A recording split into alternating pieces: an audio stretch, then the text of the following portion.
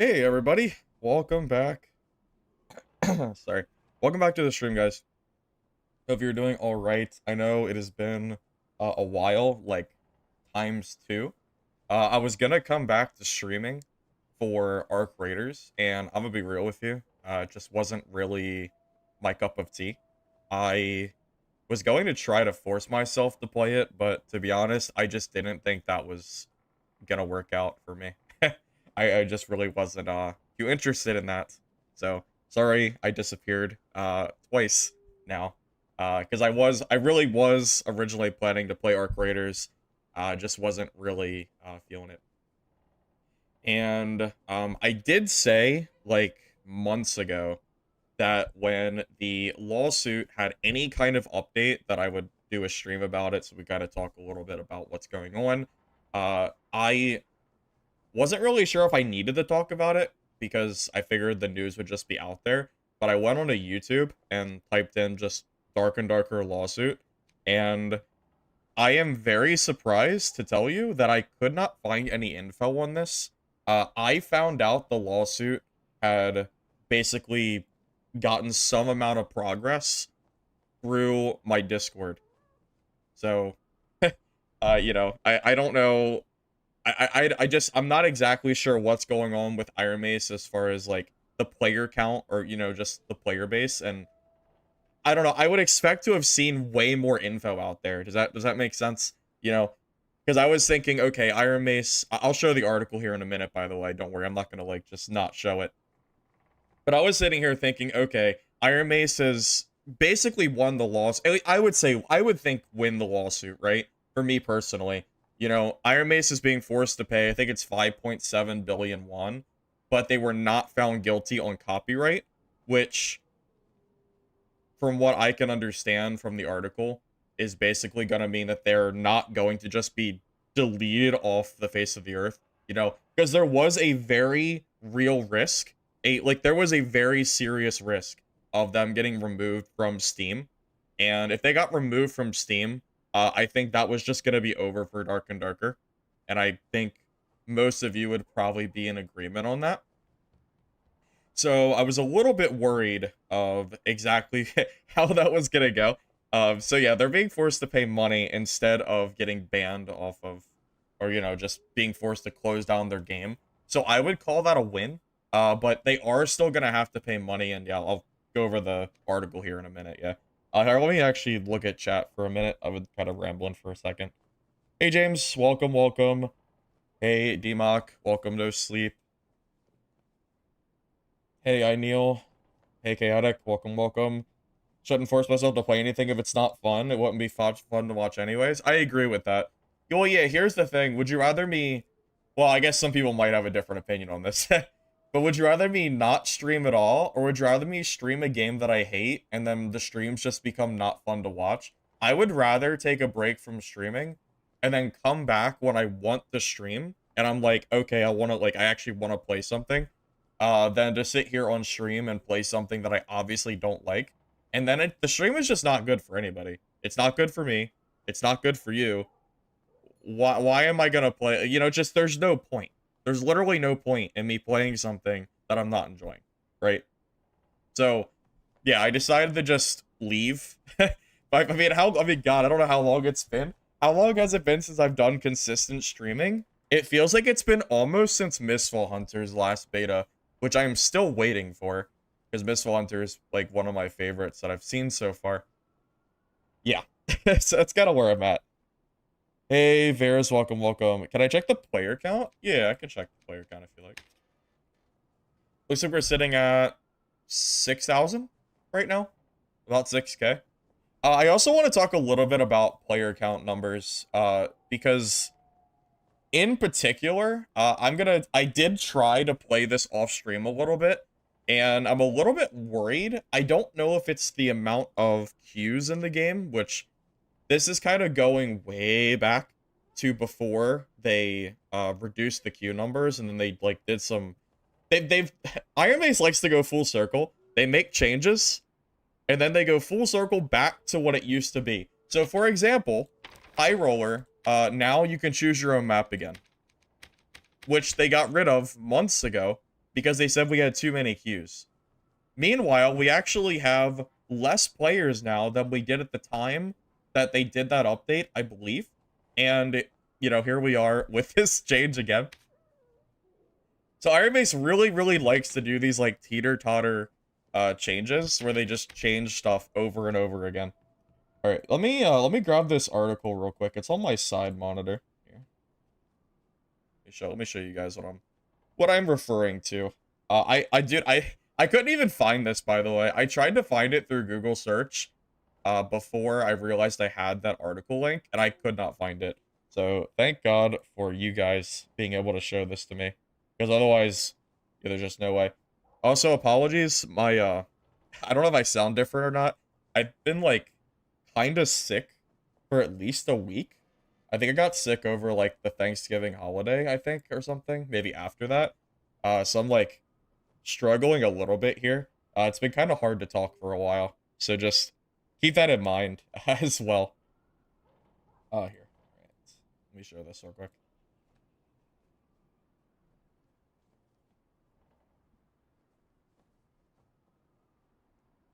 Removed from Steam again. Joseph, I think it is safe to assume, based on this article, which is the only information I could find. I really tried. This is it. If anyone has any other article info out there, feel free to send it to me, but I really did look.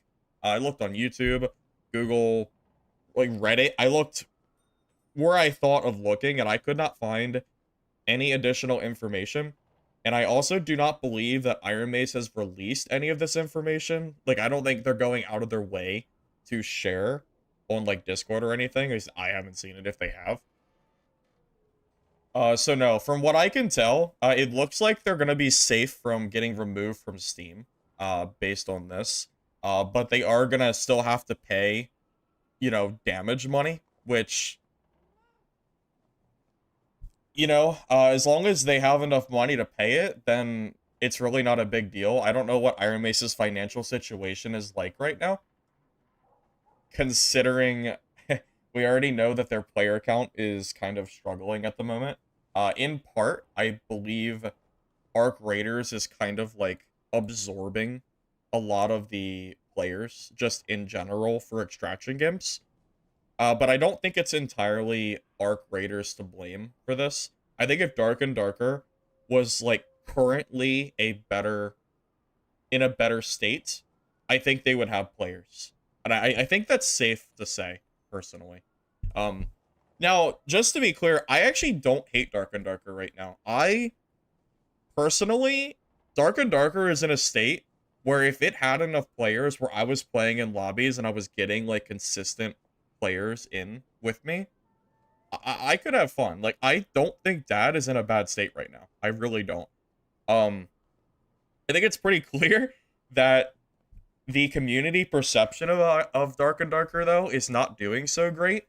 And I don't know if it's... Again, I don't know if it's, like, Arc Raiders or what. Like, it's crazy. Like, so I know that I don't really care about Arc Raiders that much, so, like, it just doesn't really matter to me. But it's very clear. You can see just from the Steam charts. Like, it's undeniable. You know? Like Dad's Steam charts right now is 4,700 players. Yep. And with like a 6K, 7K peak. Arc Raiders is like, I mean, I don't even, do I even have to say anything? Do I have to say anything? I don't think I do. Yeah, Arc Raiders is actually killing it right now, in terms of player count. And I actually think there's a few reasons for this, and I want to talk about this a little bit, but I don't want to stray. Let's talk about the lawsuit first, and then I'll talk about, like, what I actually want to talk about, too, which is the, like, kind of the current state of extraction games as a whole, because I don't think it's looking super great for us, melee extraction players. I think it's a great time right now. Like, if you are a die-hard extraction game player, all extraction games, ranging from shooters to melee, and you like Arc Raiders, which I'm sure a lot of you do, just because it's such a massive game, you're actually eating pretty good right now, you know? I think Arc Raiders is genuinely probably going to just straight benefit the extraction genre as a whole because it's introducing a lot of new players that are more casual to the like basically to like the gaming market. And I'm hoping that maybe those players that are introduced to the, more casual extraction shooter, which is really what I think Arc Raiders is, which is not a bad thing. It's actually really a good thing, I would say. I would actually say it's a good thing that they're more casual, and it's why they have so many freaking players. I think this could help the extraction genre as a whole, but I am a little bit worried because it seems like every single extraction melee game that releases just dies or has no players, and it's really sad because I've basically centered my entire YouTube channel around not just Dark and Darker, but all melee extraction games. So, for someone like me who, you know, wants to stream for you all, it's really hard to do it when there's nothing. It's just there's nothing out there to play. Anyway, let's talk about this article for a minute. Okay, so second trial of Dark and Darker disputes, court orders. Oh yeah, this is translated from Korean or whatever it is. So some of it's gonna be a little bit broken English, but it's more or less all legible. Google Translate is pretty good at this point. Second trial of the Dark and Darker dispute. Court orders Nexon to pay 8.5 billion won to 5.7 billion won in damages. So this lawsuit, technically IronMace is still going to be paying, well, not technically, they are going to be paying 5.7 billion won. Their original total was 8.5 billion won, and on top of that, there was the risk of getting removed from Steam. So, all things considered, 8.5 billion won to 5.7 billion, and not being removed from Steam, I would just say is a win for IronMace, as long as they can afford to pay this this price tag here. Hey, Kev, welcome, man.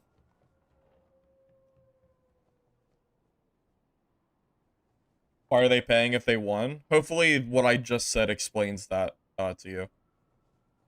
Think about it this way, Hassan. If you're a company and you run the risk of your game getting removed from Steam and you have to pay, 8.5 billion, and then the court orders a lower sum and not being removed on Steam, I personally would view that as, if I was IronMace, I would say that's a win. Personally, that like I would say that's 100% a win. I think so at least. I think most of you would probably agree with that as well.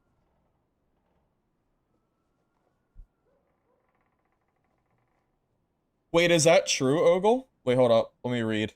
SDF and Vincent stream said that there's a second hearing from court only in Vincent's stream. Wait, only in Vincent's stream?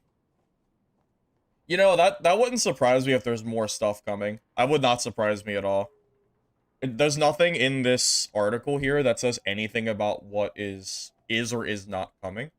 But for some reason, IronMace really loves to go to like the more popular streamers and will just drop crazy information in there that they don't share with the community. I've seen that multiple times for game updates. So I would not be surprised if that's true, and there was some kind of info out there given for future court hearings.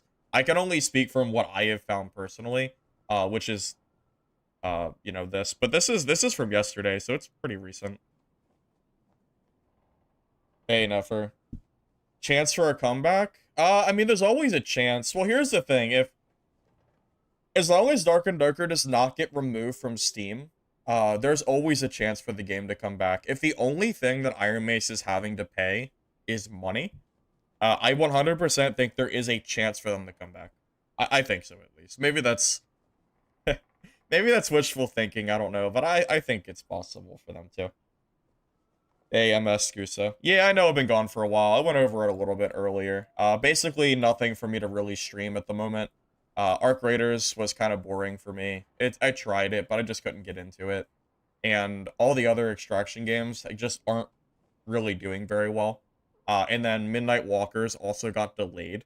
I was gonna start streaming again on November 20th for Midnight Walkers, and they delayed their game to next year.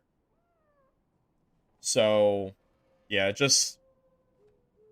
it feels like it's just been blow after blow for the melee extraction genre. A lot of unfortunate things happening between certain games just dying off, or games getting delayed, or the the obvious, shooters being just way more popular. So everybody plays shooters, and it's kind of hard to like get away from that, and like for like the general, what am I even gonna say? Not audience, but just the general like people, players. It's hard. It's really, really hard. Because Arc Raiders has consumed so many like players, and Dark and Darker is like the only melee extraction left that has any semblance of players, and it's not doing very good right now. So it's a little bit of a mixture of all of it. Yeah, I don't know. It's tough. Not really a lot I can say about that. Why not YouTube stream? I am streaming on YouTube. I'm always multi-streaming.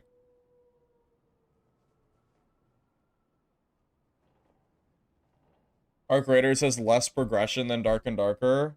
What do you do with loot? And Dad, you had ranked arena. Arc is nothing. It lacks purpose. Well, part of why Arc Raiders is kind of boring for me is in part because it's such a casual game. There's really not a lot of the level of like gear customization is just not the same from Dark and Darker to Arc Raiders, In Dark and Darker, I'm gonna get sidetracked if I keep talking about this. I'll just do it really quick. In Dark and Darker, you have a lot of different customization. I mean, you have 5, 6, 7, 8, 9, 10, 11 different pieces of gear, you know, like jewelry, armor, different weapons. Arc Raiders, you have like, what, 3? Is it 3? You have your shield, your weapon, your capacity, like how much you can carry. That's the only thing that gets fitted on your character. Everything else is just consumables. So, I mean, I don't know about you, but for me personally, I think this is just like more fun. Like having more customization for your character is obviously not like as casual friendly, but I just find it to be more enjoyable. I don't know. Okay. The scope of trade secret infringement has been expanded, but the amount of compensation has been reduced. And we'll talk about that a little bit. So, should I just read this word for word? I will, just because it's not in... It's all translated, so it's gonna, like, sound a little bit funny as we go. I'll just kind of, like, fill in the blanks if I need to, if it, like, sounds funny. Reporter Kim Ju-hwan, the amount of damages to be paid by IronMace, a new domestic game company that has been in a legal battle over allegations that it leaked Nexon's undisclosed project to create Dark and Darker, has been reduced from 8.5 billion won in the first trial to 5.7 billion won. Yeah, someone earlier said, hasn't Dark and Darker's trial already been completed? Well, no.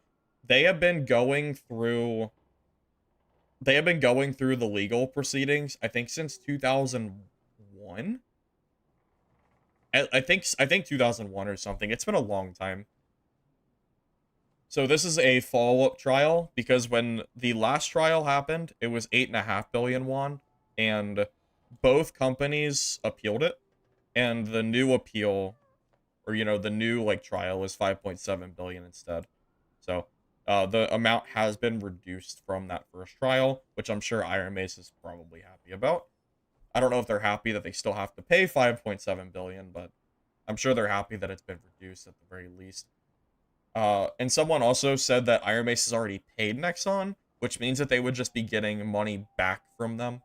I mean, it's still the same money, but I don't know if that's true or not. Just something I did see.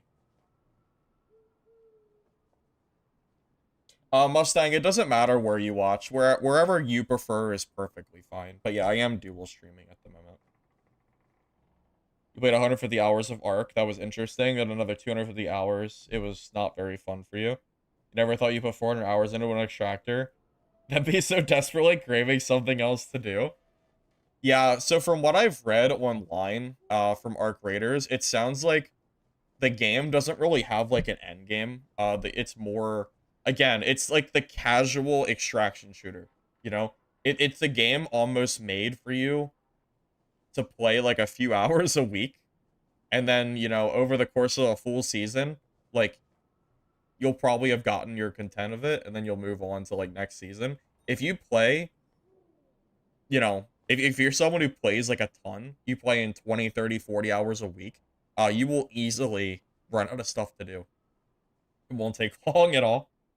So yeah, I mean, it doesn't surprise me. Again, it's more of a game made for the casual audience, and yeah, part of that is that there really is not very much end game content from what I've seen. You can go and kill, what is it, the queen or whatever, but at a certain point, like it's gonna get boring just doing that on like repeat loop. I think your gear kind of gets capped at a certain point anyway.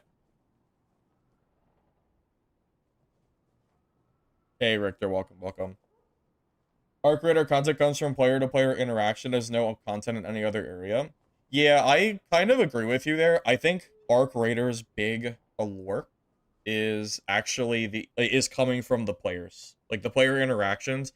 I've seen people, probably probably the vocal minority, asking for PvE in Arc Raiders, and I'm gonna just say straight up that they should not do that. I hope they. I mean, I guess I don't really care because I don't play the game, but I really don't think that's the answer. I think the PvE in that game is not interesting enough that the game in itself would have exploded without PvP. You know? I mean, imagine Arc Raiders released, but it was literally just PvE. I cannot imagine that would have done super well. I don't think it would have, personally. I think if it wasn't for the player interactions, the game would not have done anywhere near as well.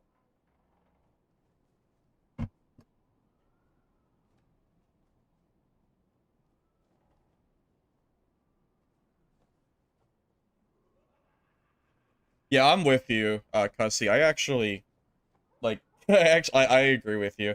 Arc Raiders really isn't my cup of tea either. I tried it for between the betas and the release. I probably played like 20 hours, and it really just never quite clicked to me. I also kind of dislike the mentality of everyone like complaining that people PvP. I actually just find it annoying. And it makes the game like not even really something I want to play. Probably too used to Dark and Darker on that accord. But play like again, there's not enough PvE content in that game for I think much longevity. So like to play a game where the entire community seems to just complain nonstop about PvP, it's just like I don't know. Just the game just doesn't really seem like it's for me. Okay. On the 4th, the 5th Civil Division of the Seoul High Court announced in the appeal trial of the lawsuit filed by Nexon Korea against IronMace for infringement of trade secrets and copyrights. We recognize the defendant's damages as approximately 5.7 billion won. So yeah, this was decided on the 4th of December. The amount of Nexon's trade secrets that IronMace was found to have infringed upon increased compared to the first trial. The court ruled the P3 program source code and build file, which were deemed difficult to recognize as trade secrets in the first trial, can be identified as trade secrets, and thus the trade secret infringement is acknowledged. This sounds like a lot of legal jargon. It's also ruled that the protection period for trade secrets information was deemed 2 years compared to 2 years, 6 months. I don't know exactly what the significance is. Again, this is translated, so it sounds a little bit funny. However, the amount of compensation was reduced in consideration of the actual scale damage. The court explained, we have determined that P3 trade secret information contributed to the production of Dark and Darker game by approximately 15%. It recognized approximately 5.7 billion won as the defendant's damages. So I don't know where they got this 15% number from, but basically, IronMace has not been found completely innocent. That would be why they're still having to pay money to Nexon. but they're also not completely guilty. So again, I don't know where the hell this 15%, I don't know where this 15% has come from exactly, but it, it's almost hard to say. Like, to me, I would read this as like IronMace has basically won the suit with like an asterisk of, but they still have to pay money. But the way that this is like worded, it's like, I don't know. I'm sure you understand like what I'm saying. It's weird. It's very very weird. They won, but they didn't basically. Uh, yeah, pretty much they won, but they did, I guess.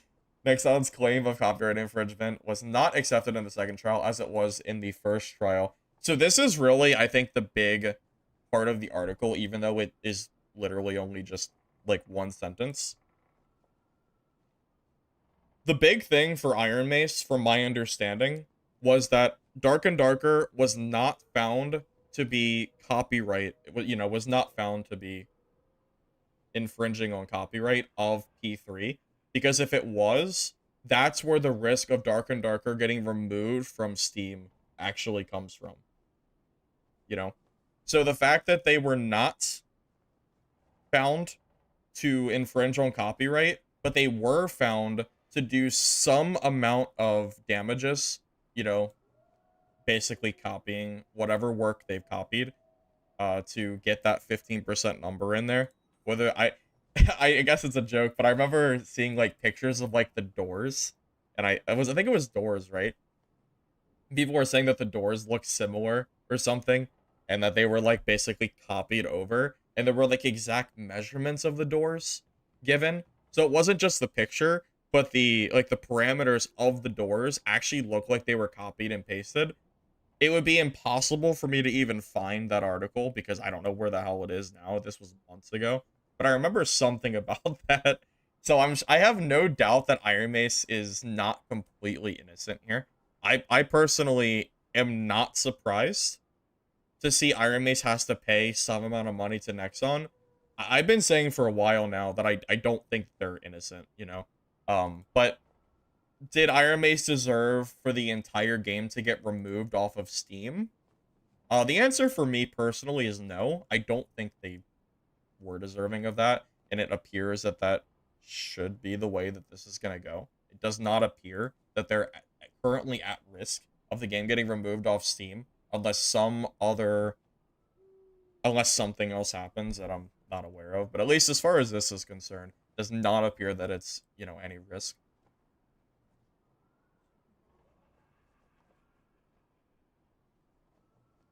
And Mark has already addressed that the game was originally intended to be PvE and that they knew it wasn't interesting enough to hold any attention, so they changed it to PvPvE. If they released PvE mode, it would become a poor man's lobster version of Destiny without any cool mechanics that Destiny utilized. No, I think Arc Raiders, the company behind them, I think they know that Arc Raiders was not meant, or is not, yeah, is not meant to be a PvE game. Very clearly, I don't think the game would have done very well if it was. So ultimately, I would say they made a good choice there.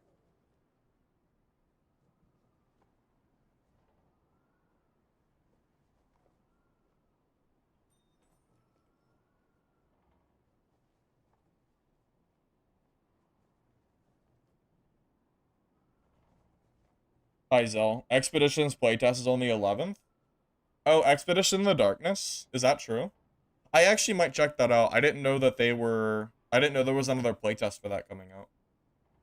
Yeah, I thought that game was kind of fun. There wasn't a lot to do though. I think I beat the entire last playtest in like an hour and a half. Like I beat it completely. There was nothing else to do. So hopefully they have more. Hopefully they have more there. Whether that be more dungeons, more monsters, because there was like, I think there was 3 monsters, like 3 or 4 different types. Most of them were all the same, and it was very very easy, and just short. So hopefully they have something there. You wonder why all of a sudden that the newly designed trade secrets weren't classified as such before, but now all of a sudden they are. Yeah, that's a question I would not be able to answer for you, because the information about the court case on Iron Mace vs. Nexon is shockingly very hard to find. I don't know if it's because the lawsuit is not going on in the United States. But yeah, usually whenever I find any kind of articles like this, I usually have to get links from other people. Because if you go to Google and type in Dark and Darker lawsuit, at least I couldn't find any recent articles. They're all from months ago. So like this information is not easily accessible, at least at the moment, until something else. I don't know. I guess until some US company gets a hold of it and actually releases it themselves. I don't know, but yeah, this stuff is not particularly easy to find for whatever reason.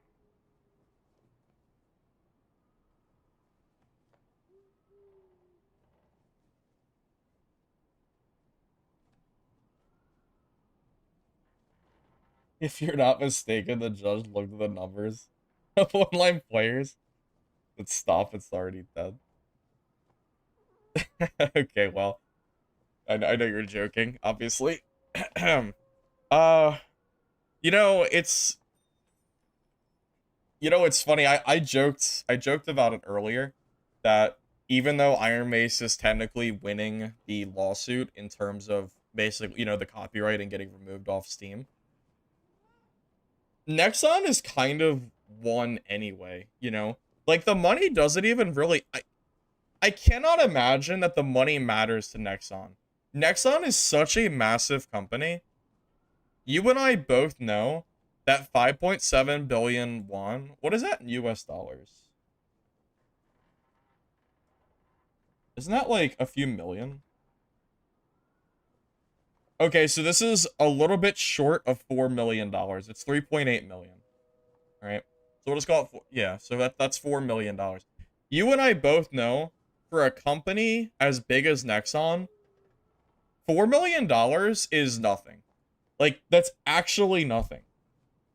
It might be something for IronMace, but it's not it's nothing for Nexon, right? Yeah, because I'm not disputing or denying that to IronMace 4 million is a lot of money, especially like knowing IronMace's like player count, which is not super high right now. I cannot imagine that $4 million is something that IronMace is like super easily getting a hold of. I doubt it is, right? Maybe when they had 50,000 players at peak and they were probably getting a lot of transactions, maybe. But right now, there's just no way that they're making that kind of money. Arc Raiders, however, which is, backed by Nexon, uh, yeah, this game is probably making. I don't even know how much, what is, I'm about to pull up the freaking calculator. Because it's what, $40 a game? Like just the peak.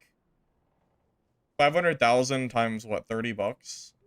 Yeah, like just their peak alone. Oh no, it was 40 bucks. No, I'm dumb. It's 40, right? Yeah, so it's 20 million. Yeah, just their peak alone on Steam netted them like 20 million. I guess taxes, but whatever. My point is that Nexon is not hurting on money. They've made more than enough off of our creators that like Nexon I think really does not care at all about this money. I think they just wanted IronMace to close their game. That's really all they wanted. I mean obviously I can't speak for them, but I think it's pretty clear by Nexon rejecting the appeal last court case. Because remember, Nexon rejected the 8.5 billion. Like they didn't want it. They wanted they wanted to go like go for another case or another court appearing because they wanted the game to be closed. So I would actually say that I'm like correct here. You know, this is what they want or wanted. They wanted them to go down. They did not want five. They did not want 4 million US dollars. They have plenty of money. Cameron, this is it's about 4 million. It's like 3.8 like million. Just call it 4. It's close enough.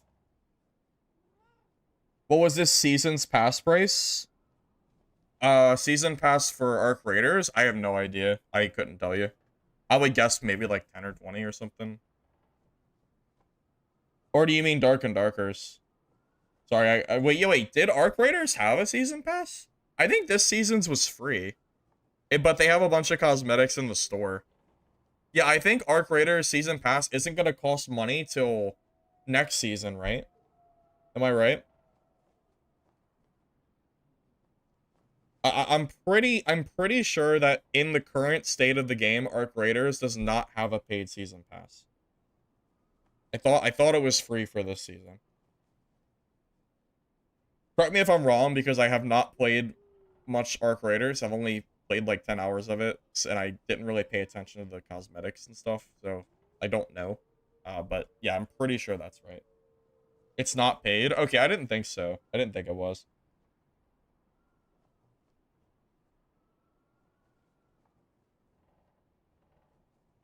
At this point, Nexon doesn't need to do anything.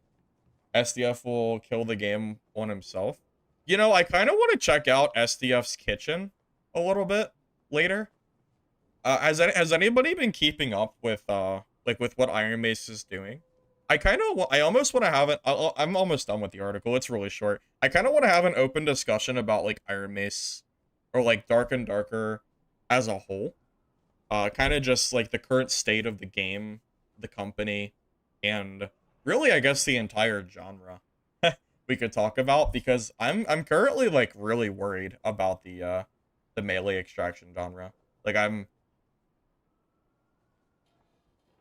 at the point where if Mistfall Hunter, Midnight Walkers, and Hunger all flop by some twist of fate, coming up early next year, which are the only 3 games that I'm aware of that are PvP extraction games that are so like, you know, melee, that have like melee incorporated features. I know that Hunger is not completely melee, but I believe it's some kind of hybrid.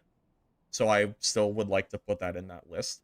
I am currently worried that if those 3 games do not do well, that the melee extraction genre is going to basically just be you either play Dark and Darker or you play nothing, which is how it's been for a long time now.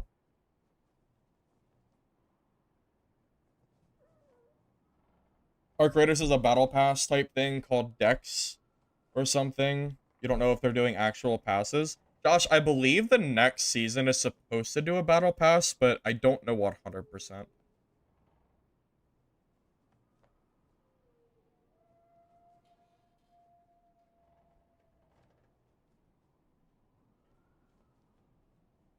Wonder if IronMace is gonna shut down the servers. Um, Veers, I don't think they would. I've seen companies leave games up far longer with way less players. Ultimately, Dark and Darker still has 6,000 active players, like, you know, current players. So obviously they have to still be making money off this game, right? It's obviously not doing as well as it used to, but they still have enough players that I'm sure they're making something. I think the fear of the game getting shut down by IronMace is just not gonna happen personally. I don't think so. The last important thing that SDF said was that he doesn't like the circle, but isn't removing it.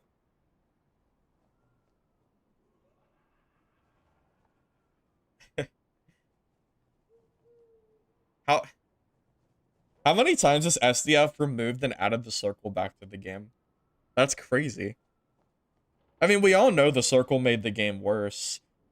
I actually, funny enough, when the circle first got removed, I actually didn't like it. But then I realized that the game, like the way the game is set up, is in a way where the circle actually hurts the game experience. I'll give you a good example of like why I don't like the circle. In Goblin Caves, the circle will cover the bosses very quickly. So I wouldn't mind the circle being in the game, but there needs to be more time in the map to actually do looting and bossing. And it's something that Mistfall Hunter completely negated, because Mistfall Hunter has a circle, but if you go and do a boss, you don't get affected by the circle in the boss zone, like while the boss is being done. And they give you a teleport portal back into the zone when you're done fighting, with like a few minute grace period to not get killed. So it's not that the circle is necessarily bad, but it is 100% for sure that the way IronMace does the circle is not good. Also, yeah, the circle on the water map is complete garbage, from what I've seen. SCF has also been high thinking about space maps. Perhaps he thinks he'll get close. I don't know about the space map thing. I remember hearing about that. I think he said that a while ago, but that sounds kind of crazy. Do we actually think that they'll survive that amount of money? Seems like the game has only been down. You can't imagine their pockets are endless. Well, someone, I forget who said it earlier, Phantom. Someone earlier said that IronMace has already paid Nexon, and this will just mean that they get a refund back, or basically Nexon has to pay them back that money. I don't know if that's true, because I thought that both sides appealed 8.5 billion, so I don't know why they would have paid it already if it got appealed. So believe what you want. I don't know for sure. Regardless, as long as IronMace has the 4 million, I mean, their game's gonna stay up. So at that point, it's really just a matter of how much money they're currently making. And if they have that money lying around, I would hope they do, because they knew something was coming, right? He said it again to SDF. Has he been going on like recent tangents? Okay, I got it. I wasn't aware of that. Midnight Walkers isn't looking too hot though. You think the release is still too early? I am really worried about Midnight Walkers. Oh, so I can talk about that a little bit too. So most of you know, I mean, it's pretty obvious, right? I gave you 3 games. Mistfall, Hunter, Midnight Walkers, Hunger. It's pretty obvious that, considering that my hope of the genre is based on only 3 games, that I'm holding some kind of like high standards to them because they need to be good.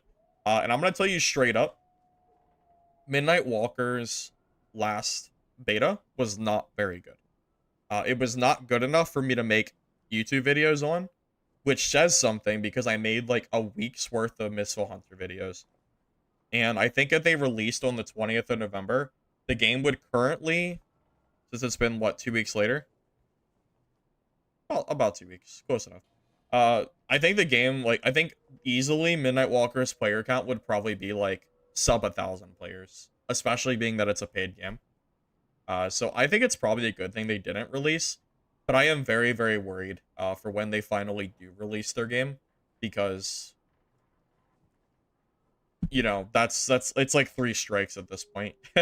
You know, if Midnight Walkers dies, that's just one less game that we have that has some semblance of chance of keeping the melee extraction genre alive that isn't Dark and Darker. Hunger's been so fun. I tried to play the Hunger beta, and every time I tried it, the servers were like down. So unfortunate, but I've heard it's really fun. So I'm still looking forward to it. Well, Dark and Darker could run out of money. The thing is, I don't know how much money they're currently making. Like, if you go to the Dark and Darker Steam store, you know, it's hard to imagine, like, the reviews are mixed on Steam, right? And that is extremely meaningful. You know, I thought about updating my review. I gave them a downvote review on, oh my god, it's been, wait, that's not true. I did not give them a downvote on June 15th. That is not, oh, you know what? I think I edited the review. But I gave them a downvote review when they were going to remove solos.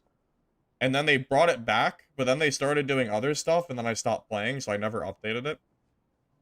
But I thought they deserved it, you know? When IronMace went through that whole, or really, when SDF went through that whole period of, we're going to remove the game modes of 65% of our player base being solos and duos, my first thought was, well, F you, IronMace. You know, I updated my review, and that was kind of that. Everyone kind of knew how, like, frustrated I was on like what SDF and IronMace was doing. But you know, IronMace's reviews have not really recovered necessarily. I believe that they might have been more towards negative reviews at the time. Like I think the reviews like recent were mostly negative, so technically it's better than it was. But think of it from a new player perspective. You know, if you're a brand new player and you are considering playing Dark and Darker for the first time, you are less likely to play if the reviews are mixed and not positive. It is just how it is, you know.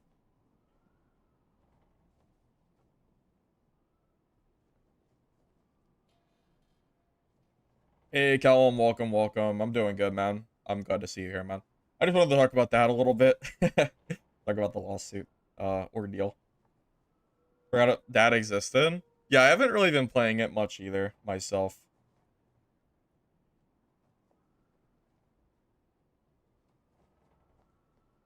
Such an annoying way people move around, make POIs. Dude, that's another thing that Missile Hunter does very well, is they have POIs on the map that give you a purpose in a way that I think Dark and Darker does not do. I'm gonna be straight. Mistfall doesn't pay me at all for these opinions, so I mean I'd like to think you know they're legit. Mistfall legitimately is the game that I'm looking forward to the most out of every other game, extraction game coming out.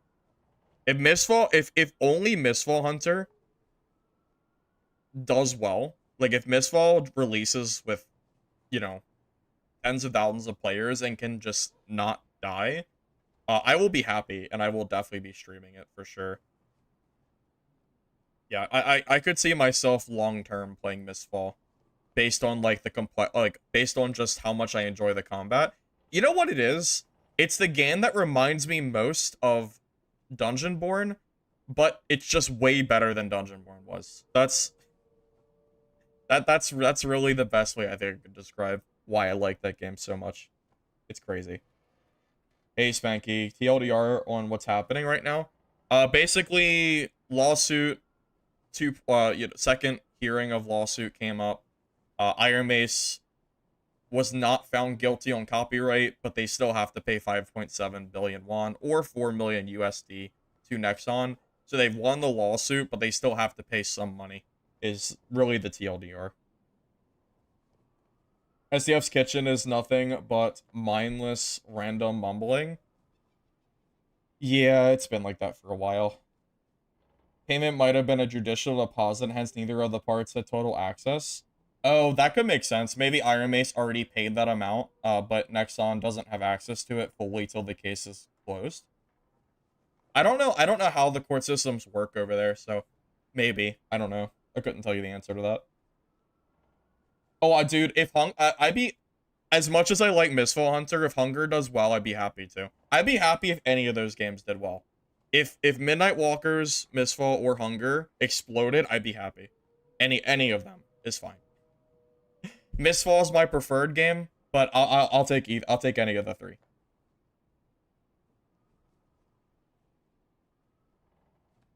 You play PoE 2 now? I haven't played PoE too much, but I'm glad you're having fun with it at least. How will this affect the game? How will the lawsuit affect the game? Well, not much, really. Ultimately, Dice, it'll be kind of same business as usual.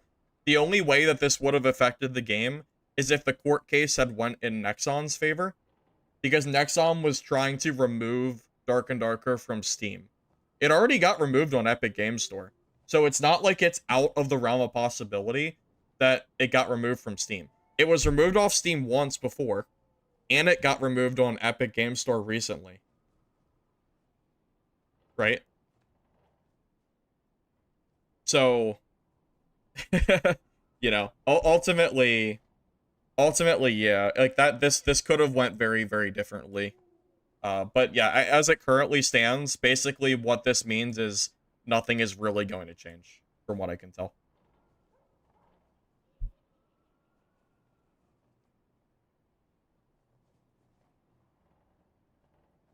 If you have never played a game before and a friend recommended it to you, the reviews are the first thing you would notice. Well, yeah, it's everybody, JWL. Yeah, it's everybody for sure.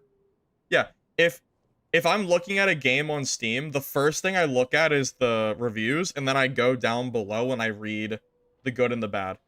That's the first thing I do before I even decide on purchasing something. Always. The fall off for your group is crazy, Davey. Your Discord used to have 8 people playing it, now it's just you and one other homie. Yeah, that's that's unfortunate. You know what was funny? I I play I mean, I've mentioned it before, but I play Turtle WoW sometimes. But I can't stream it. And some of the guys that I talked to there were like they said, "Hey, you want to go play Dark?" And because I didn't say anything, but they said they were gonna go play Dark and Darker and said, "Do I want to be their third?" And I was like, "Nah." I was like, "Nah, I'm good." I thought that was kind of funny. Played enough of that. At least when they had asked, which was like probably a month or two ago. I don't know. Is fantasy extraction just a dead genre? Callum, I think I've talked about that a few times already. I think right now it's not like in like a currently super great state because Dark and Darker is basically leading, like they're like leading the graveyard. Because like Dark and Darker is not doing super well right now, but every other company out there is doing way worse. So if it is so yeah, if Mistfall Hunter, Midnight Walkers, or Hunger don't do well, I'm actually pretty worried about this genre.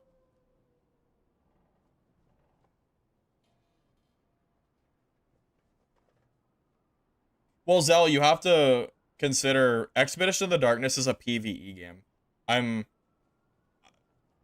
when I'm talking about the extraction genre, I'm not referring to PvE games. Check the charts for Legacy and Stalkers. Bro, you don't want to see it. You don't want to see it, man. Give me 1 second. Yeah, you don't want to you don't want to I'll be right back. You really don't want to see this.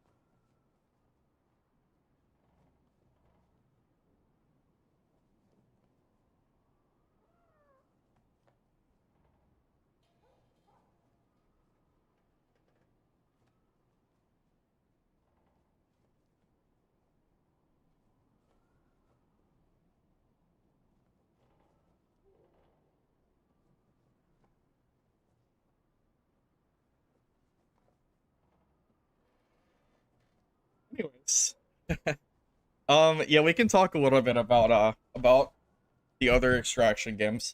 So, yeah, we can start with Legacy, sure. So Legacy Still and Sorcery has been struggling big time at the moment. Yeah, unfortunately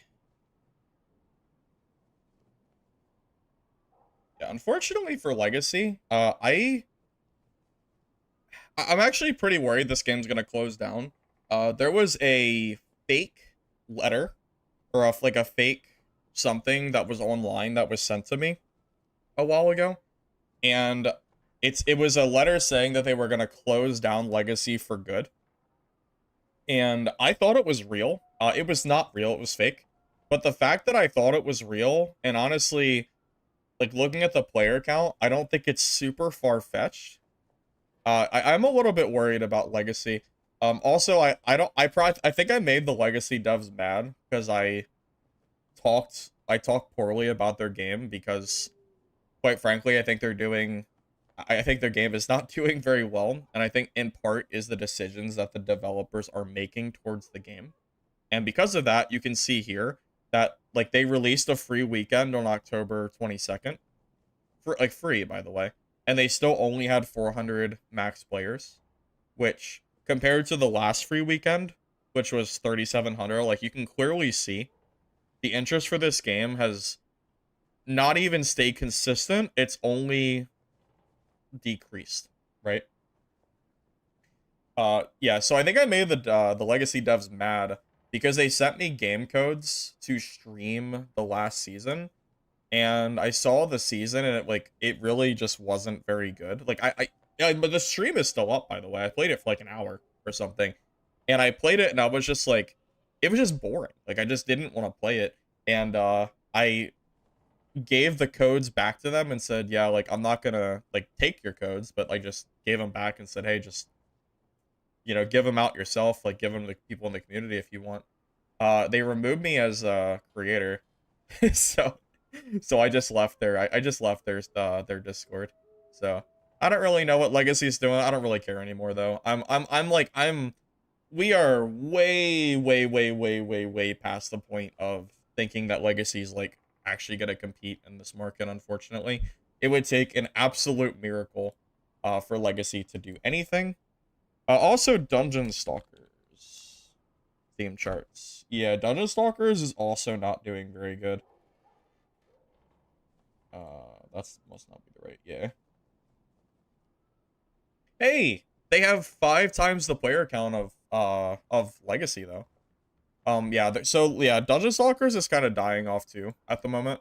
I mean, you can clearly see here it's like not enough players to like really do anything here. I was gonna try out their recent season. You can actually see the new season released.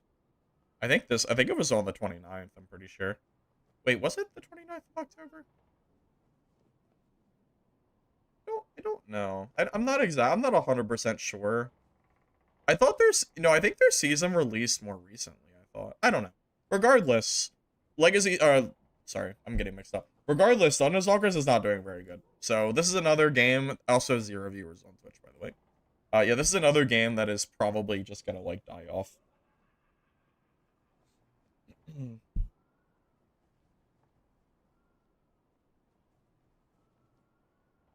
You watch a stream, you watch a streamer play Legacy and he fights the same 5 guys all night? Yeah, because there's only 30 people playing the game. You're not gonna find any other players when there's 30 people playing it. So, you know what's interesting? I should have left the Legacy thing out. The Legacy developers have been saying since the game launched that we don't care about player count for 1 year because we have funding from like outside sources. And they said that a year ago, which was February 2025 is when they released, and they said they had a year. So they have 2 months basically. Yeah. Legacy has 2 months before, I mean, assuming that I don't know if it's a set in stone date, but they have 2 months from the year that they gave to the point where, they basically said that they don't have to care about player count. Because there is no way in hell that Legacy still feels like they don't care about player count. I don't care what game it is. I don't, it doesn't matter what it is. You can't have a PvP game with 30 players. You can't do it. Like, you just can't. Do I have contact with Hunger devs? No, I've never talked to the Hunger devs or anything like that.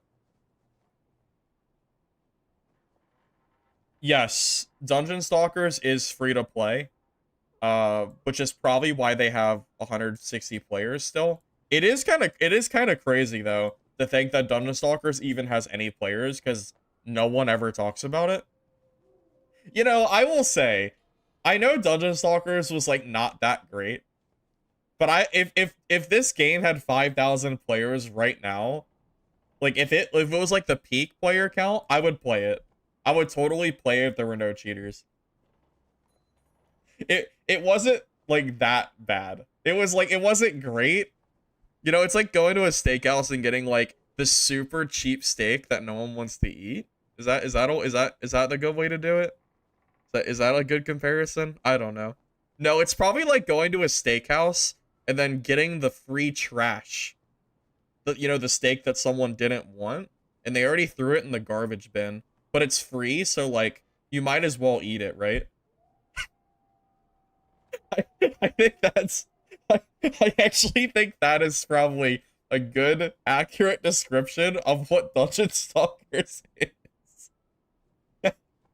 It's free, so someone will always play it because it's free, but I don't think they're ever gonna do well, unfortunately. The game's not bad. I said it myself though. I said it myself that I didn't. I actually enjoyed playing Dungeon Stalkers. I'm with you. I was actually I enjoyed playing Dungeon Stalkers for the brief period of time that it was like not dead. I enjoyed playing Dungeon Stalkers, but I can't play it when there's 100 players. Also, this is what I was talking about earlier in stream when I said that I don't know what the hell to play because every single extraction game is dead except for Dark and Darker, which is not doing great. Like, yeah, it's got 4,000 players, which isn't dead. But I tried to play solos the other day, like 4 days ago, and my lobbies were dead, man. Like normal lobbies. I think I found 3 people in an hour, and 2 out of the games I played was just me. Like no kill feed, no spectating, literally just me. So most likely there's so many queues that I can't even find players anymore as well. There's just so many issues going on with this genre. It's basically you either play Arc Raiders or you play nothing. And that's the genre right now. That's it. If you like extraction games, you could also play Escape from Tarkov on Steam. But I think even them, I don't think they even have player counts anywhere near Arc Raiders. Now, granted, this doesn't like count players from their launcher, but like you can very clearly see Arc Raiders does not have like nothing else can even compete with Arc Raiders at the moment. Nothing competes. It's literally Arc Raiders or nothing. I mean, obviously, like this is a good player count. Like if you like Tarkov, that's great, but yeah, like Arc Raiders is absolute, and the reviews are also terrible for this game. Arc Raiders is absolutely smashing everybody right now. It's crazy. It's actually crazy. Nothing is competing with them. Dota 2? No way. Really? Is Dota 2 lower too? Well, Dota 2 is higher. Dota 2 is like crazy though. Like this game is just crazy. Like actually crazy, man.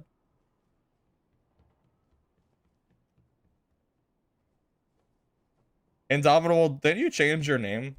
Because I recognize the picture, but I don't remember what your original name was. I swear you changed your name. I can't remember it off the top of my head. But I know I'm pretty damn sure it was not Indomitable Grotto or Grottux. Pretty sure. But I know that the picture, I remember it.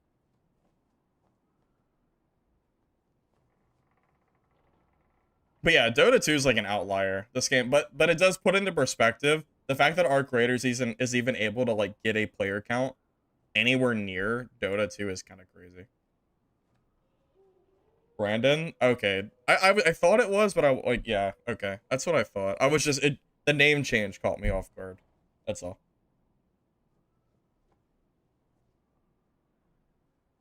It's pointless to compare a fresh game with older ones.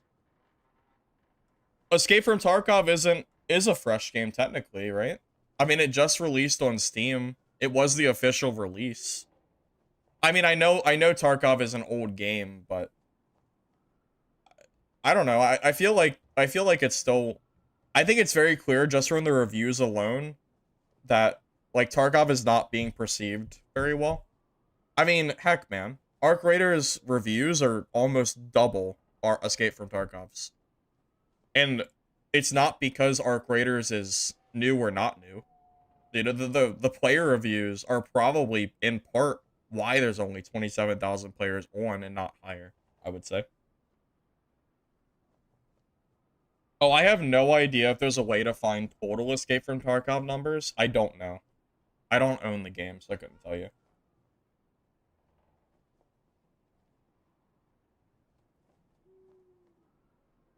Is it a Google thing? Yeah, I don't really know. I just thought it was weird that it changed it. That I like my Hunt Showdown time. I I tried Hunt Showdown and it didn't. It felt more like a shooter than it did anything else, which I think that's what it's supposed to be.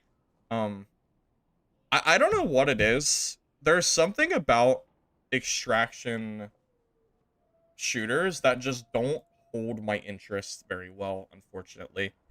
So yeah, we're kind of at the point at the moment where I'm basically just I want to do more consistent streaming, but I feel like I have to wait for these other games to come out. I did see Vault Breakers had another playtest, and their player count isn't like super bad, but it's not super high either. Yeah, Vault Breakers is I played it on my channel a few months ago. They have like 900 players. It's not bad, you know. Like I don't know. I thought about maybe trying out this game while the playtest is here. I mean, I'm not like I mean, it should be pretty obvious since I gave you 3 games and Vault Breakers was not one of those 3 games. It's probably pretty obvious that this is not one of the games that's like on my radar, you know. But I don't know. I didn't dislike Vault Breakers. I actually had some fun playing it. But it's hard to exactly describe what was missing from it. I kind of want this game to do well though. I wouldn't mind. If Vault Breakers exploded, I could probably have some fun with it. Or even just have like it doesn't have to explode, but it just has like a decent player count. Enough players that the game doesn't feel dead. That's really all I care about, right? I just want the game to be playable and not like feel, you know, not feel empty while I'm playing it. Well, yeah, Tarkov's 10 years old, but the Steam release and the game technically releasing is new. But yeah, I mean you're not wrong though. It is technically an old game for sure.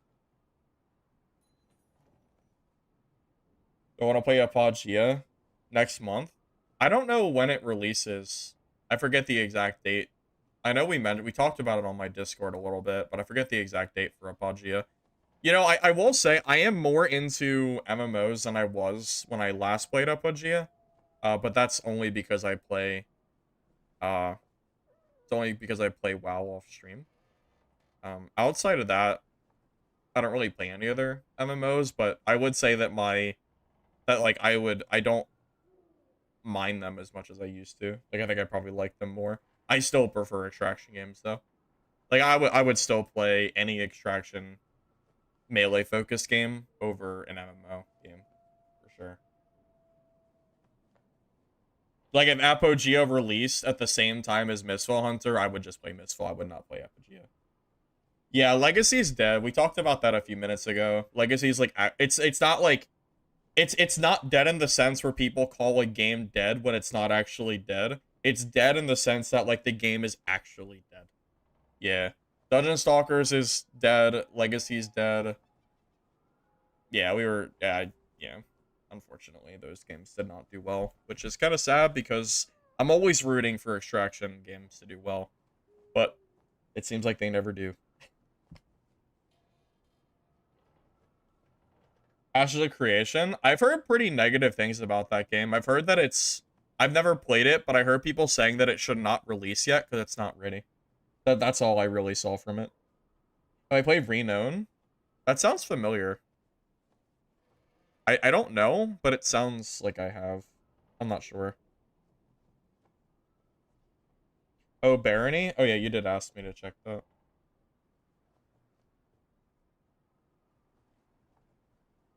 Um, you know it's just a single player game. I mean, I don't think the player count matters for single player games though. I mean, I'll show it to you. It's holding like 700 people. But like single player games don't need to have a large player count. Like Barony's super old. This game released like forever ago. I mean, I'm just saying, I don't think the player count matters for games like Barony. Because you can have a game like Barony with 10 people and still play it because it's a single player game and the player counts don't matter. See, that's the big difference. I'm not like super big on hyper fixating on player count numbers. But for multiplayer games, you have to. Because if a game is centered around multiplayer and you don't have any players, the game just isn't good. Right? But if you have a single player game like Barony, it doesn't matter how many people are on it. It could be 10, it could be 100, it could be 1,000. The gameplay is the same.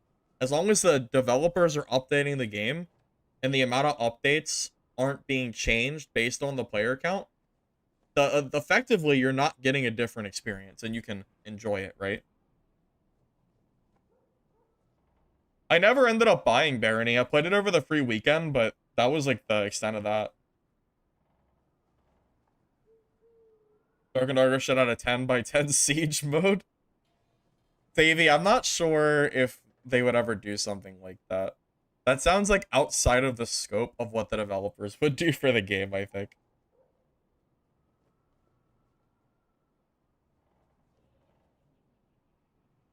How do you win and still have to pay? Because, Captain, the amount of money that IronMace had to pay was reduced from 8.5 to 5.7 billion. So the amount they have to pay was reduced by what, like a third? And they also won the like copyright claim appeal. So so if IronMace lost the copyright part of the case, then they could have got taken off of Steam. So this is absolute, like, if you are someone who likes Dark and Darker, this is a win for you. Basically, right? And that's how I read it, at least.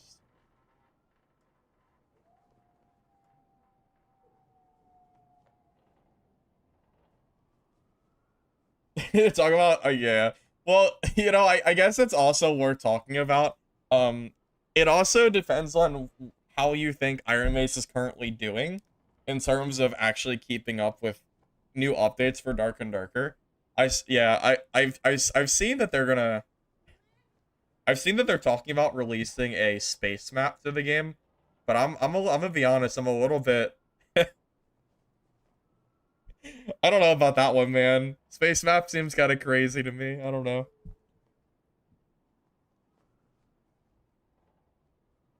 Renone is all melee? Oh my god, wait a minute. I know what Renone is. Wait. Is that oh my god, wait a minute. Yes, this game died. Dude, this game, yeah, I played this. Didn't I play this on stream? I think I either played it on stream or I talked about it on stream. I did play it myself. This game actually does dead on arrival. Yeah, this game like I didn't know there was nudity in this game. Yeah, this game is actually dead. Like you can't even see the player count, so I know it's under 300. Yeah, like this game's like actually dead. Yeah. People were asking me to play this when it released. And I said that I would see like how it did on launch. Yeah, this game actually did so bad. Yeah, I think I played it on, I feel like I did stream it one time and I was not impressed. I either played it on stream one time for a very brief period of time, or I played it off stream and said that it's not good and I'm not playing it on stream. It was one or the other.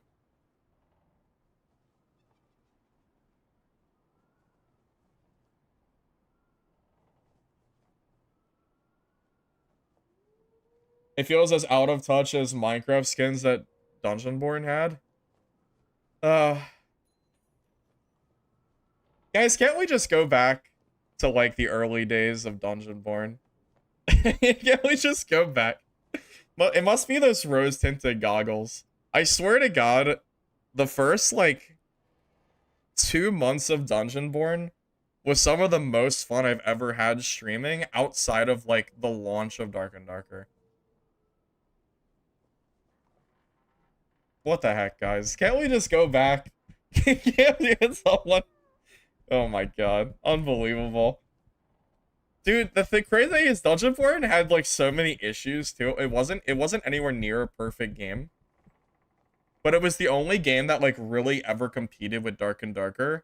And then it just fizzled out of it was like 3 months and the game was gone. Oh my god. Gross, man. Yeah. Dude, Dungeonborn did good. They that was like a genuinely it was good. Let's see. What was their I think their peak was like 40K. How are there 3 people playing? Wait, how? How are 3 people playing this? Wait, are 3 people just sitting at the menu screen? Oh guys, it's coming back. Guys, 3 people are on it because they're working on a re-release. They're working on a relaunch. You didn't hear it from me though. That's crazy. How are there 3 people on this game? Yeah, but yeah, they had 40,000 peak. Yeah, unfortunate. No, they logged off for sure because you could actually see the numbers like moving, but it's like they move by like 1 or 2.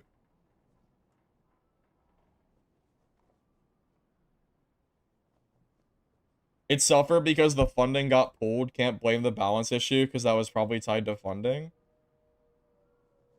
Um, yeah, but they also did things that were like very clearly not good as well, Ziggy.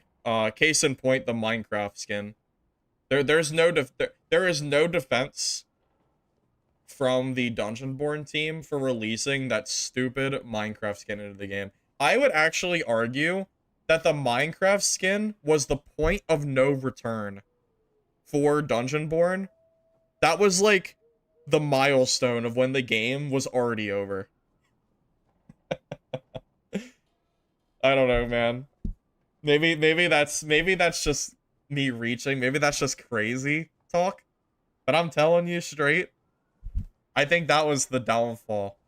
Like that was it. You think Mistfall Hunter will be able to reach those numbers? How did Mistfall Hunter do during their playtesting?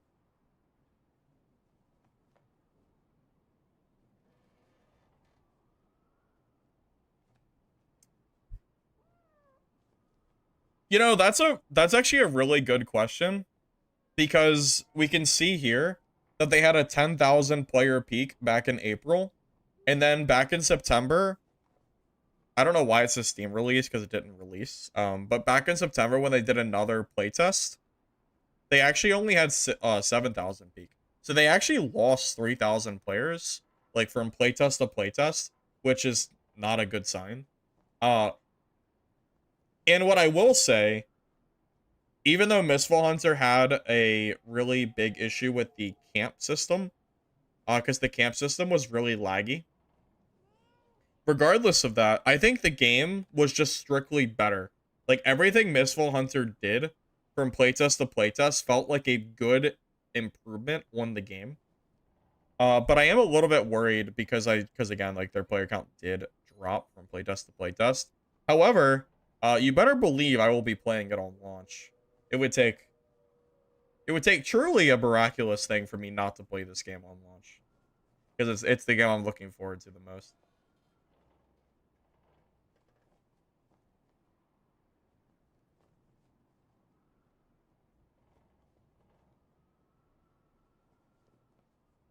Makes you wonder if it was the dev's decision or Tencent.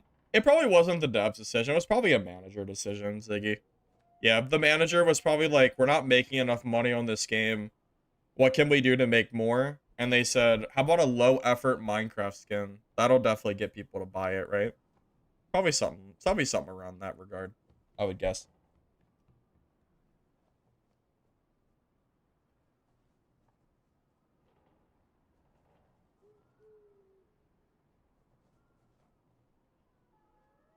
Well, I know that DB took out the SA servers. You know what's funny? I think Legacy, Steel, and Sorcery also removed SA servers.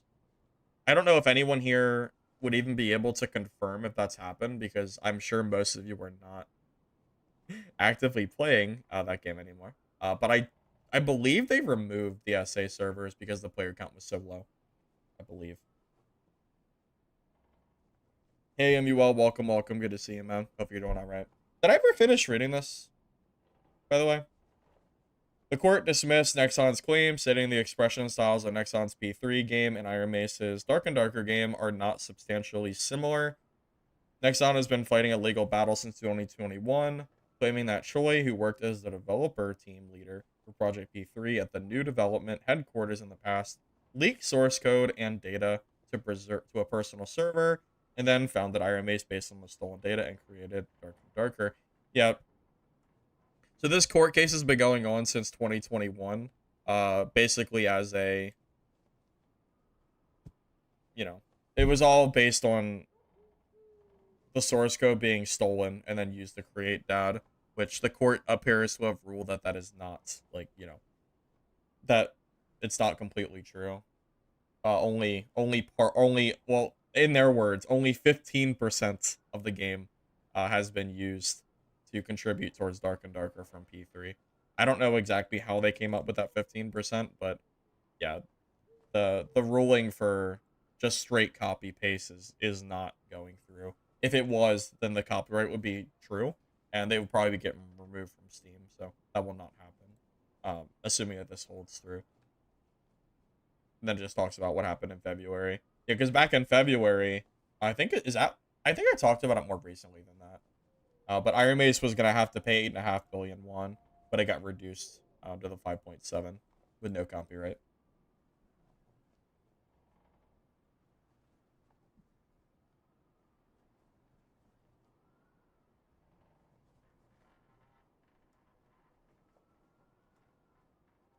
It's 5.7 billion won, not US dollars. In US dollars, 5.7 billion is like 4 million or something like that. Okay. Well, I think I talked about everything I wanted to talk about. I kind of want to play some Wizard. We'll do some Wizard. See if our lobbies are dead or not. I think we've talked enough about this stuff. Yeah, there you go. That's everything I wanted to talk about.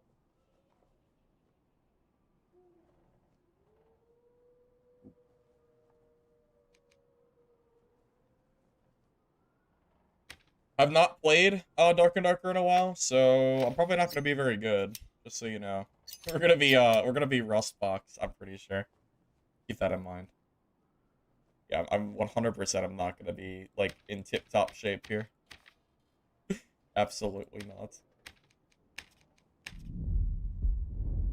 Arena's popping right now. Well, you already know I don't really play Arena on this game. If it was solo Arena, I'd play it for sure. But I don't like trios in this game. I think trios is not particularly fun. So video for Hunger lore. Nah, I'm not really gonna look too much into it till the game launches.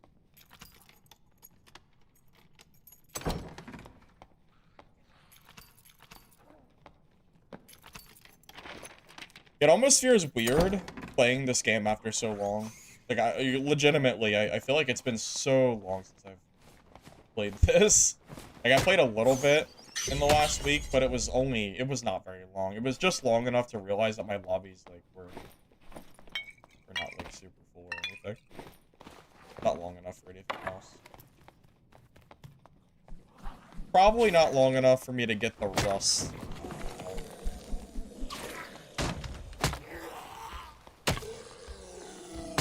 I'm gonna take a guess here, too. Oh, we actually have people in our game. That's a good sign. Also, I'm assuming Cleric. I should kill Cleric, right? Oh god, that... You know, it's probably a Blue Bisque Cleric. I don't know if I can kill a Blue Bisque Cleric with a Gray Staff. Yeah, you know, we'll see. We'll see how that goes. I do feel pretty rusty, though.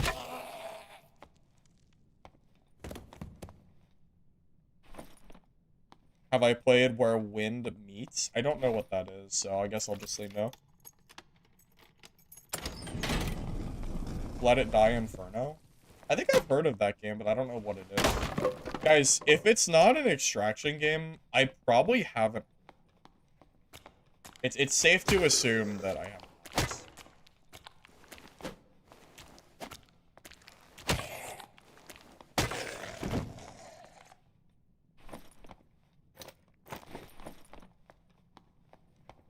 that even good? Not really.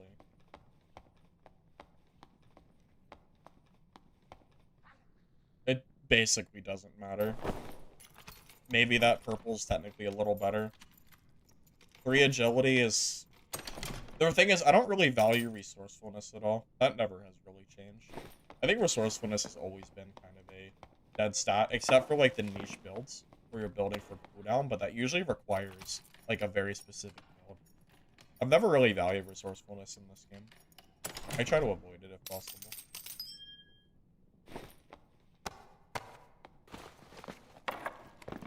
Third-person extraction? Is it a game coming out? Because I've never heard of it.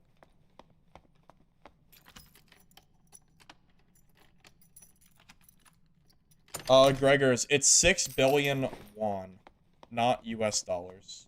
So in US dollars, that's going to be about $4 million USD.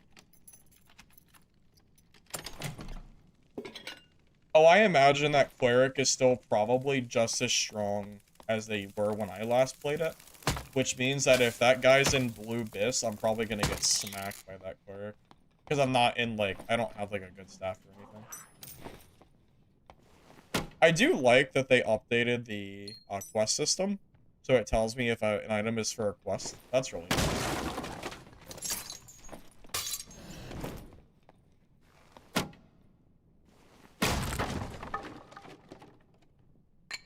Out of curiosity, how many of you guys are even still playing Dark and Darker?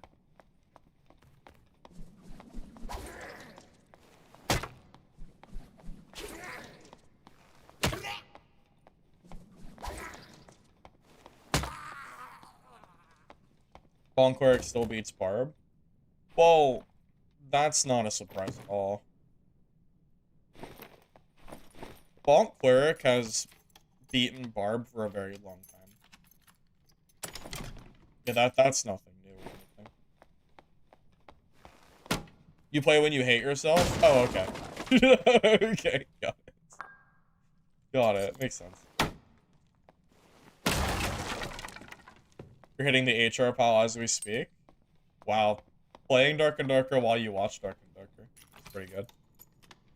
I think I must not really, like, be super big into watching streams, because I don't think I've ever played Dark and Darker while watching. I did used to watch the lore and Eufafro a bit, like, after streams, when I wasn't editing videos. But I was never playing that at the same time or anything like that.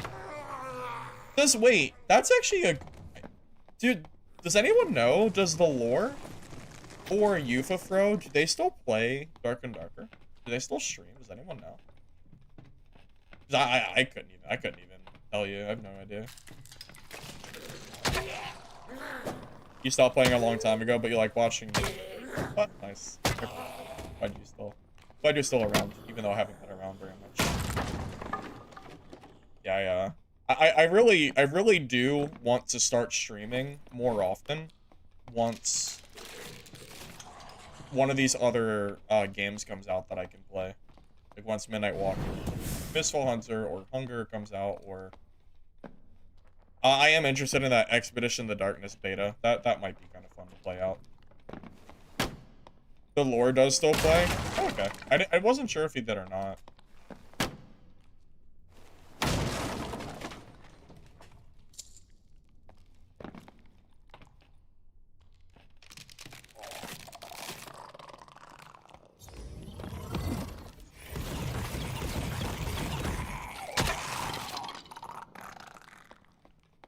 Not gonna leave yet, but I'll just open this portal.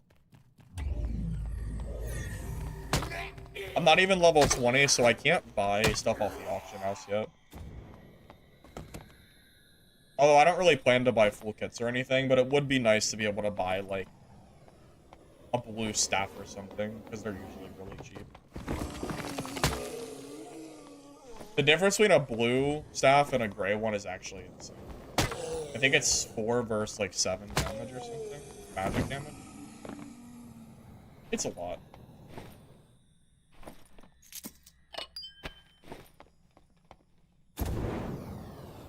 The lore plays every day? Oh, I didn't know he plays every day. Oh, wow. Okay. So maybe the war still does, but I don't know if Euthyphro does. I think he might have stopped.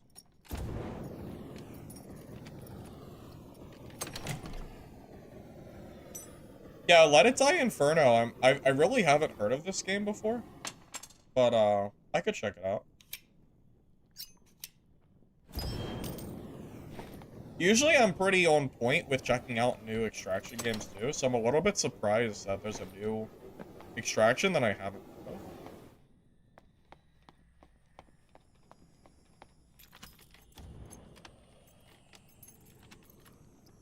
Heard Expedition's harder. Well, that's a good thing, because the game was super easy last time I played it.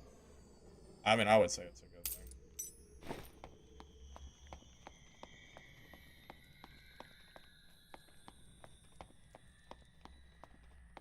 Oh, this is a quiet game. Alright, well, there you go. I never saw the cleric thing killed everybody. But there's only one guy in my game anyway. Chance of me finding just one singular guy and 25 markers is pretty low.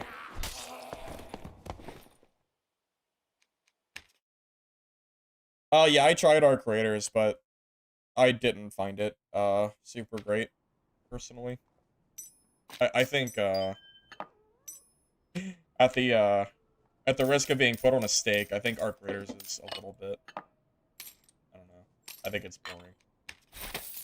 Doesn't really do it for me. I don't really understand the hype on that game personally. If you like it, then you know, more power to you. But I'm not like a huge. You know, I'm pretty indifferent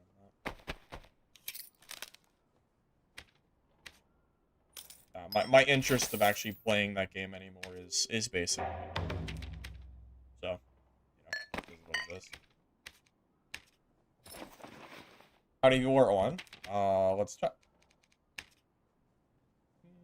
Still about 6,000, somewhere in that range. Can I explain why Foster Barking doesn't work? Because you have to die. IronMace never updated the system, which I think was a mistake. I think it was a fun system in theory. But they needed to update it a little bit differently to make it more like a scav system from Tarkov. Because right now, you have to die to activate it, and I think the player count is low enough where you don't really have enough people in lobby to like do the Foster and Bargain mechanic. Also, they kept nerfing it, so I think a lot of people stopped using it as well.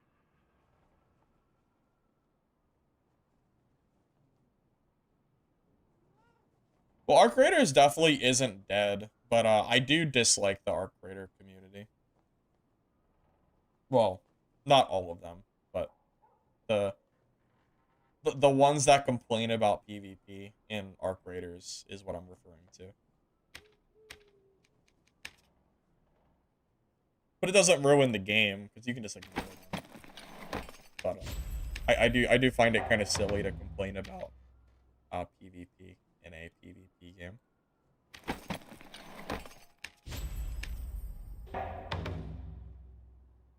Just feels kind of weird coming from Dark and Darker. You know, feels very weird coming from this game over to that.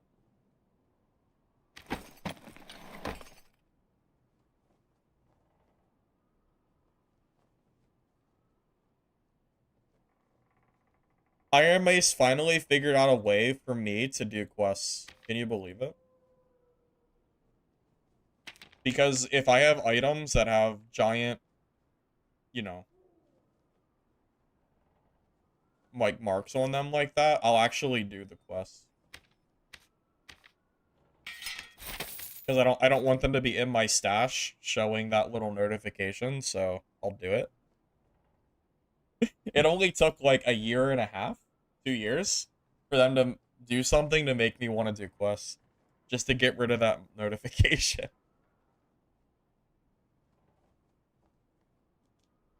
Why do I do the quests? Because I don't want to see this pop up on my screen.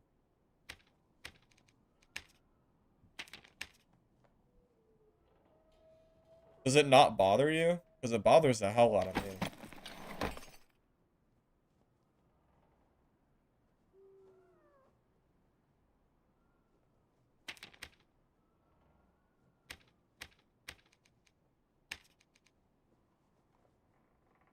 Oh, I got level 20.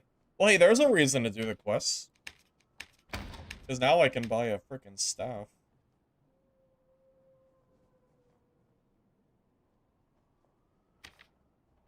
Yeah, they're cheap too. Wait, can you roll strength on staffs? No. Not paying that. That's... I don't have that much money. There you go. That's fine.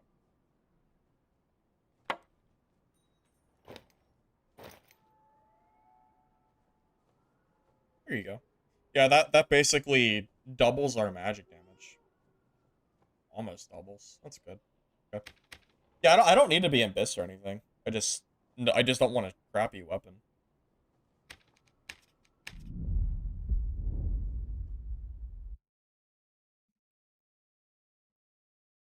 Usually I'll require 20 different things anyway, so I won't finish the quest.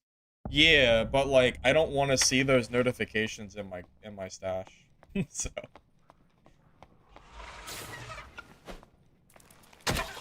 that's literally it. I just don't want to see the notification. It's that simple.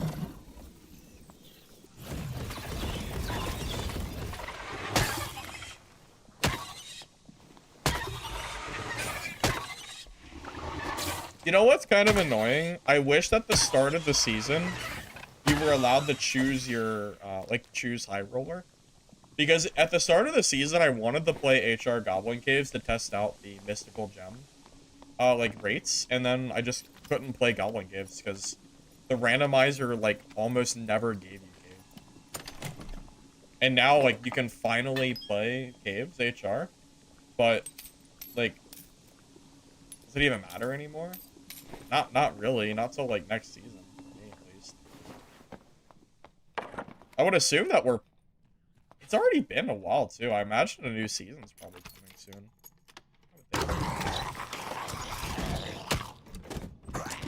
When I think about running Dark Reflect, I don't know what you mean. Like, Dark Reflect the perk? The Warlock perk? Or something else. That's all I know.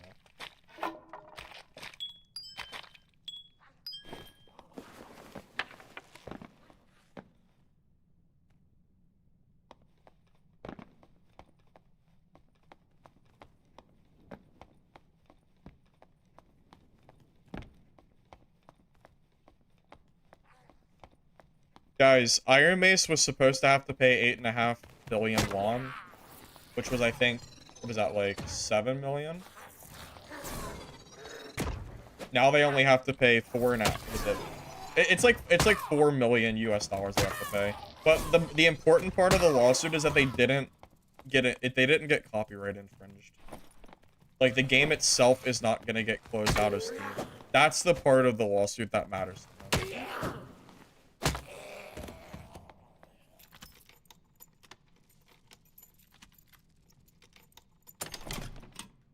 Because that was a big part of the worry for the lawsuit. Because if IronMace lost the lawsuit, they would be removed off of Steam. Which, from what I can tell, should not be happening, no? 8.5 billion is 5.8 million? Okay. So it went from 5.8 million to 3.8 million dollars. So they have to pay 2 million less, and they're not getting removed off Steam.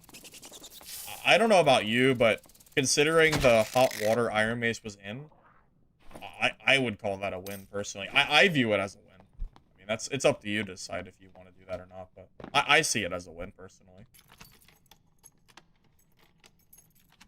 Also, you definitely have the money because I believe that the payment has already been sent. So I think Nexon actually gives IronMace back money. I'm pretty sure. Correct me if I'm wrong on that.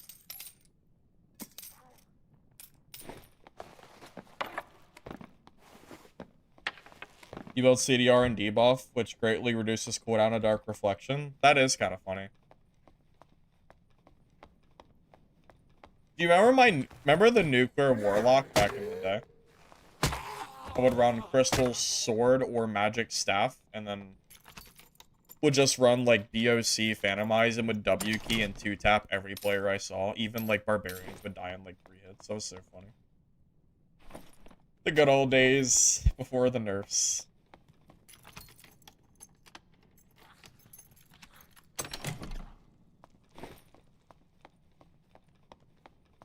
I mean, I'm not really here to tell you to like or dislike that they're surviving or not, Gary. That's up to you.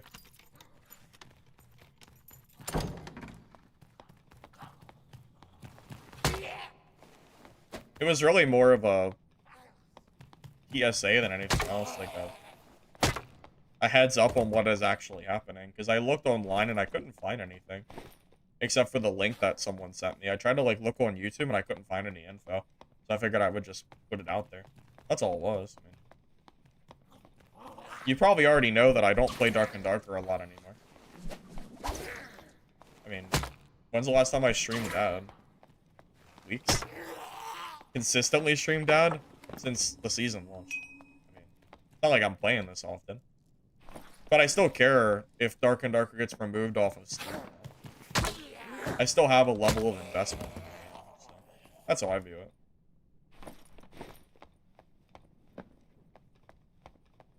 Is it safe to play the game again? I mean, if the only reason you weren't playing the game is because of the risk of them getting removed off Steam, I would say that it's probably safe to play it, yeah.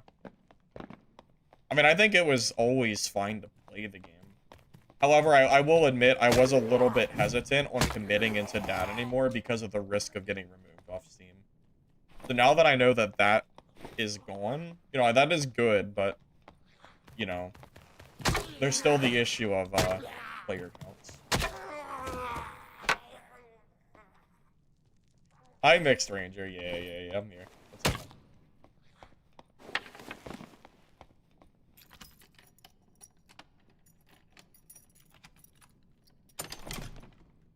I mean, I'm not even here to convince you to like the game or not. You really, if you've watched my stream, which I believe you have, you should probably know that I'm not like I'm not a big IronMace defender or anything. So, I mean, I don't care what, I don't really care if you like them or not. I mean, I'm just here. I'm just here, chilling.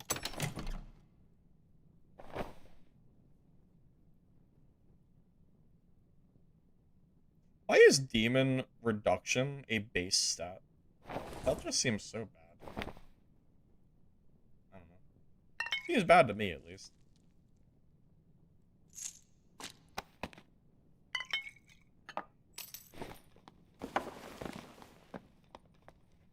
Dad's player count is about 6,000 people at the moment. Hey, nice steak. Welcome. Yeah, good to see you, man. Hope you're doing alright.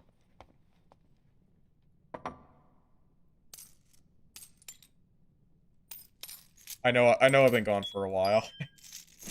Well, I tried Arc Raiders, and I'm gonna be real with you, I wasn't, like, super... Can you still do this? I assume you can. They didn't... No way they nerfed it, did they? Wait, did they? My bad? I'm just bad. I was gonna say, I would be shocked if they nerfed that. It's been in the game for so long. Oh, maybe, I wonder if that's actually... I wonder if they intended that to happen. It feels like they didn't, because you kind of clip through the pole. And then they just never fixed it. Anyway. Yeah, life's been alright, man. Life's been alright. What I've been hoping is I would love to have another game to stream more consistently, but the extraction genre just hasn't been doing super great at the moment. That Bard is actually murdering the entire lobby. I don't know where he is, but he is killing everybody at the moment. Where do you think he's at? He will probably kill me, huh? I'm pretty rusty, but we could go try to find him. Maybe he's in the center. I don't know how confident I feel. It's been so long since I've really done like a lot of PvP, but we could try. Could always just die and buy another staff, right? Not a big deal.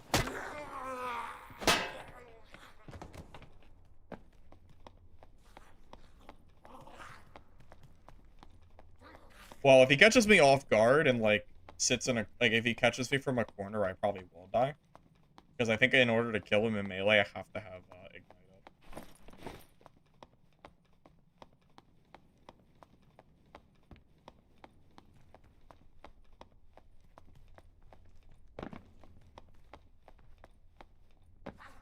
I know, I see the bard frickin'...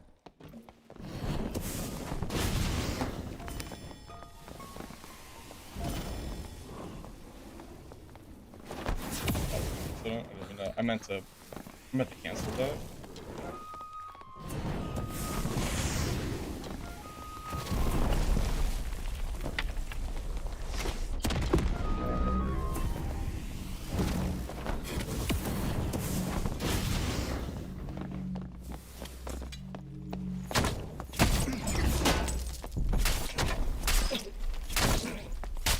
He was so low.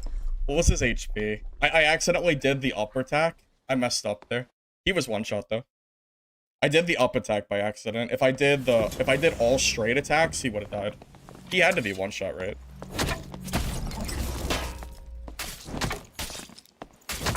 Oh, he is so low.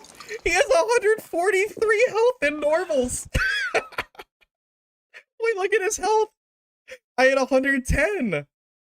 Oh my god, this freaking blue... Is he... Oh, except for his head. Oh my god, 143? That's crazy. Damn, that's nuts. You got me there. You got me there. That's so much health. That's actually really high for a normals bard. Most bards would have died there. I would assume that a bard would have like 120, 130. I did not expect 143. No, I messed up. I messed up there. When I did the upward attack, yeah,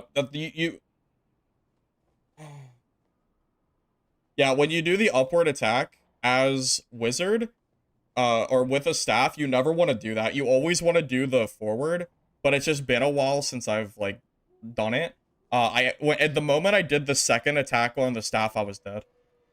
Like the moment I used the wrong like move, it was already over. Unlucky. Unfrickin' lucky, buddy. What can you do? Oh, also, I should buy the crocodile skin. It's actually Biss, so I should buy that real quick. I need the strength. Where's it at? I don't know. Shop. Where's it at? Cosmetics. Yeah, like this skin's actually like Biss for Bonk Wizard, because you start with such low strength. Well, for low gear it is. It's pretty freaking good, man. Do I want the dark one? Or do I want to buy the green one? I mean, it's not like the blue stones matter, but I do want this skin. Oh wait. Oh wait, they're different stats. Oh my god, I almost goofed up there. Wait, this one has Will on it. I did not realize the stats were different. I need the green one. Okay. Yeah, I almost bought the wrong freaking skin. Yeah, that's just +4 strength. That's insane. For Bonk Wizard, that's actually such a, like, crazy. That's really good. Okay. Damn, that bar was so close, too. I also thought that fireball hit, which is why I pushed. I didn't know the fireball missed. I thought the splash hit him, which would have activated Fire Mastery. Yeah, unfortunate. You know, honestly, I think Fire Mastery might be worse than Quick Jump. This is something I experimented a long time ago. I experimented, and everybody told me I was crazy. That Fire Mastery is like just way better. But honestly, I kind of think the spellcasting speed is like worth. Like 15% is not a small number. This is something I used to experiment with a lot. And I think, I don't know, I kind of feel like it's better. Not for sure, though.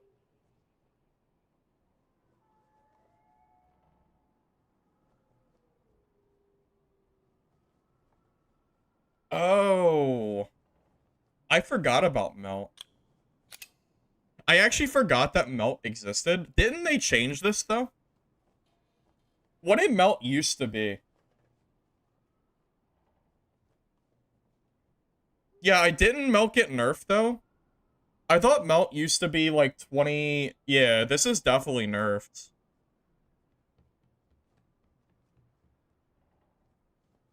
Yeah, this was stronger before. Because I used to run exclusively melt. I don't know if that's worth it anymore. Is it 15% flat reduction or is it a percentage? If it's percentage, it's useless. It was 20% for 5 seconds. Yeah, that's what I thought. If it's flat, it might be okay. But that is still definitely weaker. Well, 15%'s a lot if it's flat. If someone's running 50% PDR and you nerf it to 35, and they have what, like 150 health, you're talking probably like 30 or 40 HP. Melt was always flat.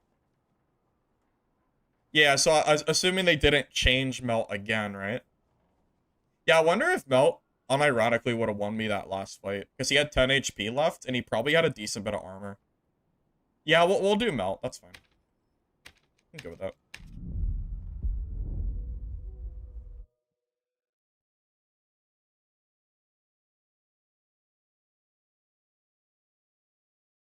You want a game like Dungeon Born with better devs? Well, that's what Mistful Hunter's shaping up to be. It's probably the closest we're gonna get to a Dungeon Born 2.0. That we just have to hope the game releases well.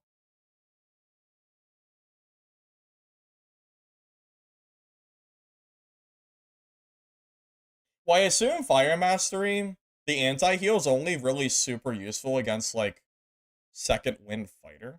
But you're kind of already killing fighters anyway. I don't know. Quick chant doesn't work well with staff. Is that true? You think so? Is it because of the animation? It is true. The animation is pretty shit for the staff. You know what I really should be doing? What I should be doing is using throwing knives with Ignite. That's like the sweaty way to play Wizard. You don't actually cast spells in like a fight like that against a bar where you're super close. Throwing knives with Ignite is actually really strong. Like in HR, when you're running like full gear Wizard, you wanna throw knives kind of like a rogue. No joke. It's strong. You do spells too, but the knives are really good with Ignite. That's true. Honestly, I should consider putting a crossbow on as well. That's true. Crossbow also might have won me that last fight. Like, one crossbow hit and that entire fight is, like, different. That's true. Very, very true. It's been a few months since I think I've really sat down and played Wizard, so this is kind of me just, like, trying to figure out how to actually do this again. It's just been a little bit. Everything kills fighters? Are fighters even weak right now? I wasn't aware that fighters were weak at the moment. They buffed them, didn't they? Slayer fighter is actually super strong right now, isn't it?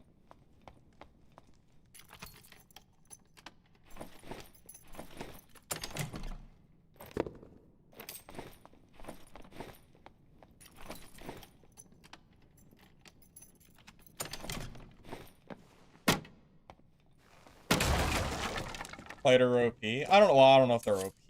That's kind of a whole different thing. But I do remember them being strong when I played them last.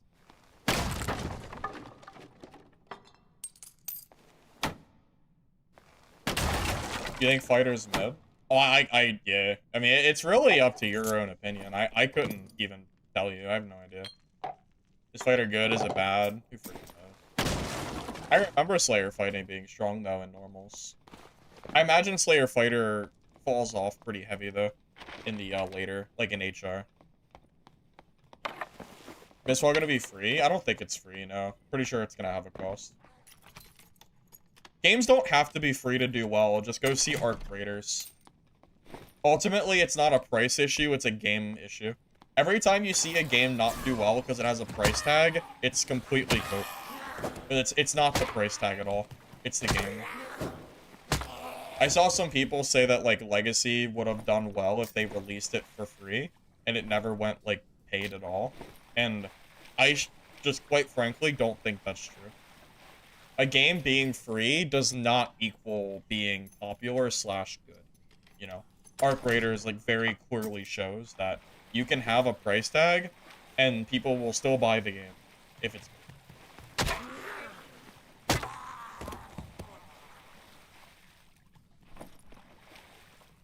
Wait, they nerfed fighter blocking? Is that true? I didn't know that. Wait, does that mean the longsword got nerfed too? Because it was part of the blocking perks?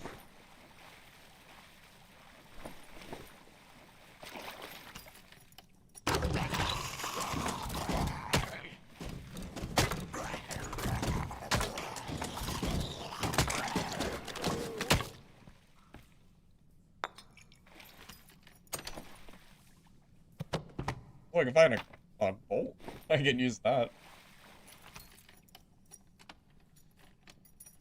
Legacy died because the devs didn't put gear limits on lobbies.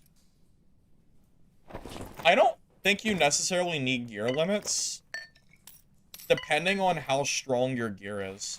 Because Arc Raiders doesn't have gear limits, but I don't think they need them, because starter gear is very, very capable of killing a high-geared player. I don't know. I'm not familiar enough with Legacy to know exactly how strong, like how strong the gear is or anything like that. I'm just not familiar enough. Hey, thank you, Tuin, for the sub. I appreciate that, man. Thank you, man.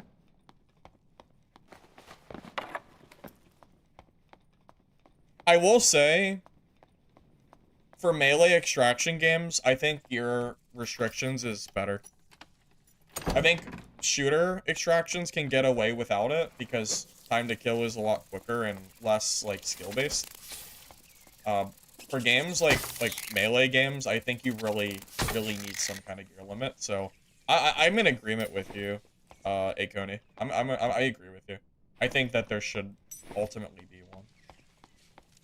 You know what I just realized? If I just socketed true magic damage on my jewelry, I probably would have killed that bard too. Because I probably could have had, like, +5 magic damage for free, or basically for free, and that 100% would have killed him. Funny enough, because of the way that magic scales, like arcane shield, staff mastery, and everything else, like it all scales like separately. So he would have died if I had 5 magic damage, that bard. But I just hit level 20, so I really wasn't thinking about, like, building that kind of thing. But I should have. I would have done that for sure.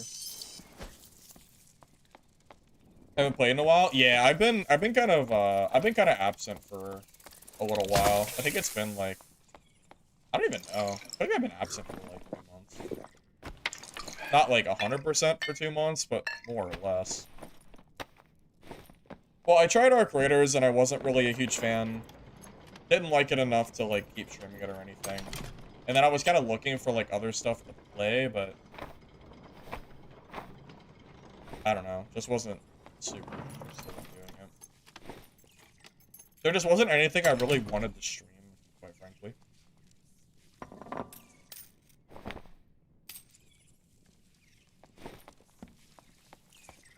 Anything new that's worth mentioning? Aside from the LawSuit update, I don't think there's anything in-game that's worth mentioning, except for HR being able to select your map again. And apparently SDF's gonna remove the circle at some point. That's about all I got. Which, to be fair, that might be big news for you, depending.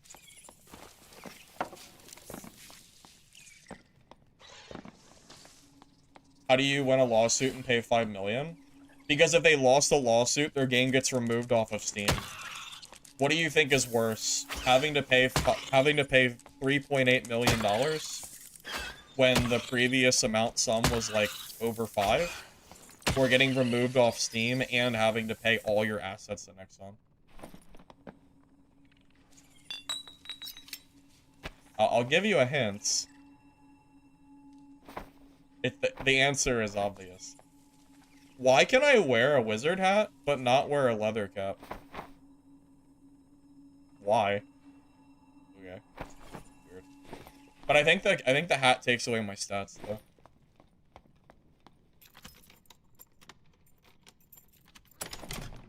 I mean, if I was IronMace, I would be pretty happy about that, personally. Yeah, the difference is they're not getting shut down, pretty much. I would take that as a win. I'm a croco? Yeah, I'm a croc, but why can I wear the wizard hat and not the leather cap?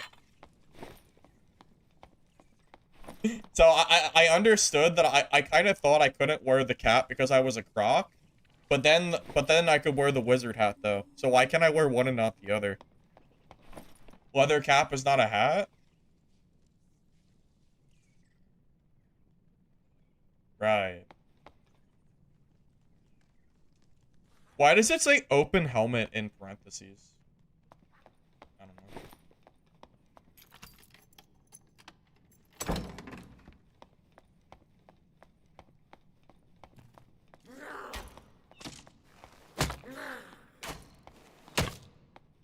Hey, Killa. Yeah, the amount that IronMace has to pay Nexon was reduced. And they did not win the copyright suit. So as far as I know, IronMace should not have their game removed from Steam. So I would say that is a win, personally.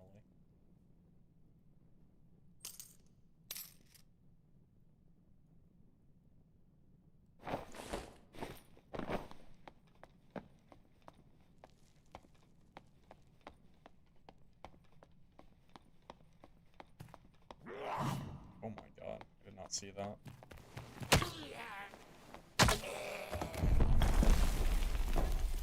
Where can you see it? Killa, go to the description of the video. And you'll see an article that I linked if you want to look at it yourself.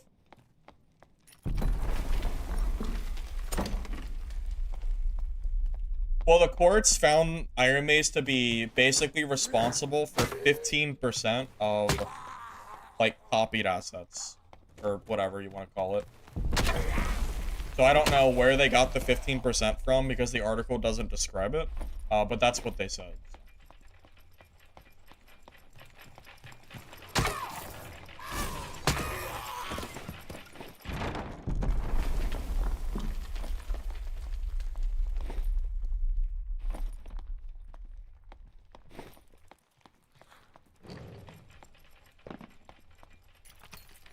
I mean, really? I thought the game was going to get removed off Steam. So, when I saw that, I viewed it as a win, personally. But, you know, you're welcome to have your own opinion on that. I'm not here to change your mind or anything. I don't care. I barely even play Dark and Darker. What do I care?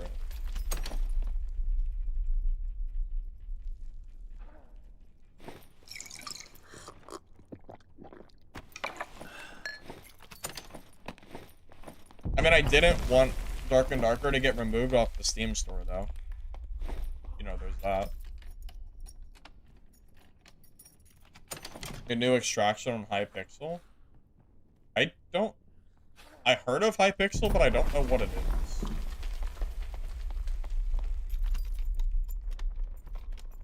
It was obvious it wasn't going to go that far? You think that was obvious?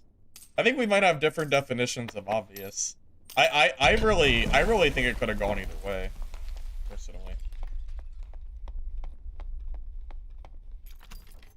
How do I read? Does your thing not have an auto-translate, Killa? Because my Google auto-translated it into English.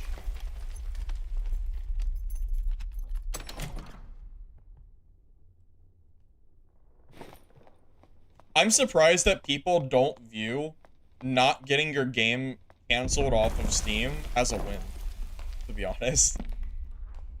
I mean, they're like, yeah, they're still having to pay money, but they're paying less money than they would have normally. And they're also, like, getting to keep their game up live on the Steam store to keep making money. Like, I feel like that's a win, you know? I don't know. To me, at least, I view that as, like, I view that as a win. You're... I don't know what to say.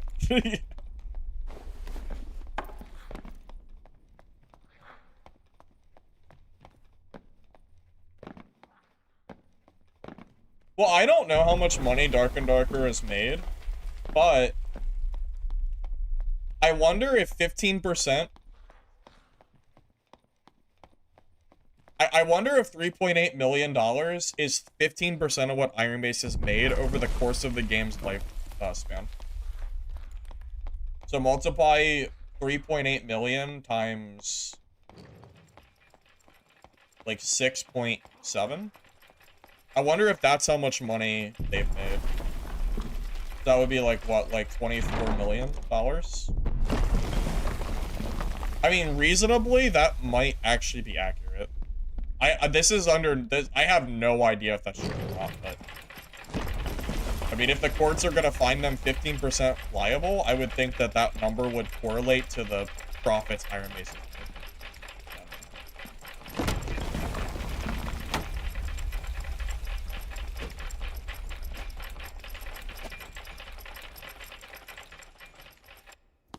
Well, yeah, no, I agree with you, Russ. Ultimately, that's what it feels like to me.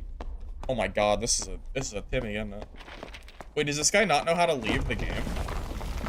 Oh my God, this guy has never played Dark and Darker. Go to the exit. No! Oh no. The hunting trap. He was dead anyway. Oh. Man, you don't see Timmys like this a lot. That's a rare sight. That is a new player right there. That's so funny. Rest in peace. I'll be right back. That was so funny.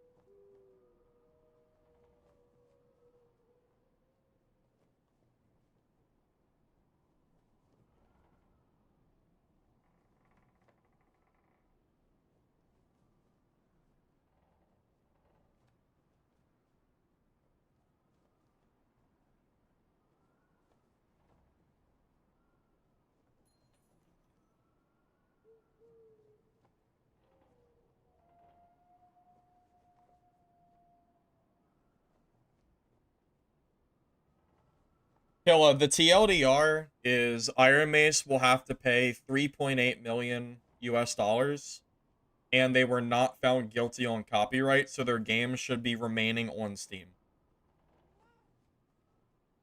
Like, ultimately, that's what it comes down to. Because the original amount of money they were going to have to pay, I believe, was somewhere around, was it 6 million or something?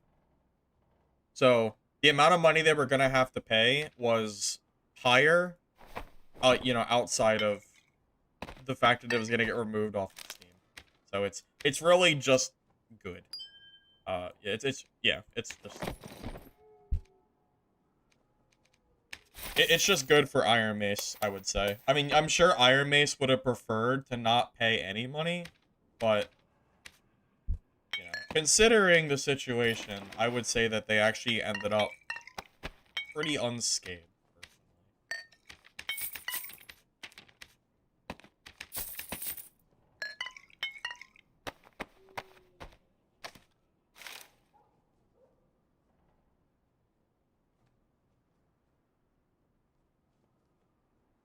Do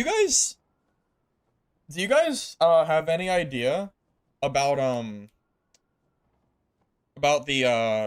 projects, the Dark and Darker projects from, oh my god, what was his name? Started with a K. Karazhan? Karazhan? I don't remember. I think it was that.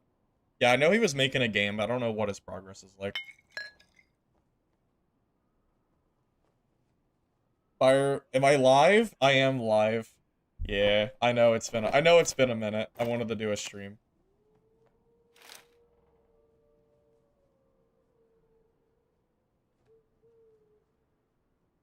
Yeah, Karazhan, I thought so, yeah. Oh yeah, Ryan 6 days a week is making a game too, right? Yeah, that's crazy to me. Why's your name not showed as Sharpie? It's probably a YouTube. No, it's a YouTube setting. You gotta change it. Yeah, you have to go to your Google and change it. I was gonna call you Sharpie, but I was like, why the hell does it say Onostein? I wasn't sure. Yeah. Yeah, you have to change it under your settings, yeah. Zero money was never gonna happen. Oh, I agree with you. I don't think I'm with you there too. I think the chance it realistically, IronMace was always gonna have to pay something, right? I'm with you there. I'm with you.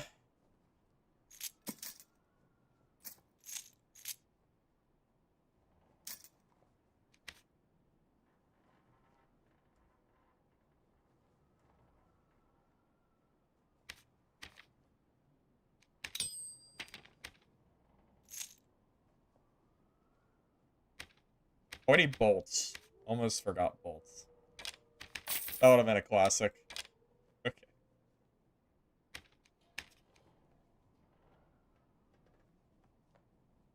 Title says 5.7B. Doesn't my title say 5.7B1? Yeah, the 5.7B1. I think you're like misreading the title.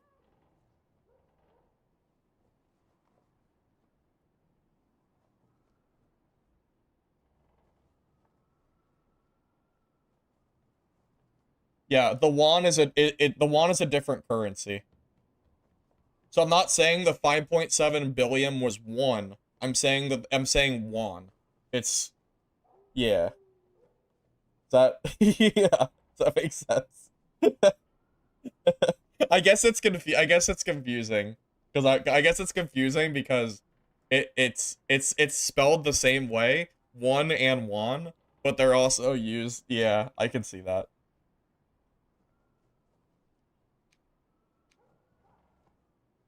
Rephrase it. Yeah, my bad. You know what? I thought it was fine. I thought it was okay, but maybe you're right. Here, here. Maybe I'll rephrase it for you. How about we just name it?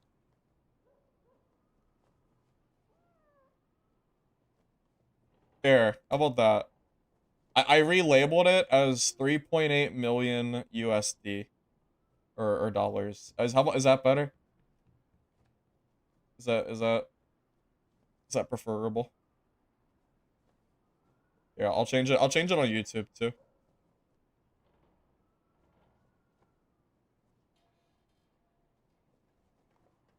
There you go. Maybe less confusion now on that. Sorry.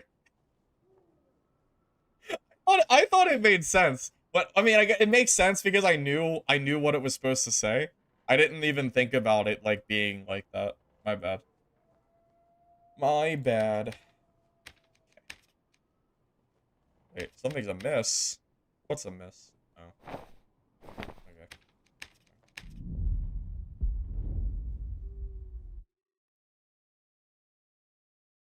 Americans don't know other currencies exist. Yeah, as an American, I can confirm that I had to Google the currency exchange rate for that because I was not aware of what the rate would be.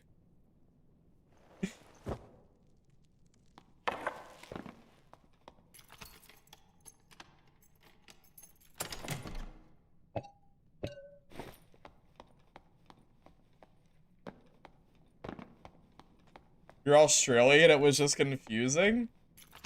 I don't know, I guess. I don't know, I'll take your word for it. My bad.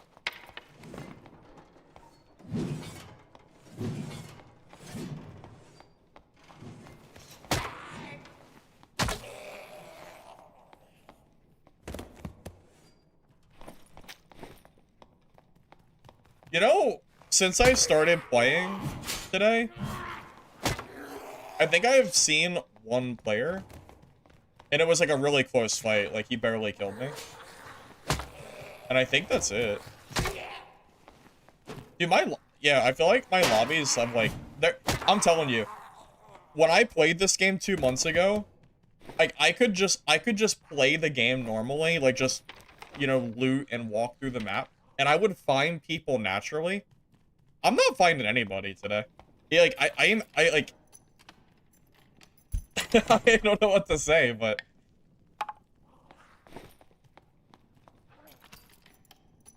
the player count feels so much lower than it was 2 months ago.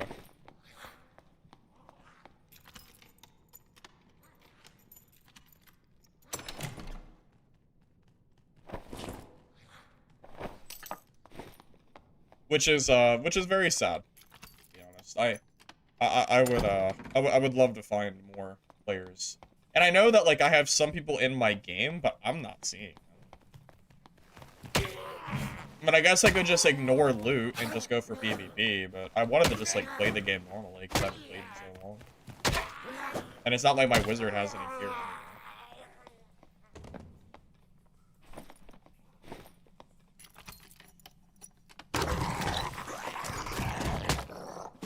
I don't know, man. I played the game when Arena was closed about 4 days ago for like an hour, and it was the same shit. I don't think Arena is what's causing this. I really don't think it's Arena. I think the game has just bled a lot of players, and everybody's playing Arc Raiders.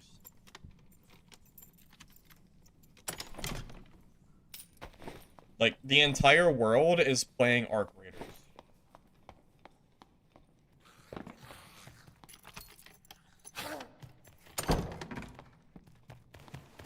Oh my god, why do they move like this?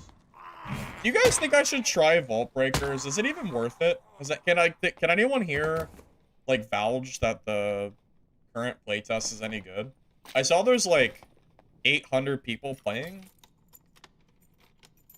I don't know. Like, the last playtests, like, weren't, like, too bad. Like, I don't know, it might be fun. I don't know.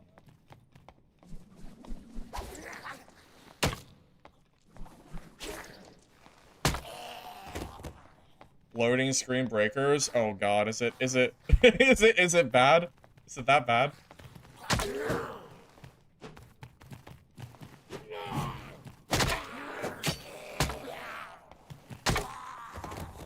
They have 8 queues per map in a low state of the game? Wait, why does this just sound like Dark and Darker 2.0? Is that legit? Do they really have like 1,000,000 queues over a bunch of maps? So is the game just like dead?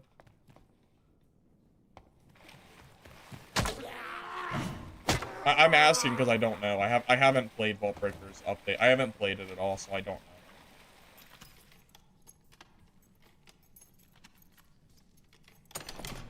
I mean, I had fun playing Vault Breakers when I played it last. I only played it for like a day or so, but I had fun for what it was worth.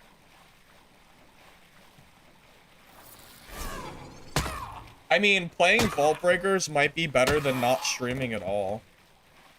I mean, I'd be willing to like try it out for a day, as long as it's like decent.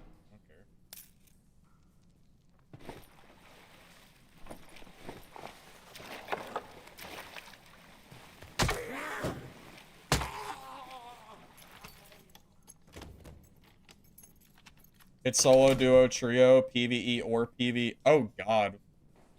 It's PvE and PvP?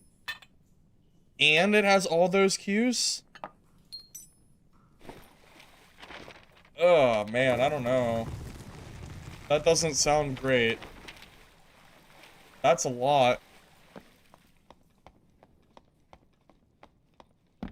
I think it's pretty clear from Arc Raiders that you don't need to create an extraction game that has a PvP option. Because if you did, then Arc Raiders would have flopped. It's literally just a game issue of, like, making the game balanced for both sides. That's all it is. Easier said than done, but... just saying. I don't think you need PvE in this game. But... I don't know. Like, would Arc Raiders be an objectively better game if they had PvE in their game? I don't think so.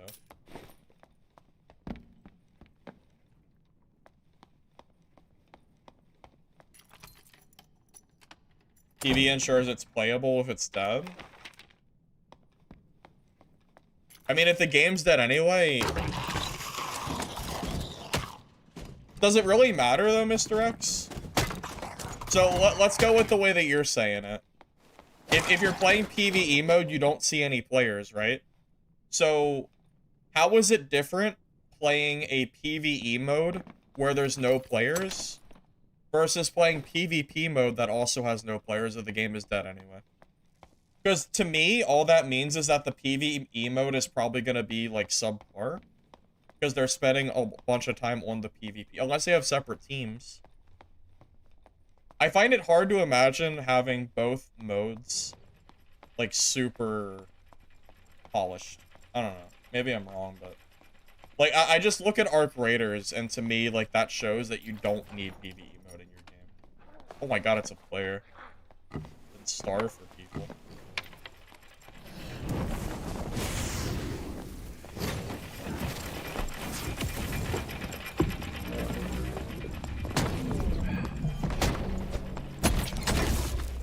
Oh my god. That dude just got shredded. Oh man. GG.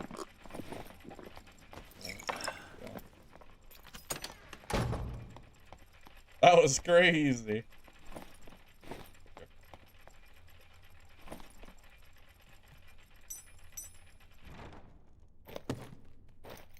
He's got some decent gear too. Okay. Let's see what I can actually grab here.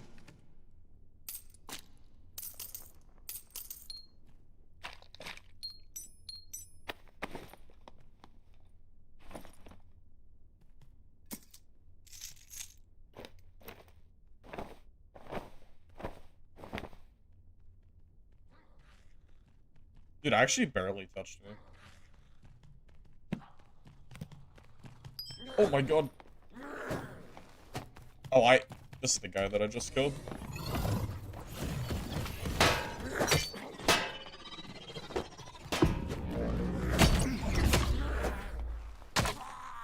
Okay, alright.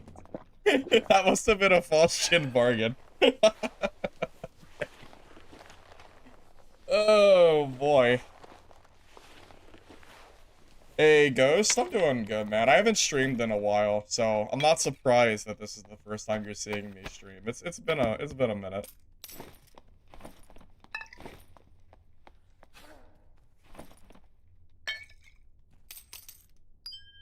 Yeah, he did catch me off guard a little bit. I wasn't expecting him there.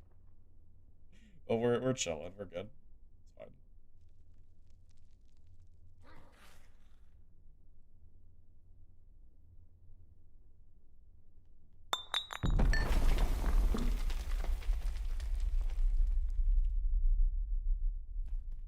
Damn. Am I really gonna keep these quest items over gear?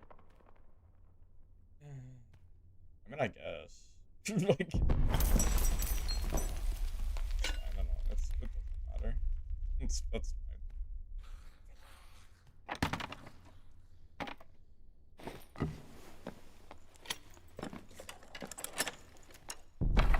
Arc does essentially behavior-based matchmaking. Behavior-based. I don't think that's a thing, oh Ross. I think that's just I think that's just coincidence. I don't think there's any kind of matchmaking in Arc Raiders, is there? I thought it was strictly just based on just, I don't know, I thought you just viewed. Am I wrong? It is? Well, that's interesting. I didn't know about that. That's true. He did more damage to me as a goblin than he did in person. That's true.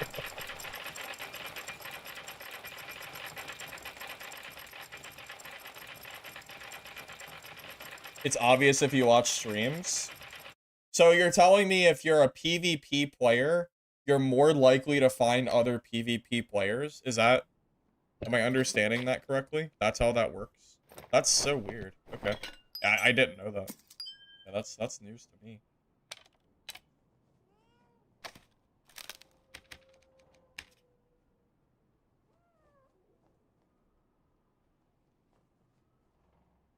If you told me I was going to be turning in Dark and Darker quests in the good old 2025, I tell you you're crazy. But I hate seeing that little quest notification. It bothers me. So I have to do the mission.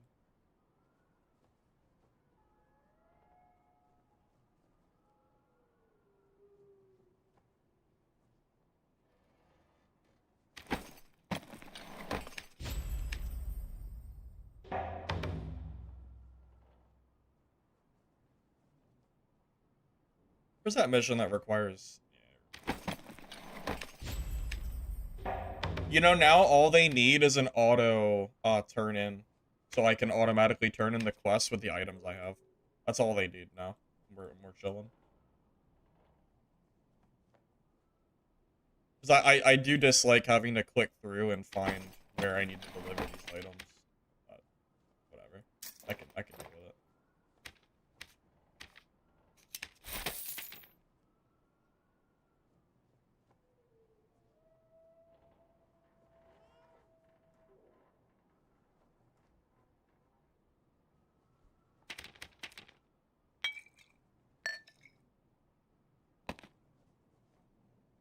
Yeah, I did try Arc Raiders, but it wasn't really for me, unfortunately.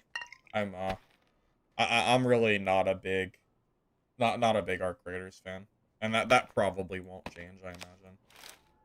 This just really wasn't for me. Like I tried, but I just can't. I don't know. I just can't get into that game. Unfortunately.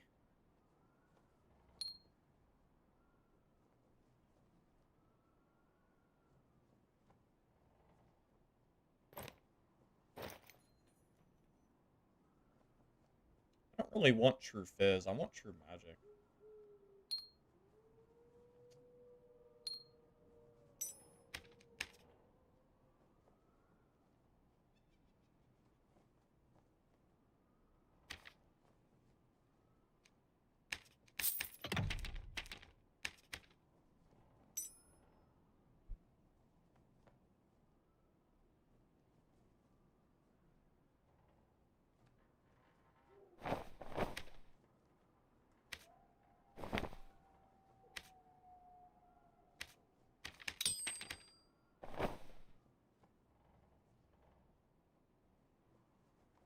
Oh.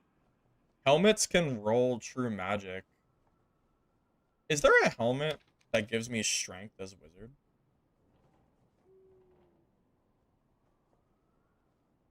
I don't think there is.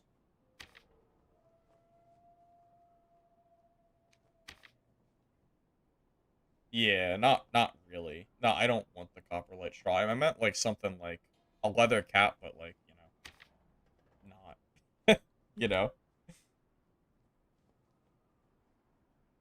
Serious question, how do I get good at down? You just play a lot. That's literally it. You just play a crazy amount, and there you go. That's really all it comes down to. Wait, wouldn't it be cheaper to just socket my own gear? Hold up, yeah, isn't...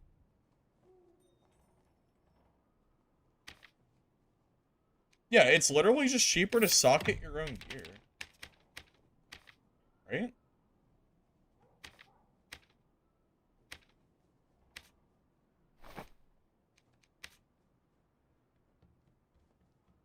Yeah.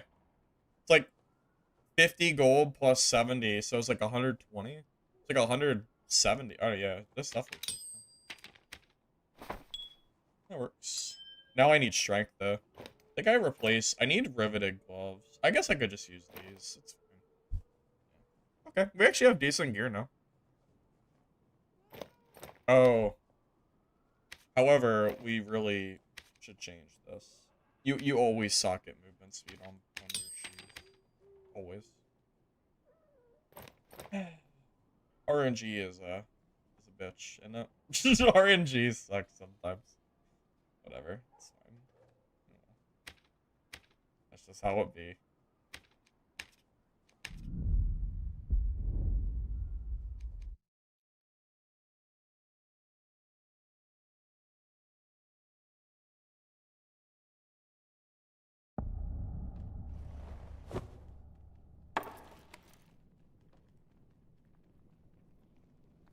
Yeah, I know this isn't like I know this isn't a popular opinion or anything, but to me, guns are kind of boring, man. I can't get into games like Arc Raiders because I know how much more fun it is to play games that are melee based. Like when I play Missile Hunter, I have so much fun playing that game. And I feel like the skill of fights is nowhere near what you get in shooter games. It's just nowhere close. I don't know. How bad is the future looking for this game? LawSuit wise, it's actually pretty good right now because we know they're not getting removed off Steam, or they shouldn't be. How good is it looking, like, just player count wise? Yeah, it's hard to say. I'm not sure.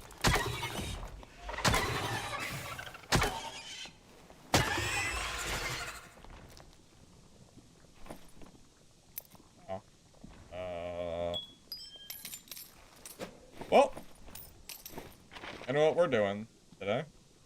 Where's it at?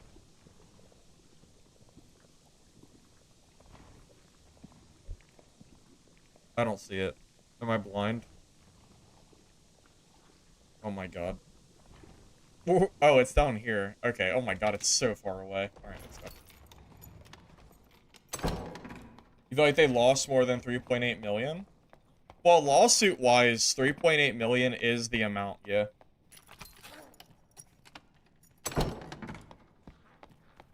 Yeah, if you convert the won to US dollars, it's 3.8 million. Yeah, I did the conversion rate already.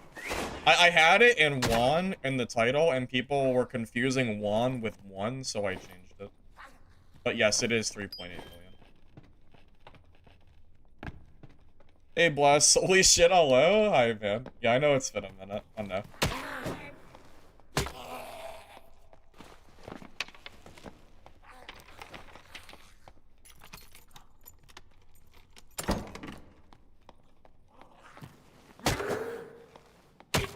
There's just something so fun about melee combat in an extraction game that I just don't feel like you can capture in a shooter game. That's the problem for me. It doesn't matter how good of a game Arc Raiders is or isn't. It can't compete with a melee extraction game for me personally. It just can't. There's nothing Arc Raiders can do that can make me like the game because I don't like shooters like that. I just don't. Oh, shit.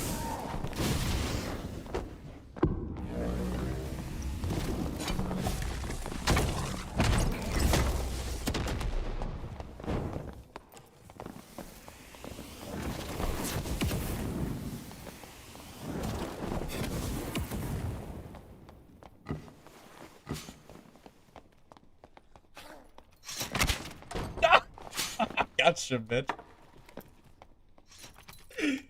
Oh, you tried. You tried. Oh boy. That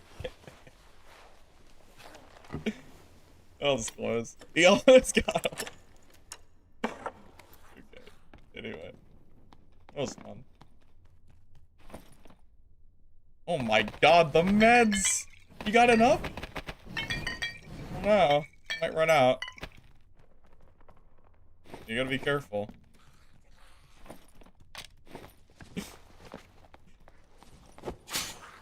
Sorry. Yeah, sorry for the language. I was excited. My bad.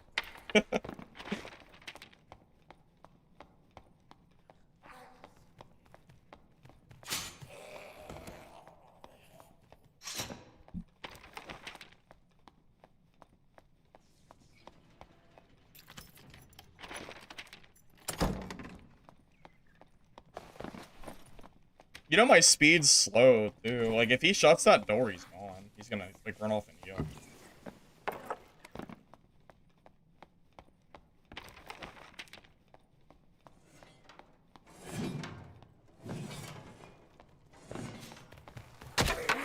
You know, I was just surprised I hit that shot. I didn't think I was gonna hit him.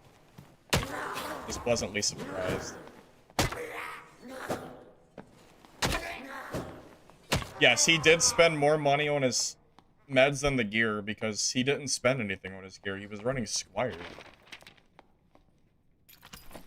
Like, I don't know why you need all these meds. It's crazy.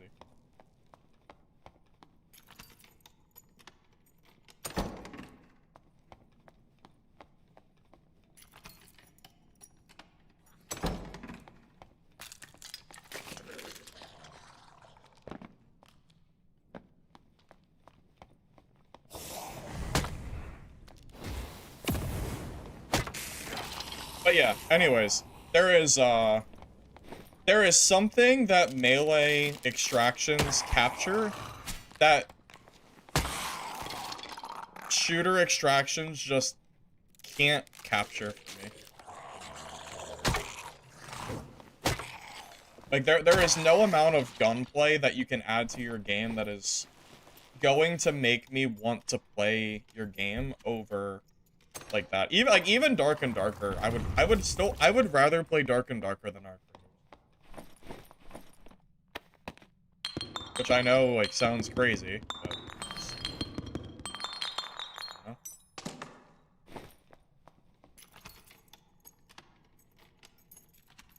I feel like my decisions have more of an impact in a game like this than in a game like Arc Raiders.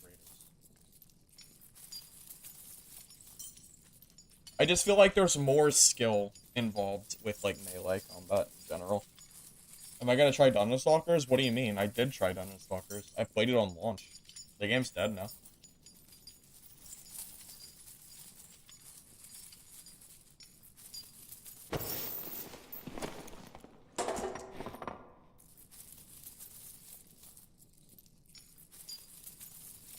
I'm gonna sound like a nerd, but Arc Raiders doesn't have actual real guns.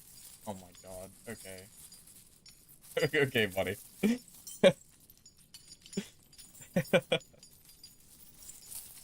You did not know? Yeah, Ghost, I played Dungeon Stalkers right on launch. If you go to my channel, like my YouTube, and you go to my old streams, you'll see Dungeon Stalker stream. But I stopped playing because the game was full of cheaters, and now it's dead, so.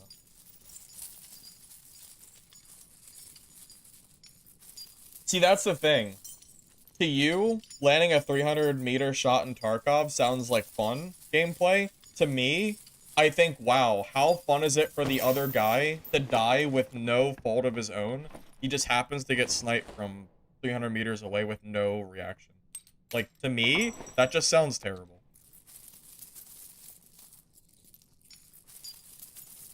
Like, I want my fights to feel like I always have some kind of chance of, like, fighting back, which is something that melee games do better than shooter games do, you know? That's really what it comes down to for me personally.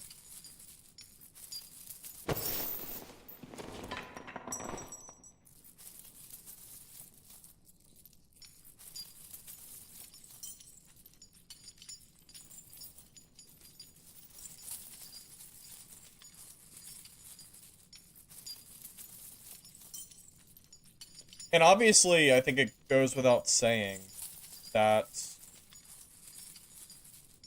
games like Ark are going to attract more players than games like Dark and Darker because the game is more casual and literally anybody can pick up a mouse and keyboard and aim and click at someone and kill them with a gun in game. But it takes more work to get better at a melee-oriented game, and that's not for everybody. Which in part is why Arc Raiders has so many players. Pardon.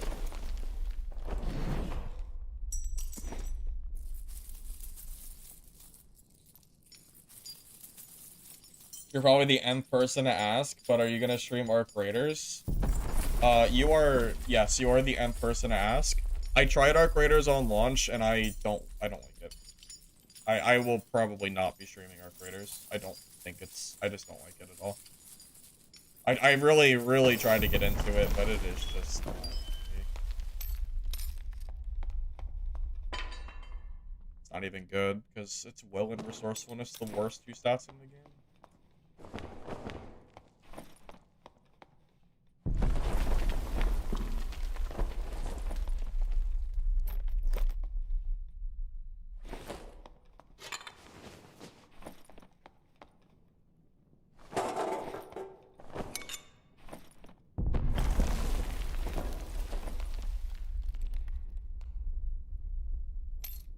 So much gear, but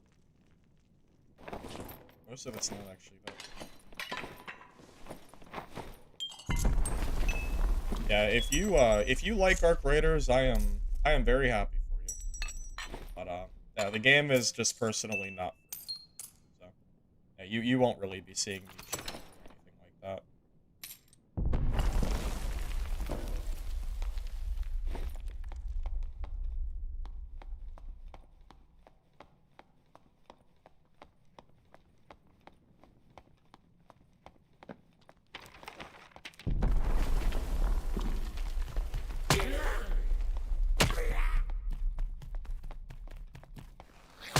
Yeah, I know it's like the unpopular thing to say, because everybody and their mother is like acting like Arc Raiders is like God's gift to gaming, but I just don't think it's.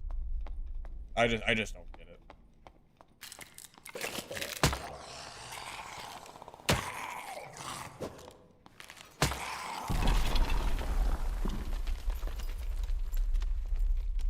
How's Dad doing? Not very good, to be honest with you. The melee extraction genre is struggling right now, in part because Dark and Darker is struggling, and there's no other real competitors out there. Well, everybody is always... Well, Reddit's a great place to go if you want to just see people complaining about everything. Case in point, go to Arc Raider subreddit and just roll your eyes at seeing how many people complain about things. It's, you know, that's just kind of how it is. I'm not organizing anything. I don't feel like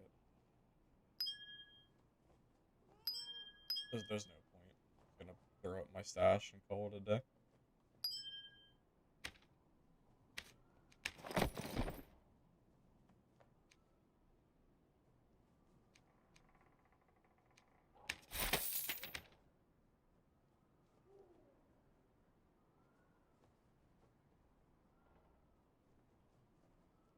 You know about the Arc Reddits? It's always about PvP. Yeah. If I have to look at it, yeah, the amount of posts I've seen pop up in my like Reddit feed from Arc Raiders because I like went there a few times, so Reddit thought I wanted to go there all the time. And I would see like these crazy posts of people complaining about PvP. I just kind of rolled my eyes and like moved on.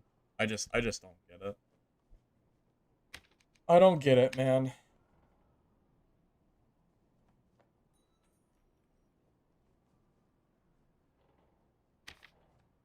I've never seen so many people play a PvP game and then get upset about PvP.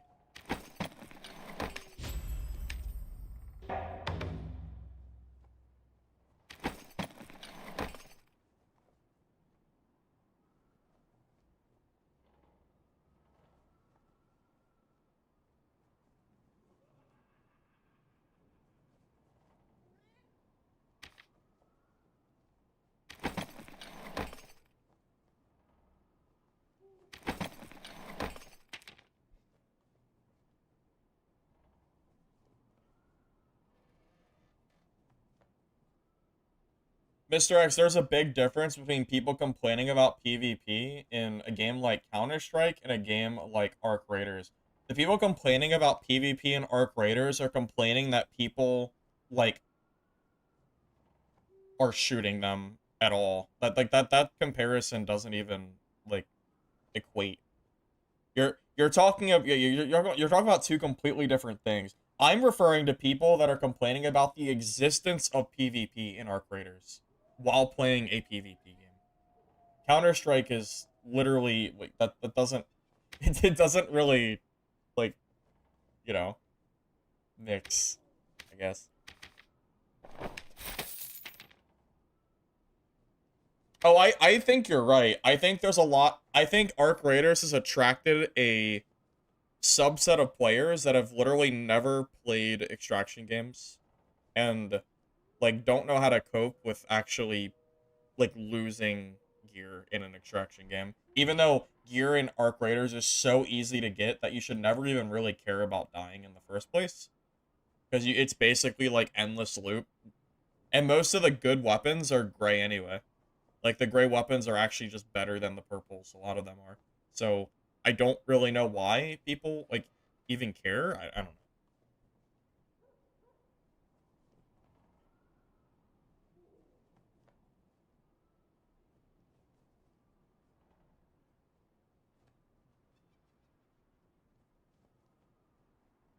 You like Arc Raiders more because, like I said, the skill gap in the playstyles is night and day. And you felt that no matter how much you played, you would never get to the skill level people who played since early playtests in Dark and Darker.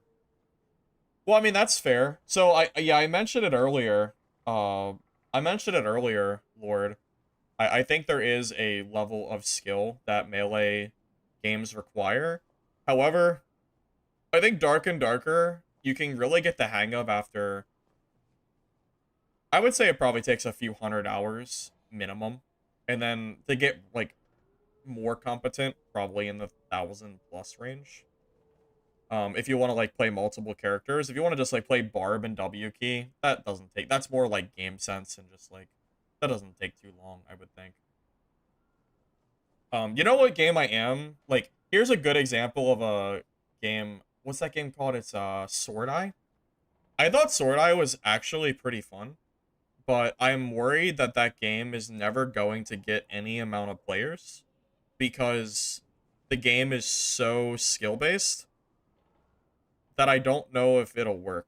you know, you know.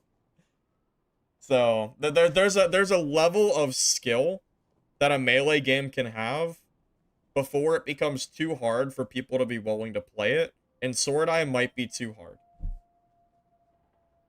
Which is unfortunate because I actually thought Sword Eye was fun to play. I enjoyed it.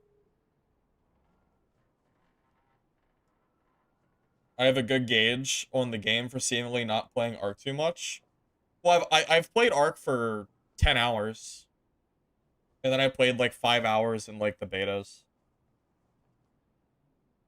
Apparently, Spell Cleric was buffed. I think only Team Cleric was buffed though.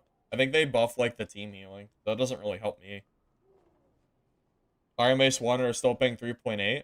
Yeah, because originally they were going to have to pay 5.8 million and the game was at risk of getting removed off Steam. Uh Instead it got reduced to 3.8 million and the copyright claim was denied, which is a win for IronMace. You got to think about it this way, Grin. Would you rather your game get removed from Steam so you can't make money anymore, or would you rather? I mean, it's just night and day for me. I would consider it a win for IronMace, and I'm sure that I would imagine they do too. Even though I'm sure they would rather pay 0. I don't think that was ever gonna happen. Yeah, yeah. I figured once I explained it, you would understand why it's a W. Yeah, I think because it might sound weird saying that you won a lawsuit, but you have to pay $4 million. But then if you look at like if you look at everything, you realize maybe it is actually kind of a win for them. Makes you wonder how much money they made. The article said 15% was the amount that they thought they were responsible for. So I made the comment earlier that I wonder if 15% is the revenue they've made. Like, the 3.8 million is the revenue. Which makes me think that IronMace has probably made somewhere in the scope of 20 to 25 million dollars.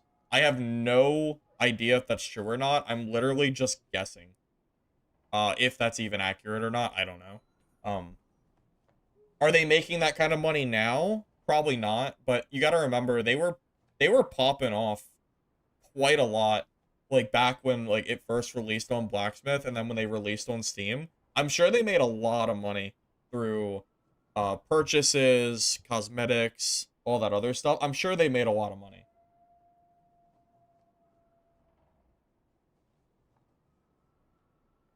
+5 high pocket stands. I don't know if I said hi to you or not, but I did see you around.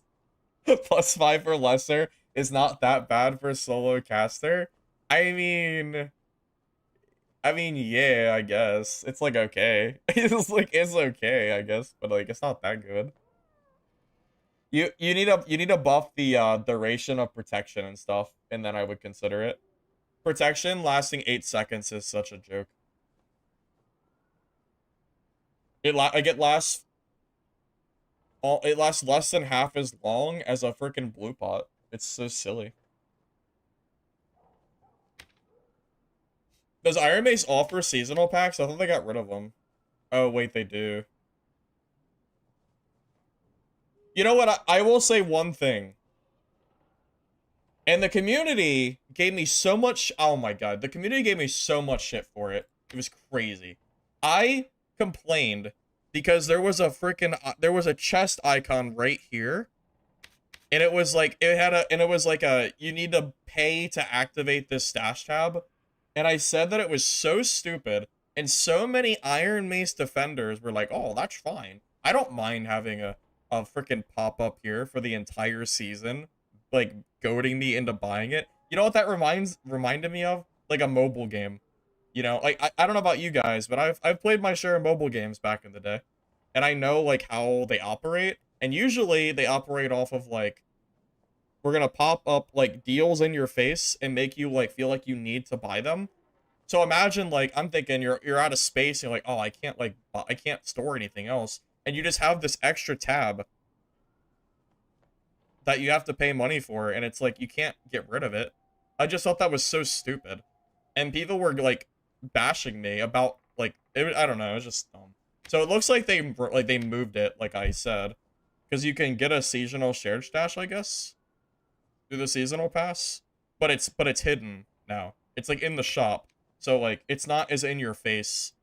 I didn't even know that it existed, so that I would actually say that that's a W, even though it's still in the game, and I think whatever. But yeah, I think I like having it here just was just so like bad.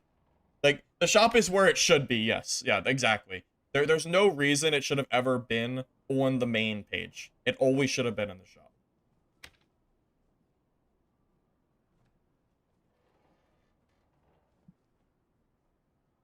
Maybe they can focus on getting more new players and get more content after dealing with the lawsuit. Well, I would like to think now that they'll pay their 4 million and hopefully we'll just get to move on from that situation. I hope that SDF can figure out a way to, basically, yeah, pretty much pick the game back off the ground and hopefully regather the player base. I'm sure when Dark and Darker's new season launches, it'll probably have 10,000 on Steam because season launches usually get those like the player count just for free, but it's keeping those players that's the problem.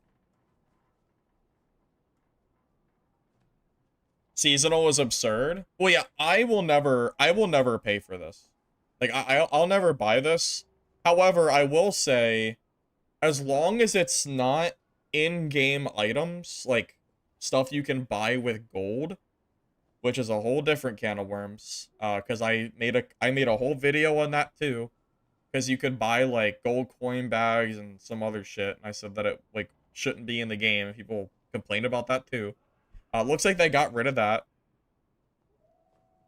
because like you would be sitting here on your stash, and not only did you see the tab, but you would also see like the gold coin bags and stuff that you could have for free.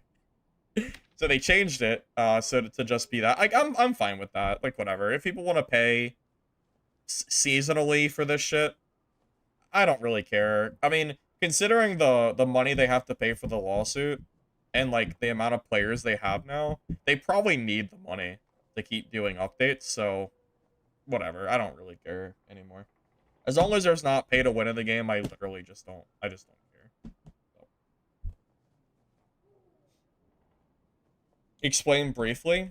Explain what, Skifo? Which part do you not know? I don't know when you joined.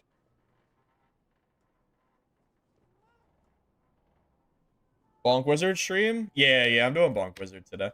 It's been fun enough.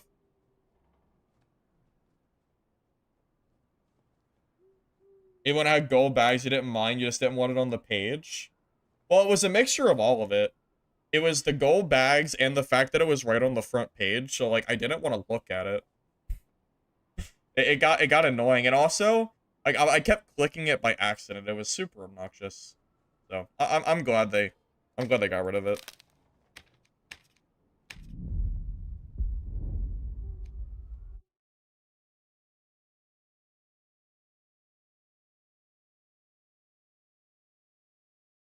I will say it is nice to be streaming again though.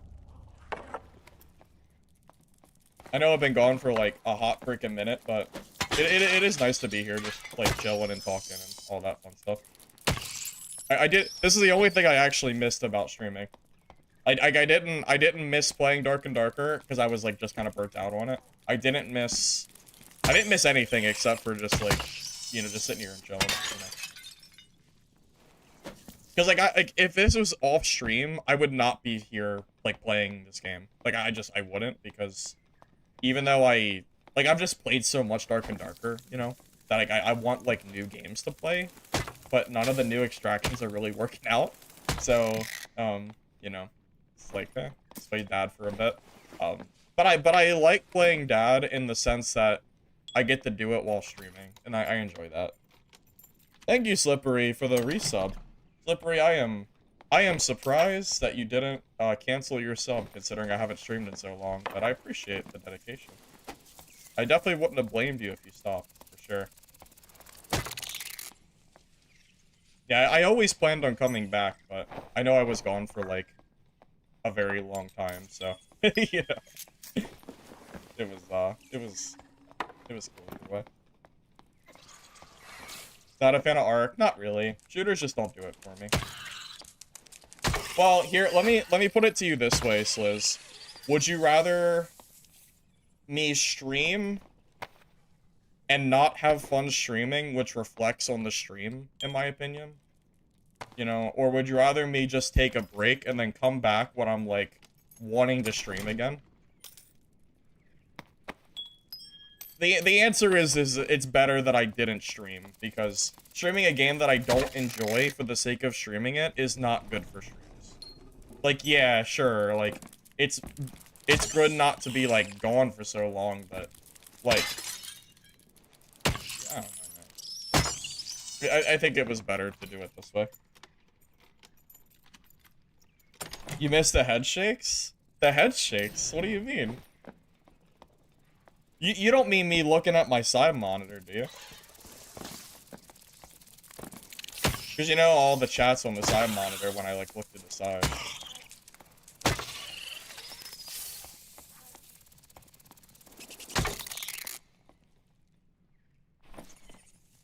Just get a Nintendo 64 emulator? I'm pretty sure you can't stream on an emulator. I think that's, like, not legal. I think. Isn't it? I guess you could just say that you were on a... Like, you could just say it wasn't an emulator, but I think technically it's, like, not allowed. Also, if I was gonna play 64 emulator, it would not be Ocarina of Time, because it's not nostalgic for me, because I never played it. I was a Mario player. I played all the Mario games. My god, you know how many times I beat Mario 64? Oh my god. Oh my god, so many. I couldn't even count. Probably hundreds of times. Now, not hundreds of times beating it like 120 star, but like A lot.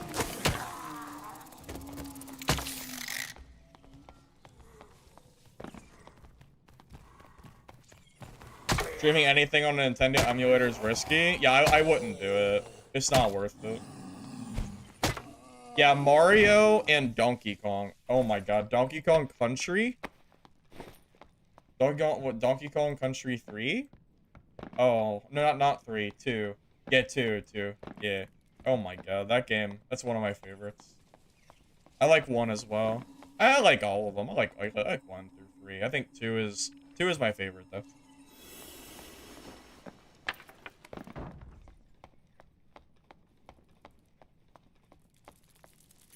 I'm also pretty good at platform. Well, let me rephrase that. I used to be good at platformers. I used to be. Back in the day. I don't know if I still am or not, but... Yeah, before my skill was in extraction games, all that skill... Well... The skill used to be in platformers, then it went to shooters, then it went to extraction games. Now my shooting expertise is average at best. And my platforming is probably also, like, slightly above average. Yeah. So.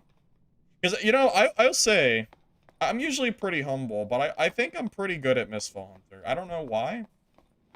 Except for Black Arrow. I suck ass at Black Arrow. But every other class I can play and do well.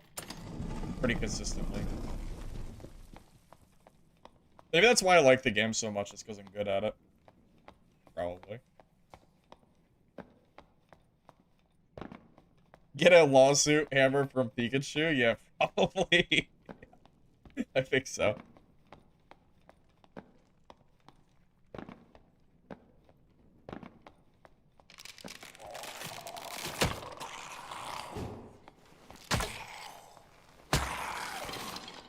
It's kind of unfortunate. There was a Mistfall Hunter tournament, apparently. But the only dates they were doing the tournaments were Saturdays, and usually I'm not, like, free on Saturdays. So, I probably just won't do anything with Mistfall till the game launches. Which is fine. I don't mind waiting. I'm a little surprised that they're even doing tournaments before the game releases, to be honest. I kind of feel like I'm good enough at Mistfall that I could actually have a pretty legitimate chance at winning a solo. There's not a lot of people that I remember from the beta that, like, really gave me a hard time. There was a few people that were pretty solid, but I feel like I would have a pretty good chance in like a 1v1 setting. Although I don't think I'm the best player there is. I think there's people that are better than me. I'm just like, I don't know. I'm just decent.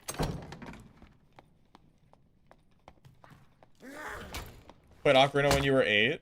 Yeah, my friend used to always tell me to, like, because he played Zelda. Like, I played Mario, he played Zelda, and he would always tell me that he thought Mario was stupid because Zelda was better. And then I would tell him that he's stupid because Mario's better.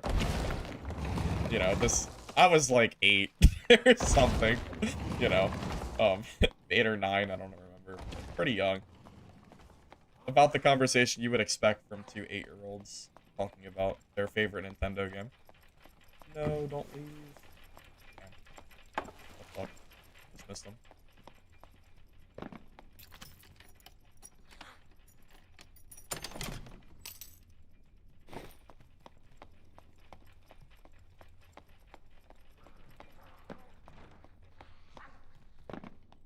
Although, you know what I will say?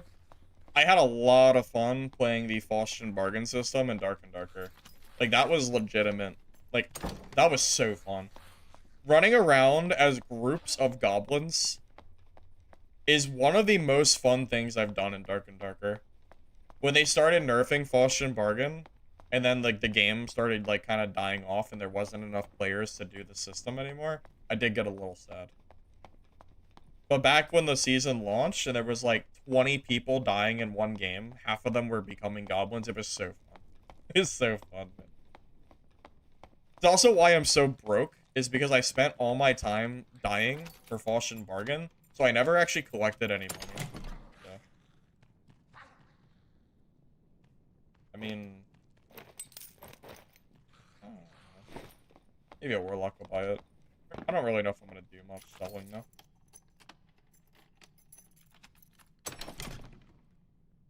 Mistfall will be dead faster than Legacy. I don't think that's true. However, I am a little worried that Mistfall will not make it, but I really hope they do. I don't think they'll die faster, though. He didn't grab the sash? Oh, the disrespect. Yeah, I am a little bit worried that Mistfall Hunter will be too hard for the casual player base. Hero, hey Hero, haven't seen me a minute? Yeah, I've been gone. I've been on hiatus, I guess you could say. I just, there hasn't really been anything I've been wanting to play. So I don't know. I just wanted to, like, take a little bit of a break. Have I seen Ryan's posts on game development? I have not, but I heard that he's making a game. Is he making good progress?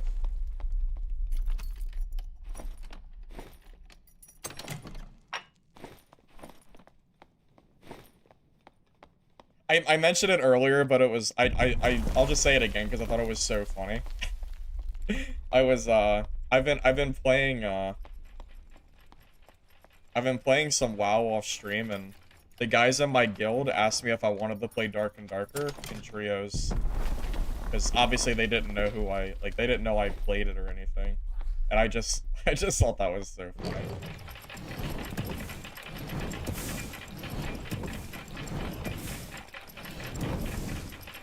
The dude was in, like, he was, like, talking about, like, he said he played No Spell Druid and said, yeah, it's so good in duos. I don't know if that's true, but that's what he said he was doing. He's a trooper for sure. No, I did not. I did not want to play Dark and Darker.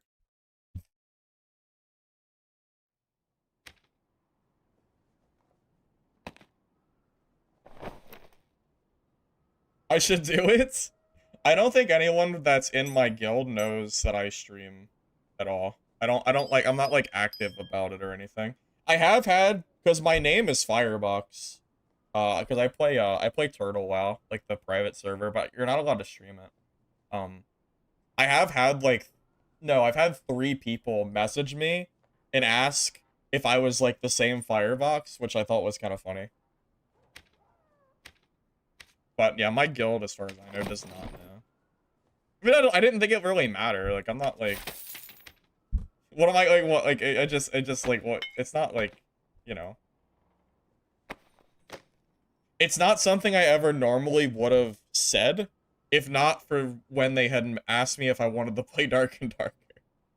That was the only reason I was, like, you know, I thought I was, like, it's kind of funny.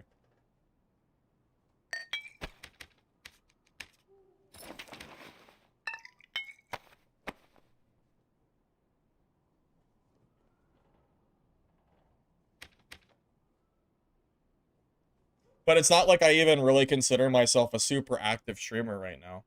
I would like that to change, though, when next year comes around and these other games start, which isn't that far away. I know I say next year, but it's not that far. Once these other games start coming out in January, February, or whatever, I would really like to go back to streaming more full time. That's what I want, at least. So I really hope that, yeah, I don't know. I really hope that I can find a game that I can start streaming more frequently again. That's what I'm hoping for. So, we'll see. Haven't seen me in a minute. I've just been taking a break from streaming. Although I think I already read that. I think I might have just responded to you twice. I did. I meant to respond to the other guy. I did. What's the source of the lawsuit? Klob, go to my description and click the article link. I left the link there.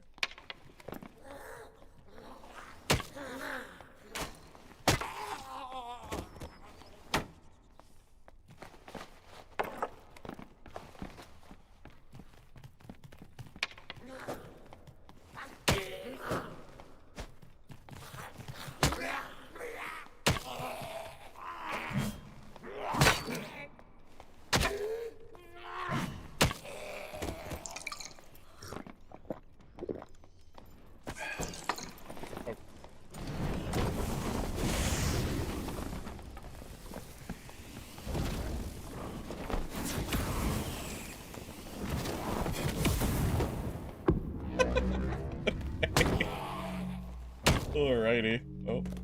Dude, I can't believe I ducked out of his spell range. I can't believe his curse never hit me. It's gotta clean.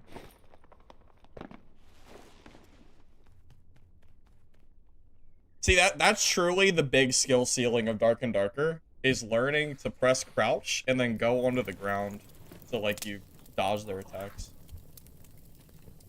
The true skill, for sure. You know how many fights I've won just because I look at the ground and they don't? A lot. Especially for, like, Barbarian gameplay. Although Barbarian, I like to jump around like a rabbit. That usually works, too. Hey, Sebastian, can I explain the title of the stream? Sure. Back in February? I don't know. Months ago. Somewhere around there. IronMace was gonna have to pay $6 million, and they were at risk of losing their game, because it might get removed off Steam. And there was another court case yesterday, and the amount got reduced to $3.8 million, and they were not found guilty of copyright, which means that the game should not be removed off Steam.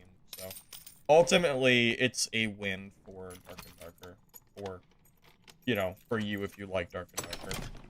Because the monetary amount that they're losing should not be enough that it, like, financially cripples them, I would assume. At least I would hope not.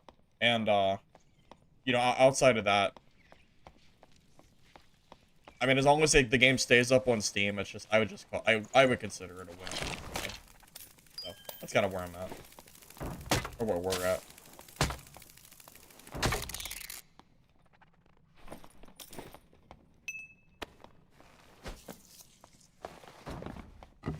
You guys do have me curious, though, if I should go and look at the updated videos for Ryan 6 Days a Week and for, Karazem about their games that they're making. Since they're, like, similar to Dark and Darker and all that.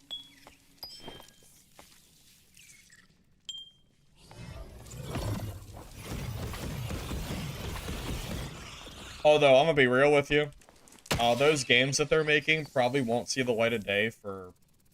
I imagine it's gotta be 4+ years. That, like, it takes a long time to make games, man.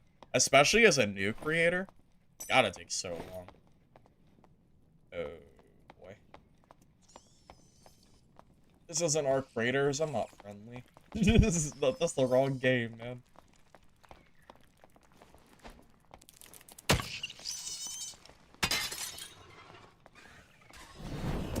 Watch, I'm gonna get myself killed. That'll be pretty funny. Oh. Well, I'm not gonna run through the gap. I'm not gonna run through the goo. That'd be kind of stupid. Alright, I'm just gonna have to wait. That's...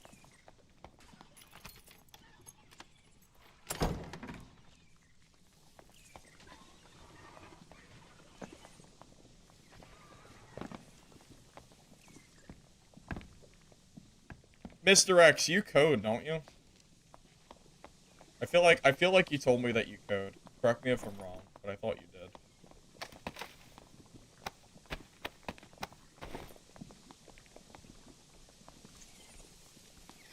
That might take a minute.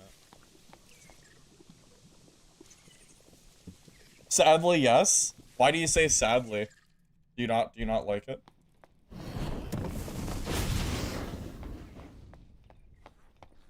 Oh man, I don't know where the warlock or the barbarian went. I saw the warlock too. I don't know if they're fighting or what. They are fighting.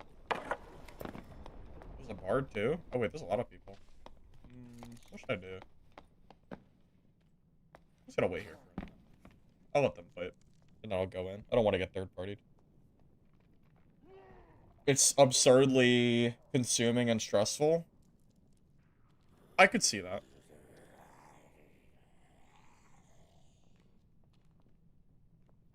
Hey, kiddo.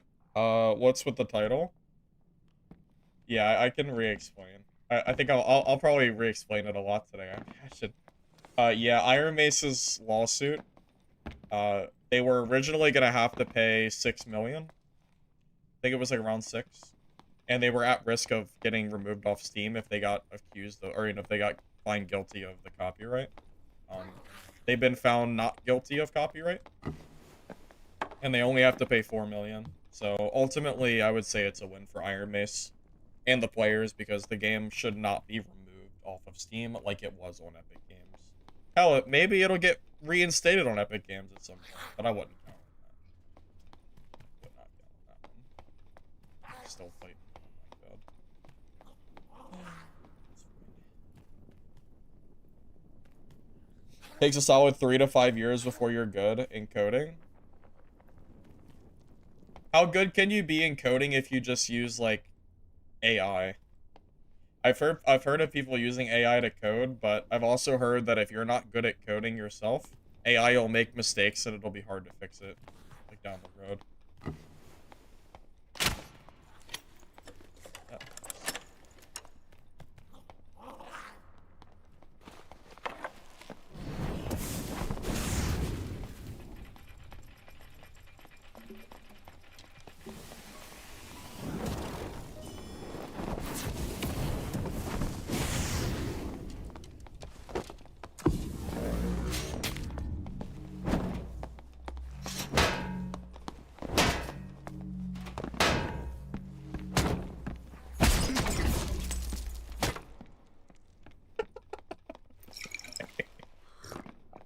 Well, he had some good blocks, but, he didn't swing. Alrighty. I mean, the blocks were good. I'll give him credit for those. He didn't swing his weapon, though. And he stepped on the trap, too.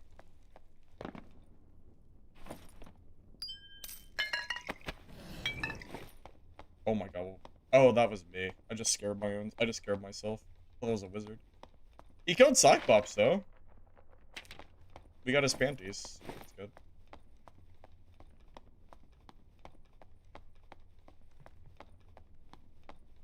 What's to say to the game you stopped playing 3 months ago and you like it? It would be good to come back.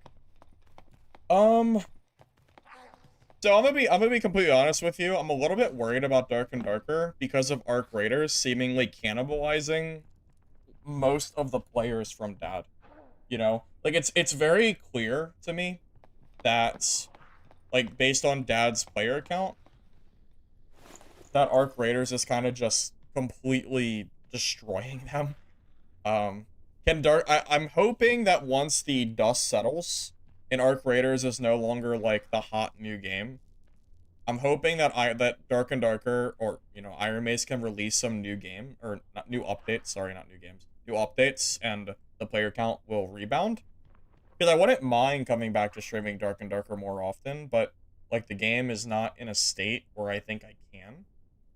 Also, Dark and Darker is also on a clock, because we have other extraction games that are coming early next year that, in my opinion, have a very real chance of competing with them. So we're in, like, this weird state at the moment. However, if you were worried about Dark and Darker being removed off Steam, I don't think that's a risk anymore. So if in that case, it would actually be fine. First time you ever play the game as Wizard, I was the first video I watched. My tutorials helped you. That's good to hear. I'm glad to hear that. Yeah, I feel like I made a lot of tutorials back. I feel like that's what my channel was really centered around, and even still now, you know, when I made videos for Mistfall Hunter, 90% of them were tutorials, and it seemed like people generally liked them. So, you know, when new extractions come out, I'll probably continue to do tutorial videos. It's just a matter of waiting for these damn extractions to come out. That's all I've been waiting for. You know, do you think I enjoy not streaming? No, it's not, I don't enjoy it. It's just, there's just nothing that I want to, there's nothing I want to stream. That's been the problem. It's not that, like, I don't want to stream. It's just that I want something to stream. And my preference, I should have went to the freaking boss. Oh, it's not boss, it's the, I wouldn't have went there. I wouldn't have thought about that. Anyway. Yeah, I don't know. I just... I'm so... I enjoy the melee extraction genre so much that it's really hard for me to stream other games. There have been multiple times that I have tried to stream alternative titles, and it's done okay. You know, I've done decent streams with other games too, but what's really the most fun for me, 100%, comes down to just these melee extraction games. That's really what it comes down to.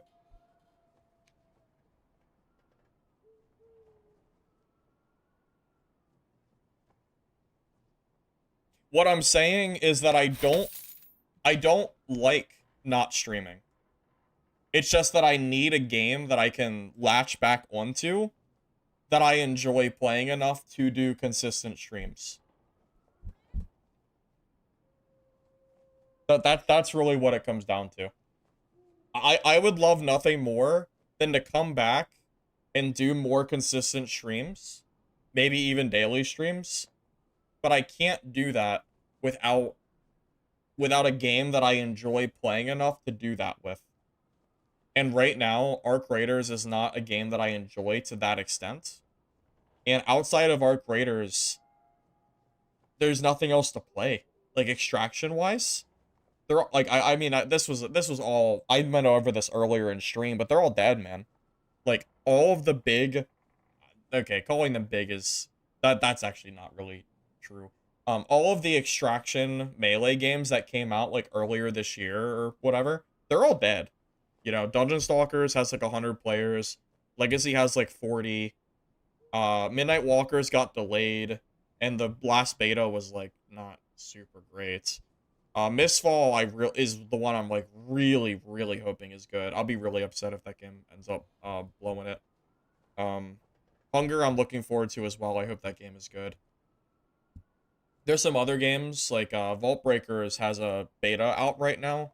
I thought about maybe streaming Vault Breakers. I'm not like super interested in the game, but I kind of think I might give it a try. Hey, Skinny Pete, thank you for the 209 man raid. I appreciate that. Hopefully your stream went all right. I'll do a shout out for Skinny Pete if I remember how to do it. Never mind. Beard got it. Thank you. Appreciate it. Welcome everybody. Skinny, have you seen the article that I talked about earlier? Well, obviously you weren't here earlier. Have you seen the article talking about the IronMace lawsuit that released yesterday?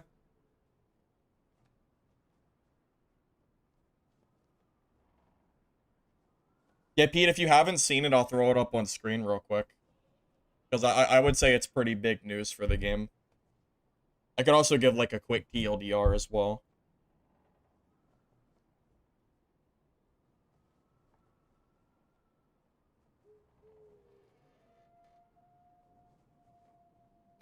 I'll do some more games while I wait for him to respond.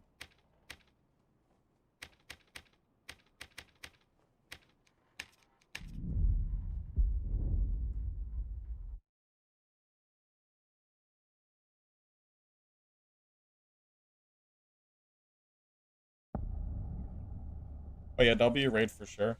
I haven't streamed this game in a freaking hot minute, so cool with that. Well, you know, it's always fun to come back and play some Bonk Wizard, you know?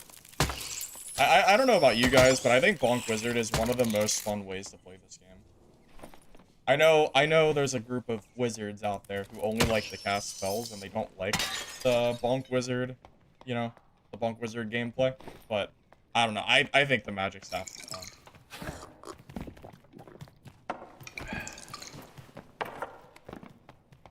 Could I explain to you what happened in the last 3 sentences?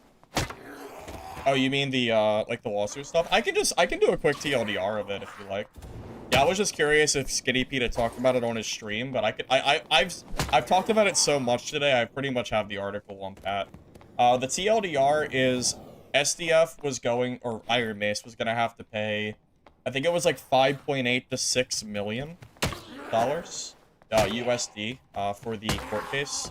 They were also at risk of you know, the copyright claim. So if that went through, they would get removed off of Steam, I would assume, because they would Nexon was trying to shut down IronMace, or shut down Dark and Darker. That was like their ultimate goal. That's why Nexon appealed the 6 million USD settlement. There was a new settlement that happened, or a new case yesterday that went through, and IronMace is now going to be on the hook for $3.8 million instead of the 5.8 or 6 million. And they also were found to be not guilty, or at least the copyright claim was dismissed, which means that the game should asterisk be, you know, clear from being removed off of Steam, which is good. You know, if you were a Dark and Darker fan player, I'm assuming you are if you're here, you should be happy about this lawsuit hearing. Even though Dark and Darker, you know, even though IronMace will have to end up paying that money, it's way, way better than what it was gonna be. It's not even close. It's so much better. Like, ultimately, this is a win for IronMace, even though they have to pay some money. It is a W. 100%. Yeah, I don't mind throwing the thing up on screen if you like. I would have to do it after this game, but I don't mind showing the article again real quick if anyone, like, hasn't seen it yet. It's a pretty quick read, so it wouldn't take me too long, but that's literally the TLDR of that.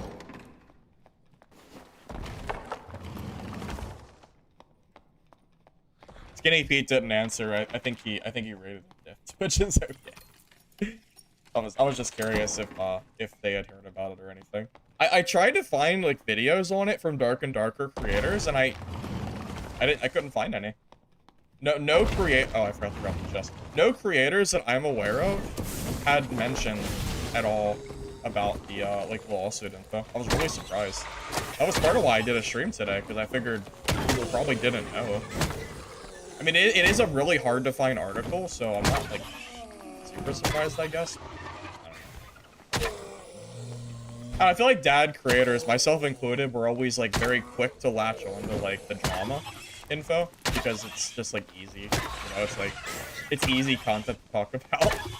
So I mean, in my mind, I was thinking like, yeah, there probably already would be court case info out there, but apparently not. He's tired. No, it's okay. I'm trust me, I'm perfectly fine. I'll just message Pete later on like Discord or something and say thanks for the raid, because I'm not sure if he heard me or not. Remember when you could tell if the game was dying because the matchmaking took forever, and then you were in the pre-game lobby for 5 minutes? For Dad? It's been a long time. I'm trying to remember. I know we've went through different periods of time where you would have matchmaking that would either go... I know we had different types of matchmaking. I think I remember it taking a while, yeah. That was a long time ago, though, right? Urban G did a stream on it. Oh, did he do a stream on the lawsuit stuff? Okay. Yeah, I tried to find a YouTube video on it, Captain, and I could not find anything. Very, very surprised. Like, I figured somebody would have, like, made anything on that. I mean, I guess I could make a video on it, but at this point, I feel like the stream's already out there, so, like, do I need to? I don't know. I guess I could. Not like it would be, like, super high effort or anything.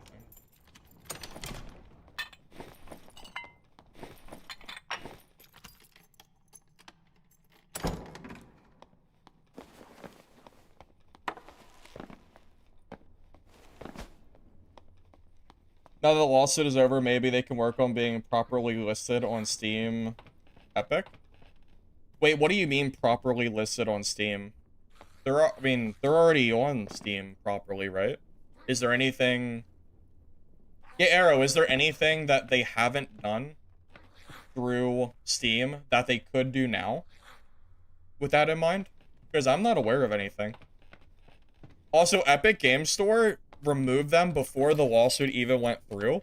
So, like, would Epic Games even re-let them onto the platform? And does IronMace even want to be on Epic Games Store? I mean, would you want to re-put your game up on a store that removed you like that? I don't think they would. Unless there was a monetary incentive there for them, which I don't know if Dark and Darker is a big enough game to get a monetary incentive out of it. As you understand it, they had to be free to play because of it. Dark and Darker is not a free to... I don't think that's true. Dark and Darker is not really a free to play game. Like, yeah, you can play it for free, but like the game itself, to actually unlock basically everything, it costs money. I mean, I would say the cost of the game is for the game itself, not... I don't think it's like that. Wait, that's probably a player. That's gotta be a player for sure. Wait, is he gonna die? That'd be actually so funny if he... Is that a player's fighter too?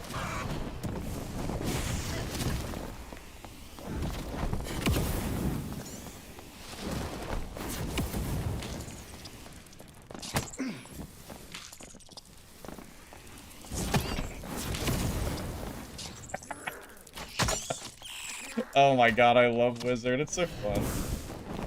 Because, you know, he can't transform because of the fire damage. Oh my god, it's so funny. Oh. GG.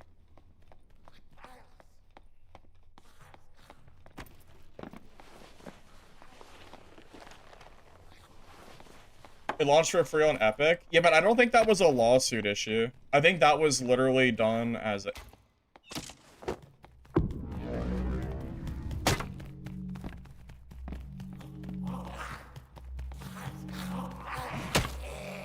Yeah, I think that was done as a promotional thing, not a required... No, it wasn't required or anything. Correct me if I'm wrong, but I'm pretty sure. Yeah. Dark and Darker ultimately is a free demo, not a free-to-play title. That's... I would 100% agree with you there. Like, if someone asked me if Dark and Darker is free to play, I would not tell them yes. Just straight up, I would not tell them yes.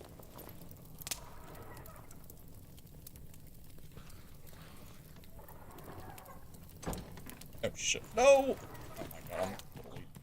Oh, it's a freaking goblin! Oh my god. Oh my god, I can't even campfire. Let's see the druid. You know, I never considered that wizard nerf. So, imagine...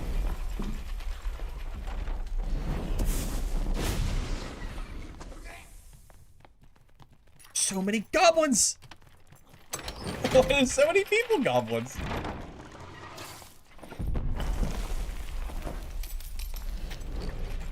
Oh my god.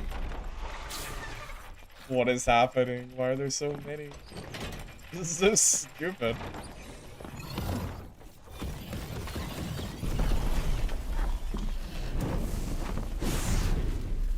This is actually so stupid. Imagine playing a class.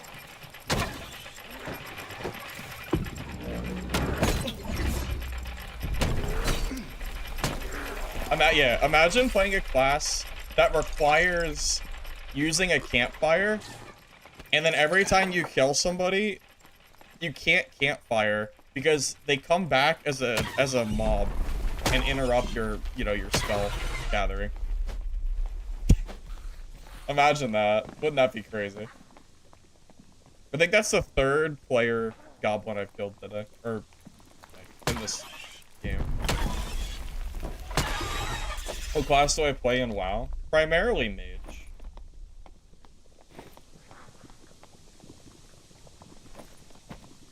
Fitting. I'm fitting, right?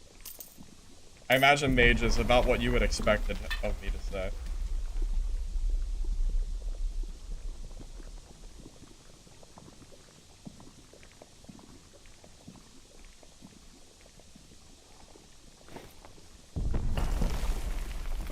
Clarity pots? Yeah, aren't they expensive though?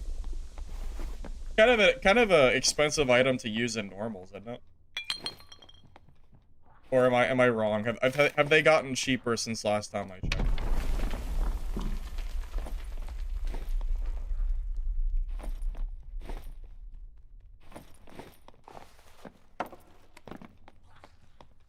Boston Centipede, are they strong? Never fought a Boston Centipede before.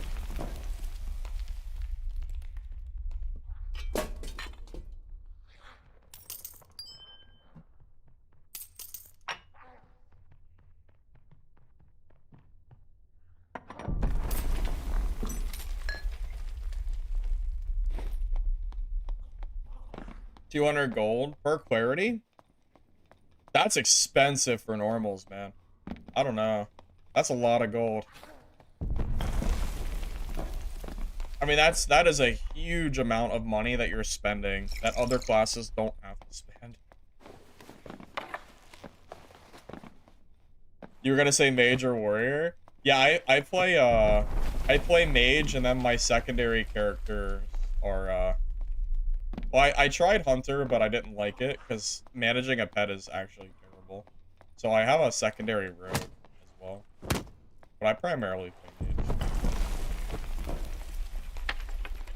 Like in Still the Way for Bonk Wizard, actually, I think the new crocodile skin is better because it gives you strength that you need desperately to not do negative staff damage. However, wearing a hat is actually still better because you get true magic damage on it. So it's only good for, like, no gear.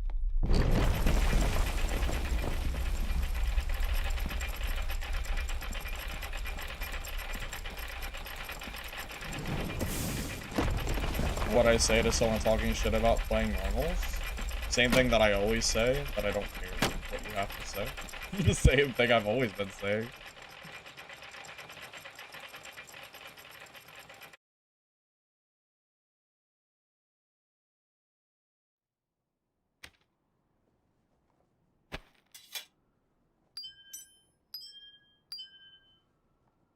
I don't think this game has enough total players or streamers to care about where people are playing. Just, you know, just being honest. I mean, I like playing Dark and Darker to an extent, but ultimately, at the end of the day, I'm more of a casual Dark and Darker player now. Like, I don't have I don't have anywhere near the money for kits that other people, like, have. I have not been playing this game at all. The amount of, like, grinding I would have to do for HR kits, I imagine, is a pretty good amount. I mean, I guess I could go in there with trash, but I feel like you see way more people in, like, like, normals is already so low player pop that, like, do I want to go into a game mode that has even less players than normals? Not really. Also, I know for a fact that, you know, the free players can't even play HR. So the amount of people in HR is even lower than it would be because of that, too.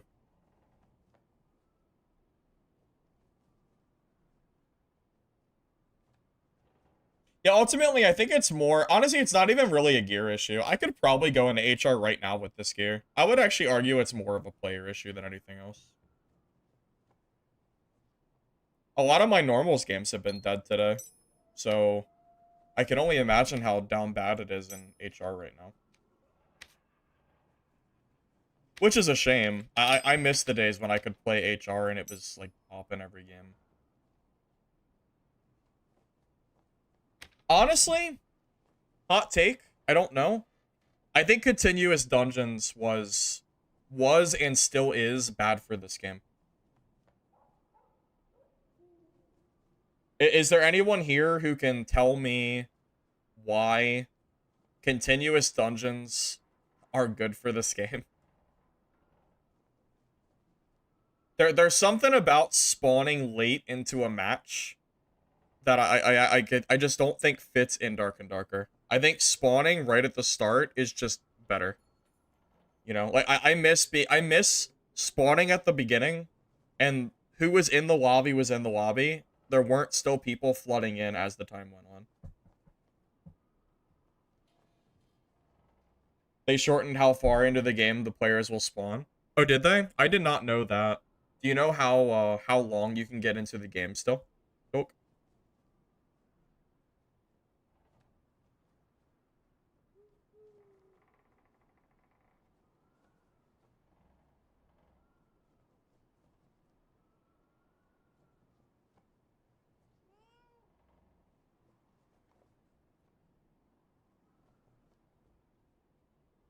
Hopefully next season they keep the promise of giving every class skills. Wait, is that true?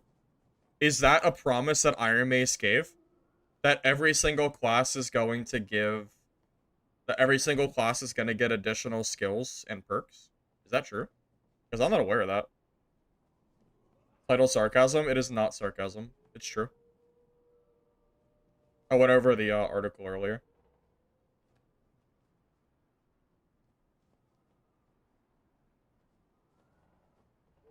Well, that was I like that too. I remember like in Goblin Caves, I would like clear the map of PvP and then I would kill the boss.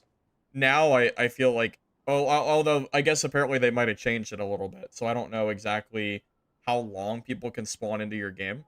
But you can't really do that the same way because people can just kind of spawn afterwards.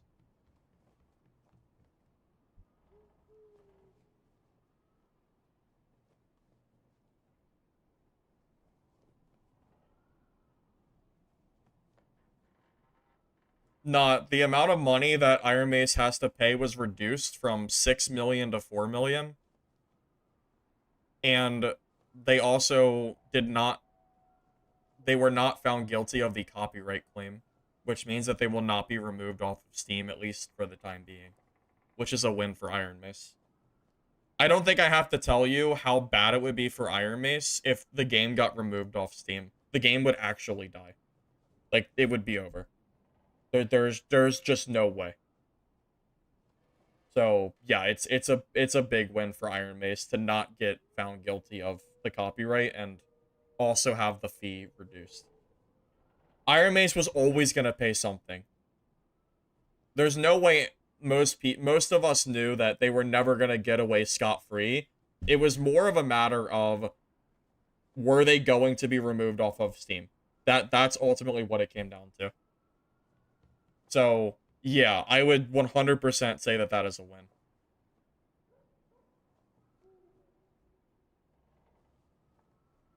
Do you know what I think would make Dark and Darker more enjoyable? If when I go into High Roller, the length of the match was significantly increased. I'm talking maybe an extra 5-10 minutes. You spawn at the start with however many people you need, and then you just play, you know? Maybe on Goblin Caves, it's like 6 people. Or some kind of minimum, like maybe like 6 or something, or 8, I don't know. So you have like a general idea of how many people will probably be there, and then you have enough time to like kind of just play and do what you want to do. Because I don't know about you, but I always feel like High Roller is so rushed, especially because of the circle. So like it's the timer is so short, and then you have the circle pushing you through, and then it like the circle covers the bosses, it covers the piles, and it's like then you have people spawning after the start of the spawn. It's just I don't know. I don't feel like the current state of High Roller is actually that great. I don't know how many of you would agree with me there, but I would much much more enjoy HR with no circle, extended timer, and again, spawning at the start, not letting people spawn after you've already started. Those 3 things are big for me. If all those things were changed, I think the game would just be better. But I don't think there's any downside that I could think of. The only downside would be if the game is so dead that no one's joining HR and the games can't start. That would be the downside. In which case, set a timer, like a certain amount of time that you have to be in queue for before it auto queues everybody in, regardless of the players. Maybe, I don't know, call it like 3 minutes, 5 minutes. For an HR game where you're supposed to be bringing in like good gear and it's supposed to be like the end game content of the game, I don't mind waiting 5 minutes for an HR game to pop if it means that it's a lobby that has players in it, and you know I'm not gonna have people just randomly joining after the game already started. Boss room shouldn't take storm damage till boss is dead, so you can do boss without getting screwed by bad ring RNG. Yeah, that's how Mistful Hunter does it. That's part of why I've been like so positive about Mistful Hunter, because they actually do the circle right. Either IronMace needs to, yeah, No, 100%. I said that earlier. Either IronMace needs to remove the circle, or they need to fix it so I don't get screwed by bad circle RNG to do bosses. Because that shit sucks. It's not fun. Like going off to do Cyclops or something, and I spawn on the other side of the map, I run all the way across, and then the circle happens to spawn with the Cyclops outside of it. And then I kill Cyclops, and then it, like, either A, the circle, like, closes, or a player comes over, and then I have to fight him. Then it takes longer to kill the boss. And then, okay, finally the boss is dead. Well, oh, too bad, you can't loot anything, because the circle's already closed. You know? Have we glazed Mistfall? Yeah, I've already glazed Mistfall today, don't worry. I've done my obligatory Mistfall. Yeah, I've already done that for today.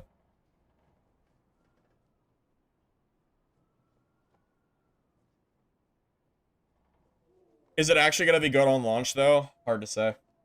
Very, very hard to say. I hope it is, but we won't know till it comes. I think it got delayed, too, so hard to say. When it will officially release. I don't know if there's been a date or not. Not that I'm aware of, at least.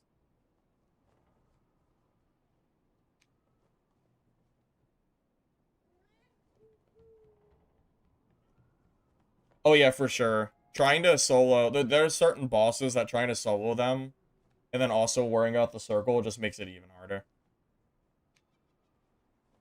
You know what I am worried about? I saw SDF talking about wanting to remove the circle from the game. If they remove the circle and then bring it back, I feel like we're just gonna... I really hope we don't continue this cycle of constant changes where they remove and bring back stuff over and over and over again like that. I really, really hope they don't end up doing that. You know, if they decide to remove the circle, which I think is a good play, just remove it and then throw it away. Don't try to bring it back for the third or fourth time. You know, just get rid of it and we call it a day. You know, I don't know. I think that would be the best way to do it. I'll be right back. Has SDF confirmed the circle's gonna be gone, or has it only been mentioned? Because I'm not aware if it's confirmed or not. If it is confirmed, let me know. But I thought it was only talked about, not guaranteed.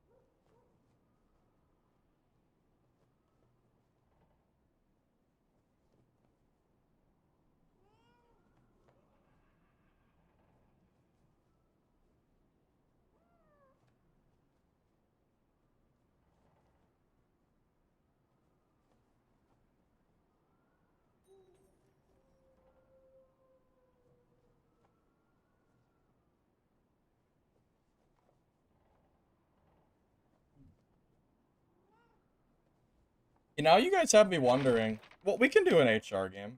I am a little bit curious if there's players here or not. We can give it a try. I don't really care about the gear, so we can see.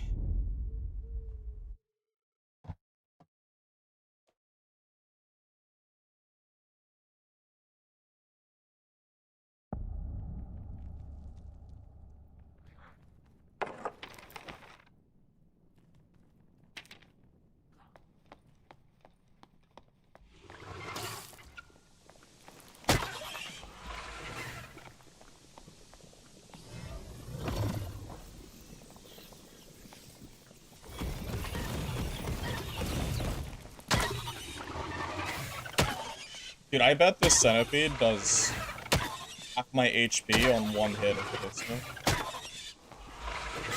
I mean, it's like not hard to fight it or anything, but I do bet it's like probably crazy.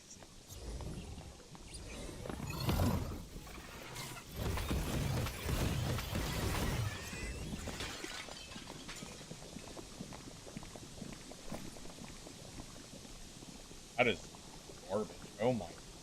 That is so bad. Okay. Well.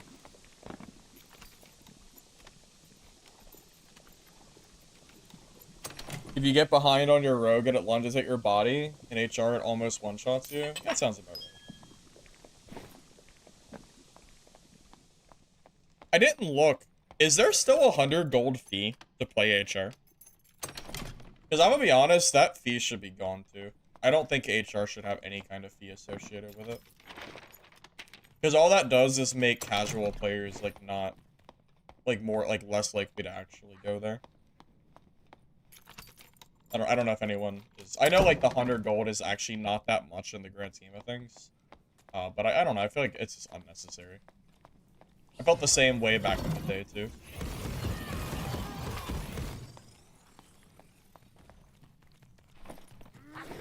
Wait, is there Falchion Bargain in HR? I remember they took it away. I'm assuming they never added it back.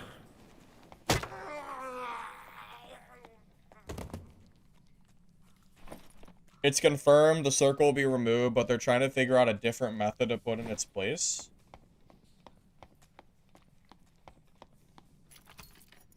I don't know if that has me excited or scared.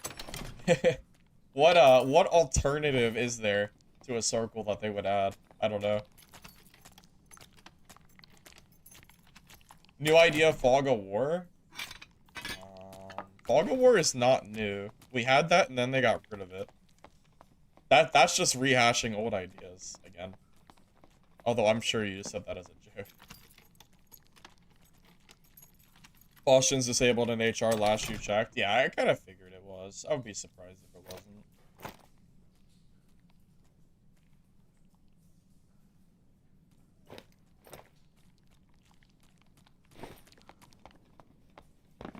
Fog of War's a joke? Oh, okay. Okay. Got it. How did you guys feel about Fog of War?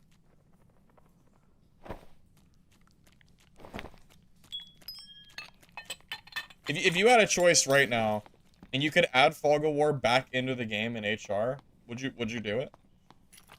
I personally didn't really like Fog of War, but I know some people were very, like, very much were upset when they got rid of it.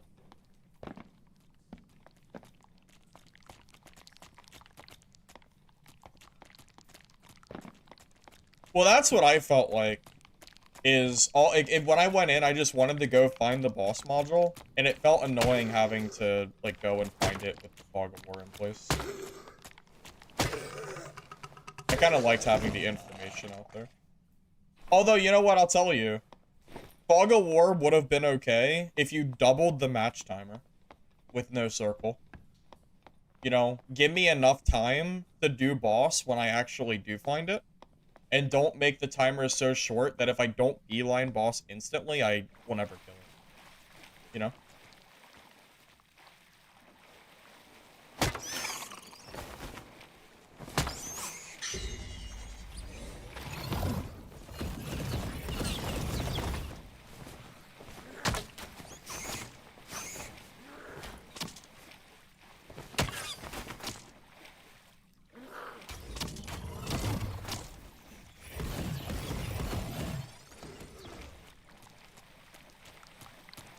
It was during when Landmine Rogue was rampant.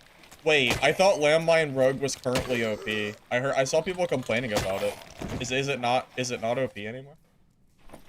I swore people were complaining about Rogue on this game not that long ago. I swear they were. Correct me if I'm wrong.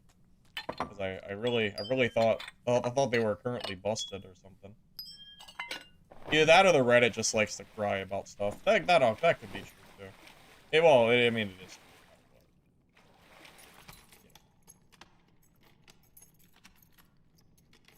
Oh my god, Fog of War and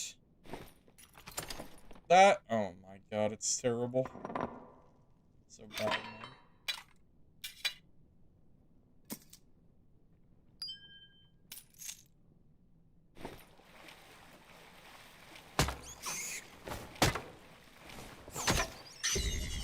I wonder how many people will be in this game.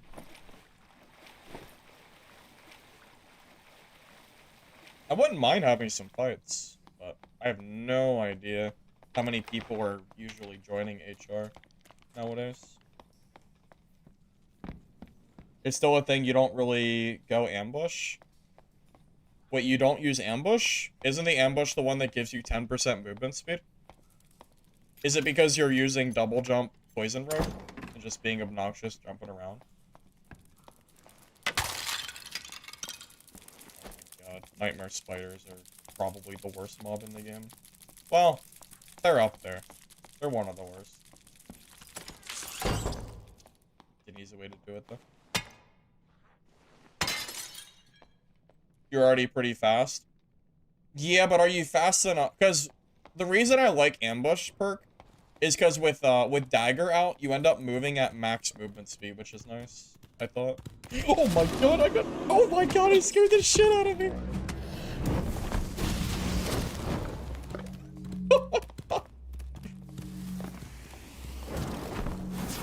Bro, that scared the shit out of me.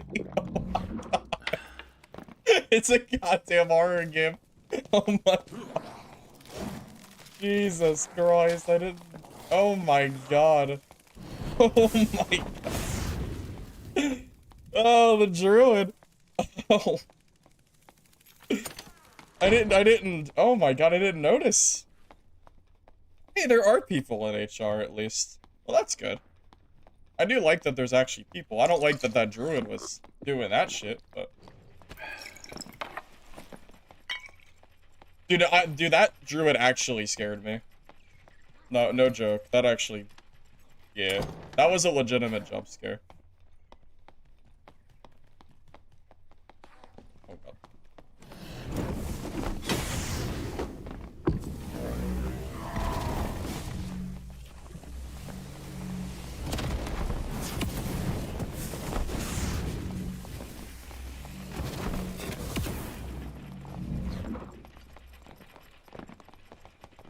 Oh no, I might be dead.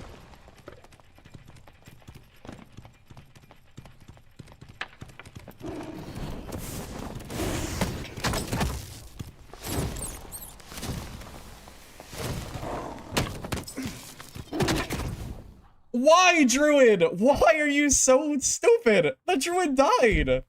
Why would you do this? He's dead. Why? Oh my god, Druids are so stupid. Why? Why?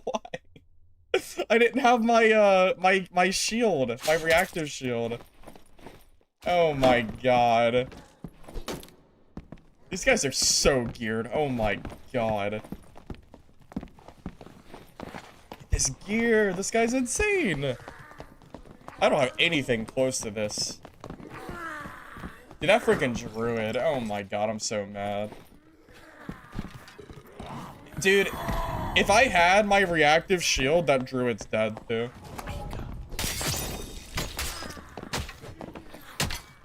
Oh. Wait. Oh my god. Come on. Let's see. Oh. HR has a timer. I forgot about that. Oh, that freaking druid. Oh, I'm so sad. Oh my god. Freaking druid, man. I'm so sad. I killed him too. Oh my god. Wait. Can I buy this for my quest? Wait. You can buy a looted staff? Wait, I gotta try this. Oh, it's bait. Oh, it's totally bait. You can't. It said I could, but I actually couldn't. Probably thought the barb had me low.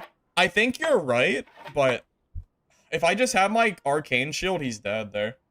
Ah, that's so sad. Well, what are you gonna do? What are you gonna do? I don't really have any good gear, so we'll just kind of wear whatever I have in my stash, I guess.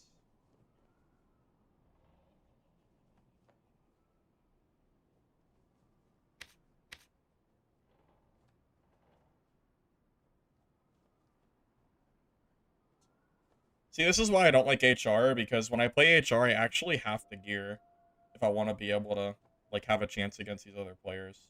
If I play normals, I can just go in with Squire and be done. Like, grab, like, a blue weapon, and I'm already ready. And then I can just loot on the way. And then I don't have to sit here and, like, build kits. That is part of it. For sure.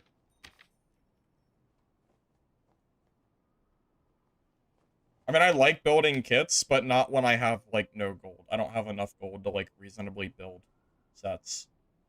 There's a level of, like, how much I need to play the game before I'm ready for HR, like, this late into the season. I'm, like, nowhere close to that.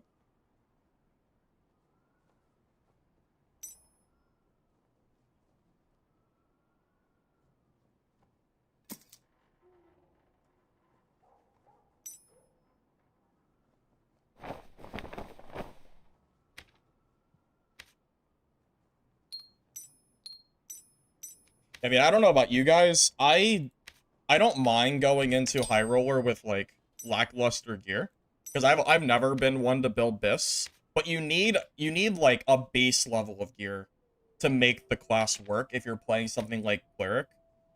Well, Cleric too, but Wizard in particular. Wizard, like, needs gear.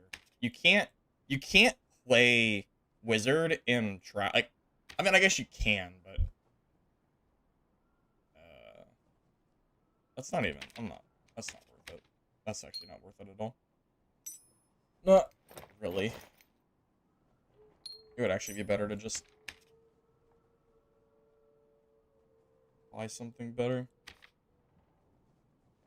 Yeah, it's just better to just buy that.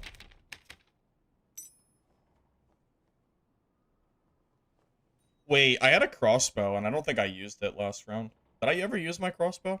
I don't think I did. I think I totally just, like, forgot. Oops. Oops, oops, oops. I totally did.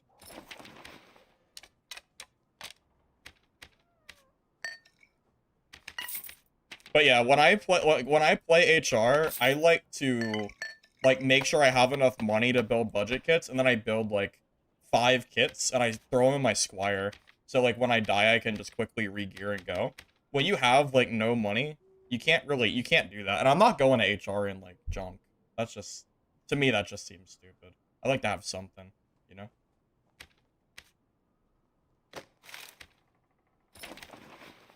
Alright, well, we did kill the gear. I'm assuming he was geared. We did kill him, but, yeah, just an unfortunate third party, without our skill up.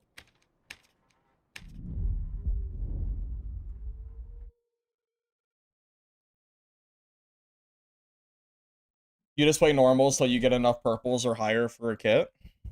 Well, so what I normally do, like, if I was gonna play from, if I was playing from the start of the season, I would go to normals.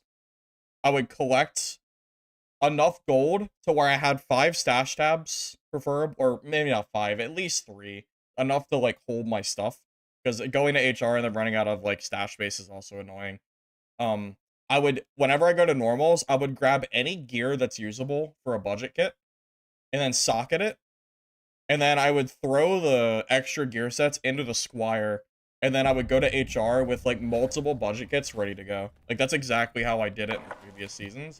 I just haven't been playing, so I don't have the sets. It's actually pretty hard to jump into HR with no gold and no stuff, because it also costs money to go to HR. So, like, if I go in with junk gear, I'll probably on average end up losing money. Also, the gear isn't, like, that great in HR, unless they've upped it since I last played it. Most of the gear is actually going to come from player, like, PvP, not from, like, looting. At least last time, you know, again, last time I played it, like, Although, I imagine the mystical gem is worth doing. Like, go and kill the centipedes and then grab the gem and kind of go. I don't think the chests are worth it. GC loot's bad? Yeah, I'm pretty sure HR Goblin Caves is only worth it if you're bossing or doing the centipedes for, Mystic Gem.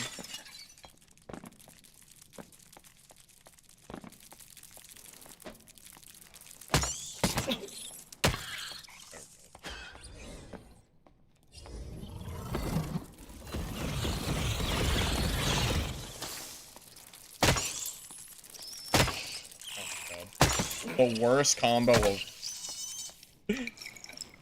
Oh my god, freaking miserable mobs to fight, man. Infinite slow and then can't attack. What better combo is there than to be slowed and then...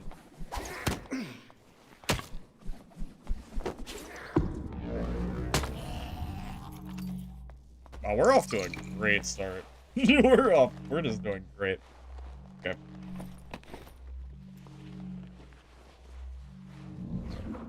But yeah, if you're gonna go to HR, you should be rushing some kind, either the hordes from bosses or the Mystic Gem Room, or PvPing, one or the other. I think going to HR to loot chests generally is probably losing money compared to just looting in normals, because the gear is so similar, at least in like the small chests. But the fact that you can get an artifact or chests definitely does make it worth going to HR for those specifically. Again, it wouldn't be a problem if I was playing from the beginning. That's not the issue. Yeah, it's the issue of I'm just broke. I have no money.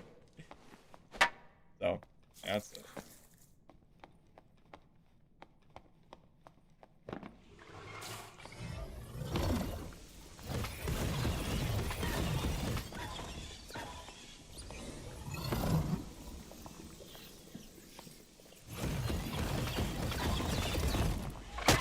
Because, you know, one of my favorite parts about playing this game is building, like, full budget kits that I know are, like, good contenders for PvP.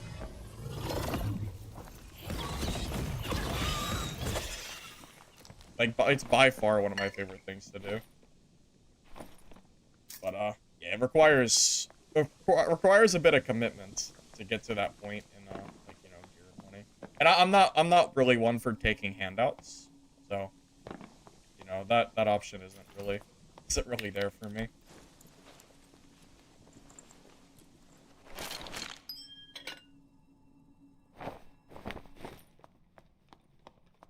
You know, these are good, unless they nerf them, which it doesn't appear that they did.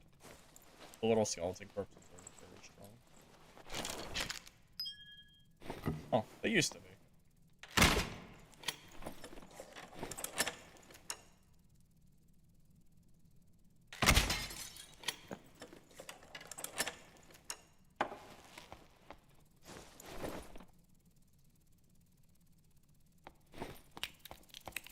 Hey, Crumbs, what's up, man? You can't believe I... Oh. Crim, I don't know exactly when you sent that message. I saw it, but I don't know exactly what you were asking me. When you said that you can't believe I did something. Was it PvP, or was it when I got jump scared by that druid?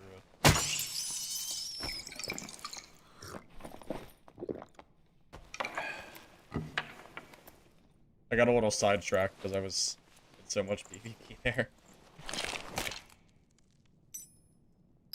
But yeah, I've been doing good, Crumbs. Thank you for asking. I saw the news about Dark and Darker, so I figured it was kind of a good day to stream and just kind of put the word out there, kind of deal. Because I did say that I would do another stream when LawSuit info came out, and this is exactly what I was waiting for. Not, like, just for streams, but just in general. No, like, wanting to know whether Dark and Darker was, you know, gonna get removed from Steam or not. Seems like the answer is no. When I bought the looted? Oh, yeah. Well, it had a quest icon on it. I thought they updated it.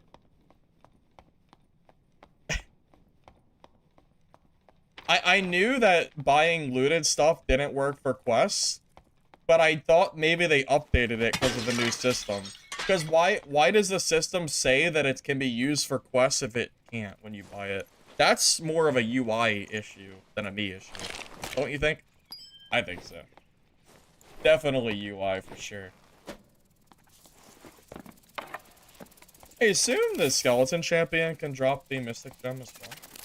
You know, I'm spending all this time looking for this mystic gem.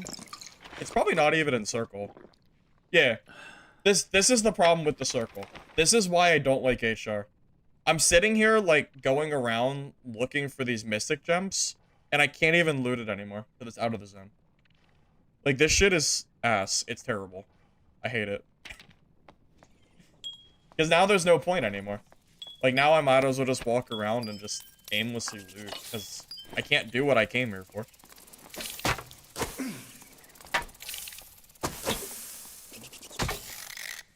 I'm glad I checked and didn't waste my time, but... Because the champion doesn't drop gold keys anymore. The only thing that I could get from him would be good, would be the... You know, the key, but... no point.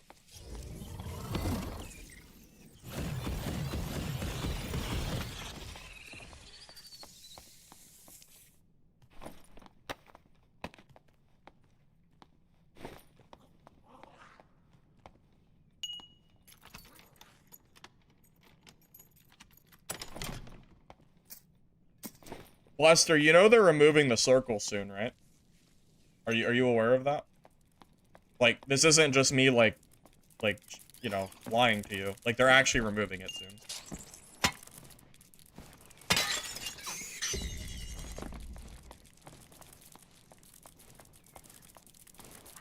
Again? Yeah. Yeah, if you go to the Discord under SDF's kitchen, he already talked about removing it. That's why I said that. Because I personally would rather the circle not be in the game, but SDF has already said that he doesn't like the circle. Yeah, this is, you know... I don't... It doesn't matter to me if you agree with me or not, Lester. You know, to each their own opinion, right? But, just know that SDF is removing it again soon. So, you know, just... You know...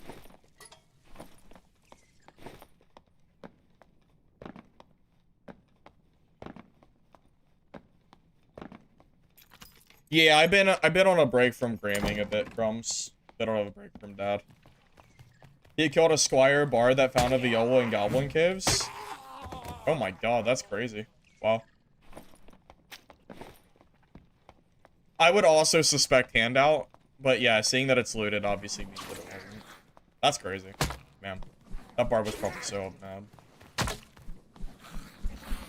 You know how I usually get, like, my gold for seasons is usually killing the super geared guys with my budget gear and then selling it on the auction house, and then I have infinite budget gear. I mean, Bluster, HR can be more difficult without being, like, anti-fun. I don't understand how is it difficult to rely on RNG to enter a room. Like, the key room, it's literally just RNG where the circle goes and where the key room is, right? So it's not difficulty, it's just RNG, which is, in my opinion, not very fun, you know? I mean, what is there to do on Goblin Caves? There's no red portals. Like, the content on Goblin Caves is the Mystic Gem Room and the bosses. That's the only content they've ever added to caves. So, for the circle to basically nullify the content of the game is very annoying to me. Yes, this is part of why I don't play HR, is because of the circle, and closing off the shit that I actually want to do. I also usually make less money in HR, unless I find big ticket items, because I can't do the shit I want to do on HR. Now, to be fair, I do make more money on in HR through PvP. I will say, because normals, you can only wear blue, the high ticket items that people wear, I can make very good money PvP. 100%. But that's really where I make most of my money usually whenever I played HR back in the day. And I don't think HR is even hard. You know, it's weird. I don't know why, like, I feel like people, like, look at HR and go, like, that mode is hard. I don't really view it as hard. I just view it as more geared, you know? Like, the players aren't harder to kill. They just have more gear that I need, so I need more gear to compete with them. But when I'm on an even footing, I don't feel like I'm ever at a disadvantage, you know? Or even budget gear, I feel like it's fine, you know?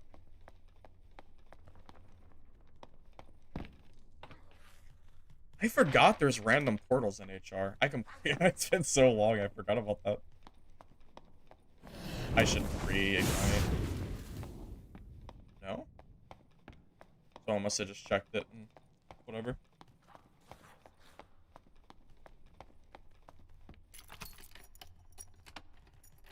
But how people are complaining about mob difficulty circle? You think they really don't have any other variables to make it more difficult? Well, bless her, I don't think HR needs to be necessarily difficult. I think the difficulty in the current moment is fine. I don't know. Really, the way you make it more difficult is by adding more varied mobs. I would say that's probably one way to do it. I mean, when's the last time we saw new mobs in Goblin Caves? It's been a hot minute, I would say. Oh my god, I lich. You don't have to tell me how much you hate this game. Don't worry. I already know that much. That's true. HR mobs are annoying, but I think part of that is because it's made for trios, not solos.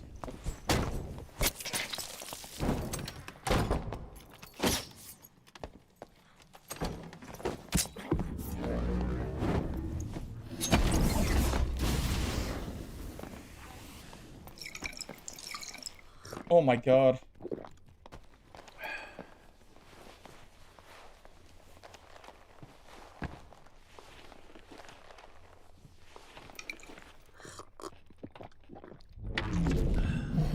If I didn't pre-ignite around that door... Oh, he kills me, by the way.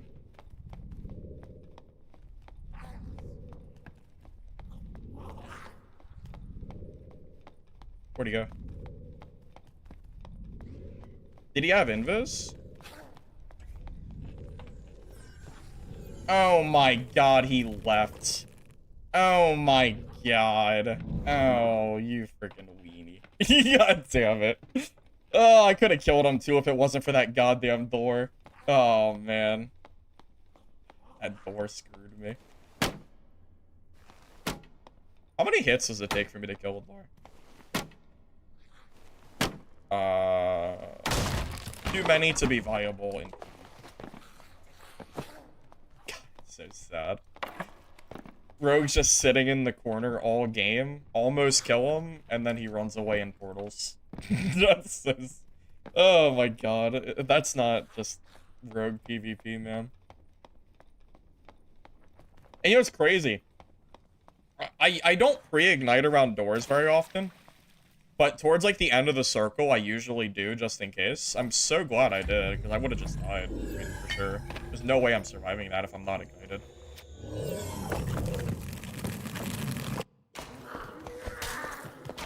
There's another player. You're dead. I think he's dead. You are not gonna try to use that against an archer. You are not. No way that goblin's not gonna hit you. No way. You are the luckiest. Oh my god.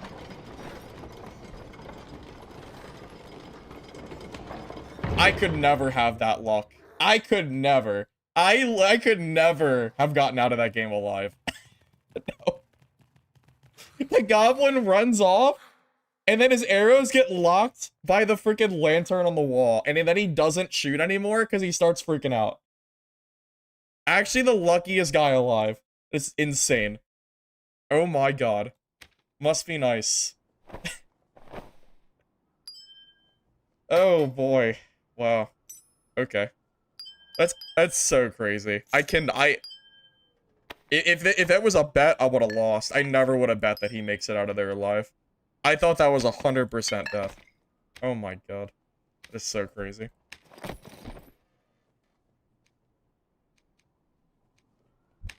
He did roll a freaking 20.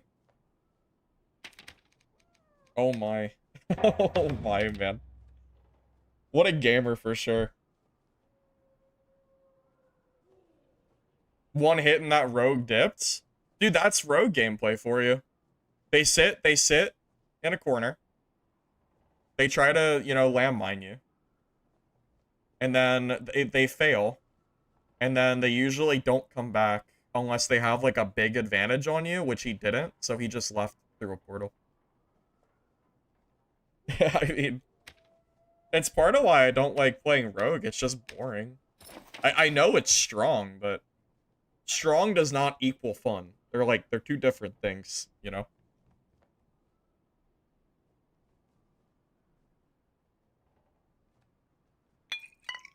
Straight up though, in a melee fight where I have ignite up, I beat rogues, I think, on average. As long as I don't like goof up or miss. I bet you if that rogue got hit with another headshot, he was dead.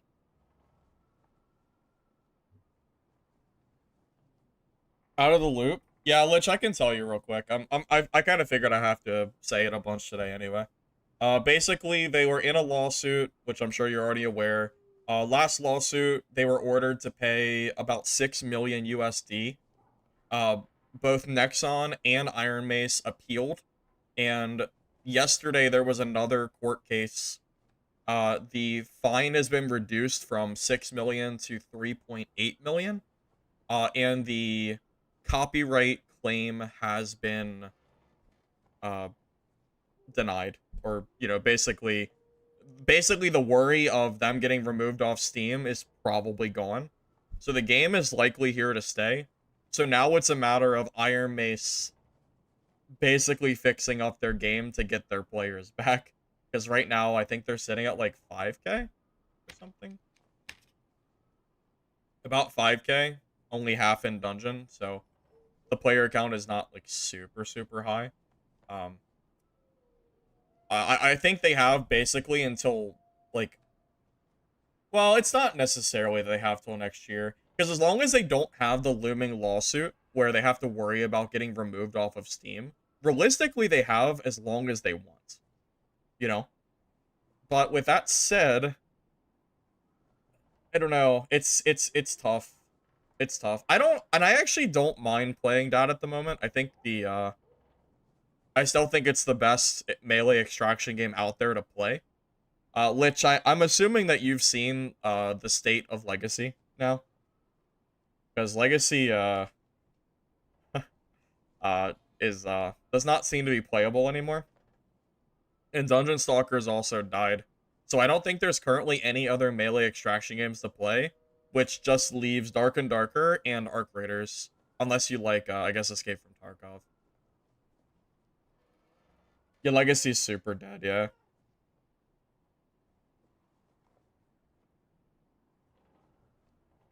Lich, unfortunately, most of their tourney days were all Saturdays, and usually on Saturdays I'm not home.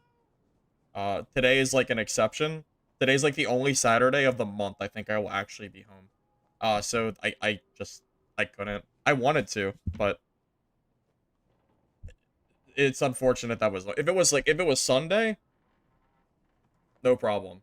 Any day of the week, depending on the time, would have been okay. But Saturday is usually not going to be good. But I'll tell you what, Lich, once Mistfall comes back, you know, back beta or release, yeah, you already know I'm going to be there for sure. You already know. It's still my favorite extraction at the moment. Assuming that the developers don't screw it up somehow, which I'm kind of used to at this point. I'm sure something will happen. Probably. Hopefully not, though.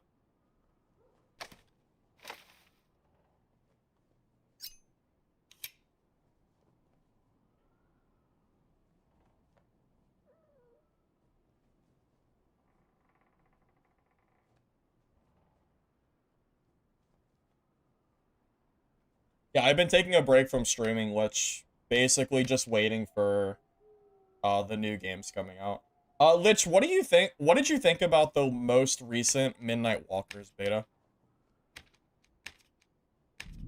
Because they delayed the game, and I kind of feel like that was the right call. Because I'm not too sure if I'm super stoked for Midnight Walkers based on the last beta that happened. Just curious what you thought about that.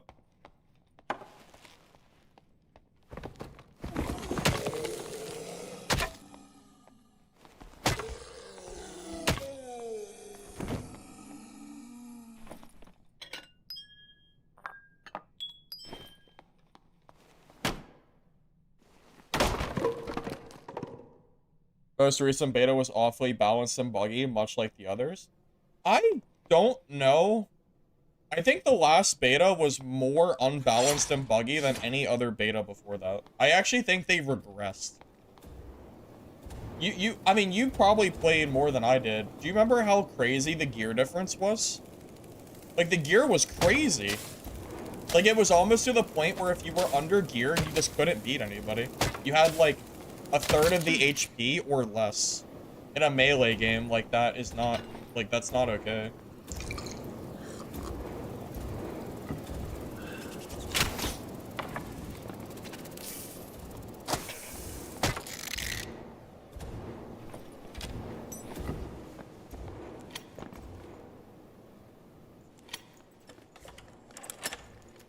You have Abyss with 380 HP versus Crash at 150. The answer is nothing. They can't do anything. I forgot to do this.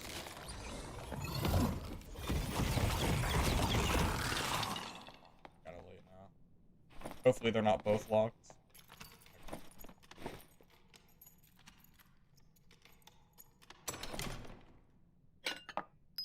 Pretty chill stream. Yeah, that's all today was supposed to be. Just a chill stream. It wasn't really made to be anything. Well, we actually got good news for once for IronMace, so you know, I feel like that kind of kept away the combative players that I'm used to having in some dad streams that just tell me the game is dead and ask me why I'm playing it. So at least we had some good news to share today, which is you know, kind of a kind of a rarity. So I was happy about that.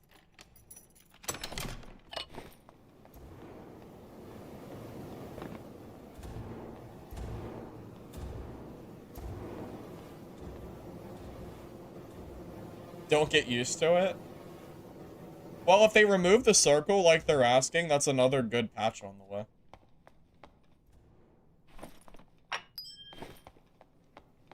I mean, don't you agree? Or well, actually, well, you won't agree, probably. Yeah, I mean, I guess actually that was a dumb question. Obviously not, right?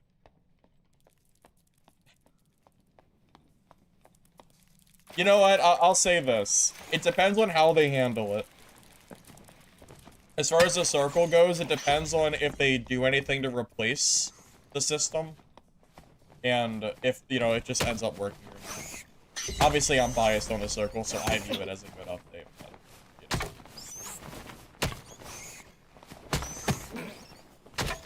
Oh my god, these bats are insane. Why are they so beefy?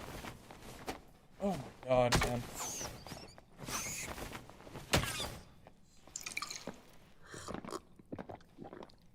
You don't mind either way, like with or without the circle?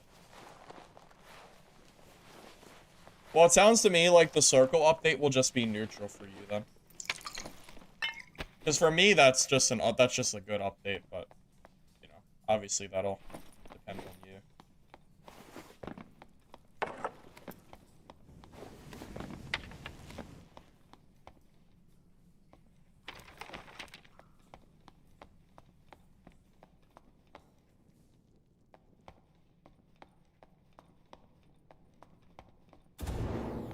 I feel like having a circle also directly benefits classes like Rogue, who can sit in corners and wait for people like casters to come by. Because I have to go towards them eventually because of the circle. I don't have a choice. Because the game will push me through it. Which is really, really bad for casters. You know, walking, like, past a rogue is so bad for me. I got lucky that last rogue did not kill me, and then I pre-ignited it, but if I don't ignite, it's a whole different fight. I'm probably dead. You think that if they remove the storm, they should have random POIs with better loot? Yeah, of course they should. I've been saying for a while now that random POIs should have better loot. They already have that in Mistfall Hunter, and it works out great. Dungeonborn had it at the end of its life cycle, but it was too late. The game was already dead and far gone. It's literally just an upgrade to have random POIs with better loot. There's no reason for this game not to have it. There's no reason. So, yes, I do think they should do that. No question. Would love to see that. I don't think Midnight Walkers had that either. I don't believe. Like the random POI stuff. Like it's all just random. Or it's all like you just loot the map. How about a Dungeonborn? That's a big can of worms. The TLDR is that they ran out of funding and then the game died. That's kind of the quick version. There was a lot more that went on to it, but yeah, Dungeonborn is not coming back. That game is dead and gone for good. I would totally play it if it came back under different management. Different management, good developers. Yeah, I would consider it. Dungeonborn 2. Why not? What do we have to lose?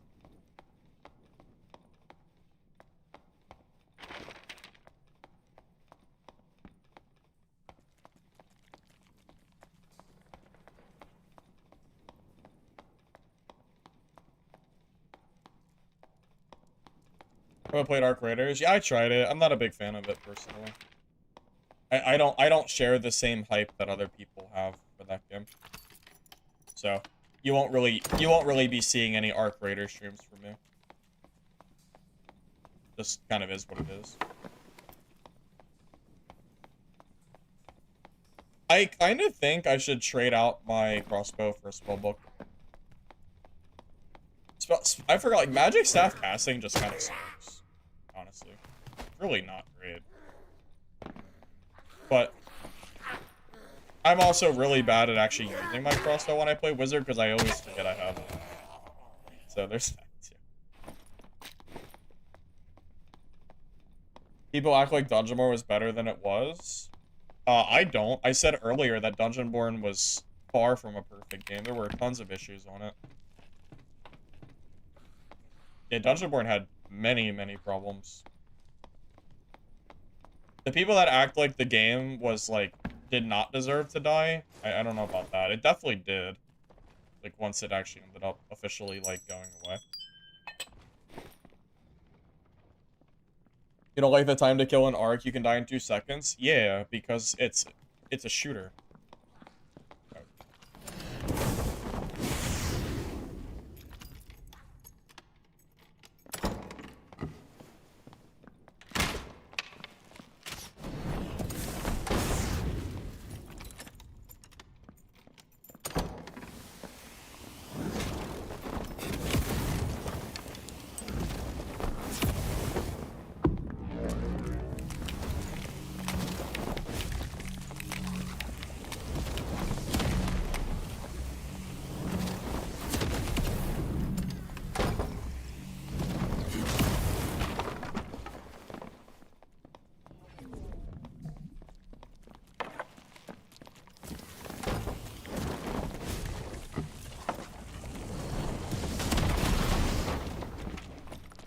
So low.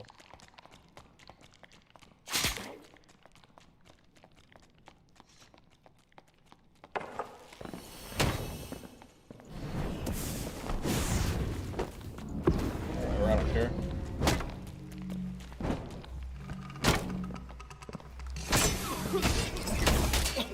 Oh, god damn it. It's unfortunate. I need a spellbook. The staff is too slow. Oh my god, he has 5 HP. He's like in Bis too. Oh my god, he's so geared. I didn't know he had 171 health! Oh my god. I need a spell book. I don't have a spell book. The staff casting is so bad. Oh, magic staff. Oh my god. Freaking spell book, man. For the crossbow, it's so bad. I kill him for sure if I have the speed from that. I had 110 HP, I think, and he had 170. I know, it was very close. What a headline? What do you mean?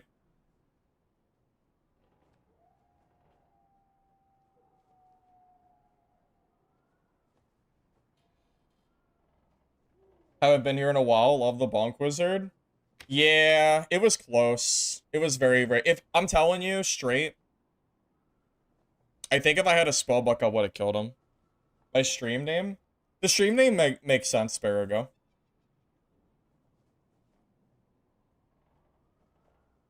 The copyright claim got dismissed. So the chances of IronMace getting taken off Steam is very, very low, if not zero at this point. So you don't get it? What do you not understand? They were sued for 6 million last court hearing. They both appealed. The most recent appeal got reduced to 3.8 million, and they also dismissed the copyright claim.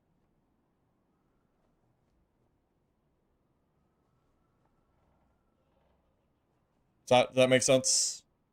Probably. Well, I don't know if I have enough money to keep going to HR. I just want to tell you though, straight up, budget gear wizard, I can definitely kill HR players. That guy had 5 health and he was in like this, and I had trash like greens and blues. Straight up, if I actually have been if I actually had like my stash situated and I had some gold, just to make some like decent budget gear, easy. I could be winning these fights for sure. I'm confident. That said, I'm gonna go to normals because I actually need to make some money. I'm actually just losing money because I'm like a little bit too outgeared. And I'm getting like really close fights. I guess you could argue all it takes is one fight where I kill someone in BIS and then I make like 1 million gold. Which there's some merit to that, honestly.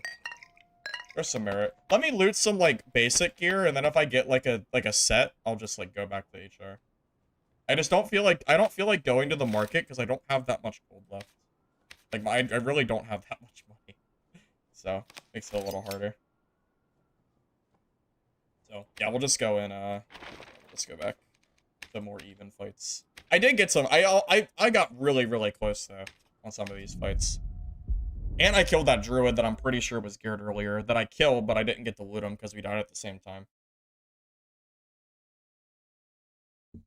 Just go to Watermap HR if you want money. I don't really want to farm money, though. I just want to play the game. I'm not... When I say I'm going to go to normals to make money, I say that because I don't have enough money to, like, reasonably play HR at the moment. Like, I don't have enough money to make kids. Even though I'm good, even though I'm like pretty efficient at playing with budget gear, you got to keep in mind my wizard. I haven't like played it at all this season. Like this is the second time I think I've played wizard this season, so I didn't have anything like ready to go. Yeah, he got the parry on me from that. If he didn't parry, he was probably dead. I'm telling you, man. Yeah, I really screwed the pooch on that fighter. I'm telling you, I think Spellbook is just better to have. Because the casting time, like the casting on the staff is just so trash. Straight up, though, Meld is really good against PDR fighters. The 15% PDR is really big. It is not a small number. Because it's flat PDR. I mean, it was better before when it was 20, but 15 is good still.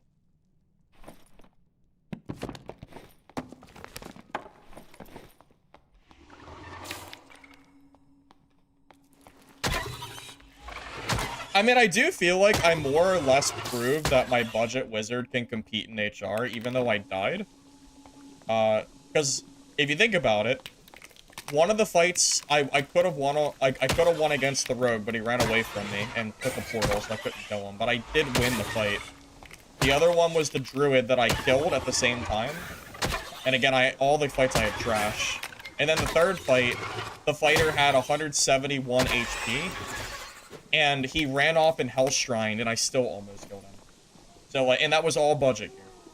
So really, I feel like I proved that, like, budget wizard is actually still very competent in High Roller. If I just had, like, a little bit more gold to, like, make some kits, we'd be... But yeah, more or less, I would say, like, you know, it was proven. Even if we didn't technically, like, kill and loot. This is your first fight after farming the Stingray. You got your first named. How do you trade it for coins? Probably trading posts is where you're gonna want to go. Unless it's a crappy artifact. Depends on the artifact, though.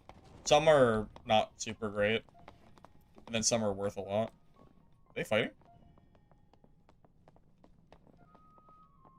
I'm gonna third party that. I think they're fighting.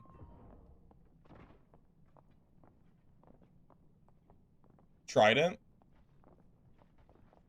Yeah, that's a newer one, I think, for me. I don't know what the Trident does. Yeah, I think that's a new.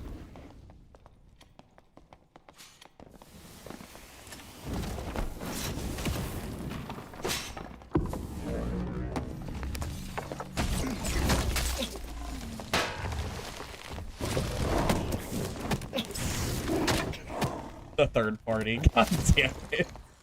I mean, I can't complain, because I third partied, but oh my god, that freaking druid. I had this bard too, man. I'm telling you, on the start, this bard's in blue abyss, dude. I could have killed him for sure. Oh, that's the druid, never mind. Wait, what's the bard in? Oh, he's in trash, never mind. The druid's in this. Could I have killed the druid if it was a fair fight? I think I could have.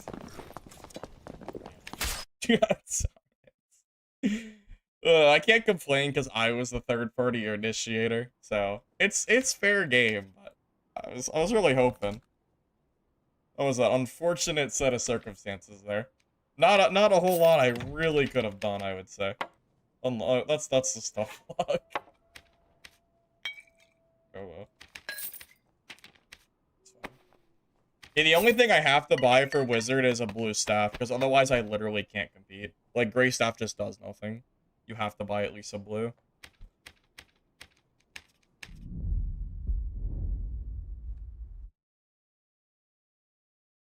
I know, it was fourth party. I was the third party, then we got fourth partied. Considering how dead my lobbies have been today, yeah, I never would have expected the fourth party. Most games I play, I don't even find a player, so let alone 3 others.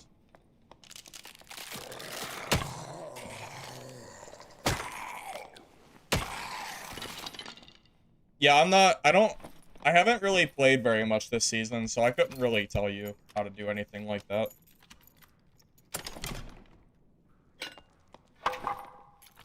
Yeah, your best bet is to just go to trade chat and just spam however much you want to sell it for, and then wait till someone trades you. That's, quite frankly, your best chance.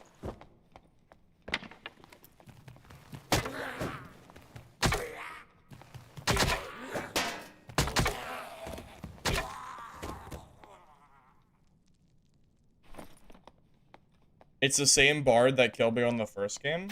Is it? I'll take your word for it. I mean, Zoe, how many people do you think are currently, like, how many people do you think are in normal goblin caves on, like, my server? It's probably not that many. I bet it's, like, 50 people, or 100 people or something. So, yeah, we're gonna see the same people a lot. I mean, that just goes without saying, though.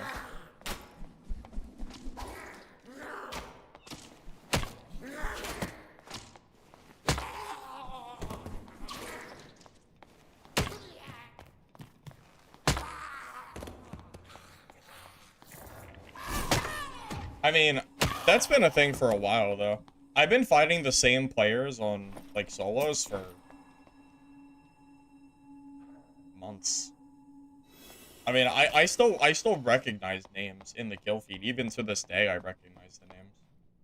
This is nothing new, though.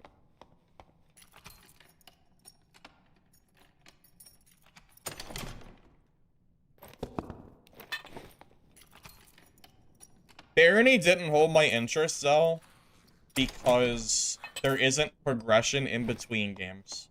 I like rogue lights, not games like Barony where there's no progress.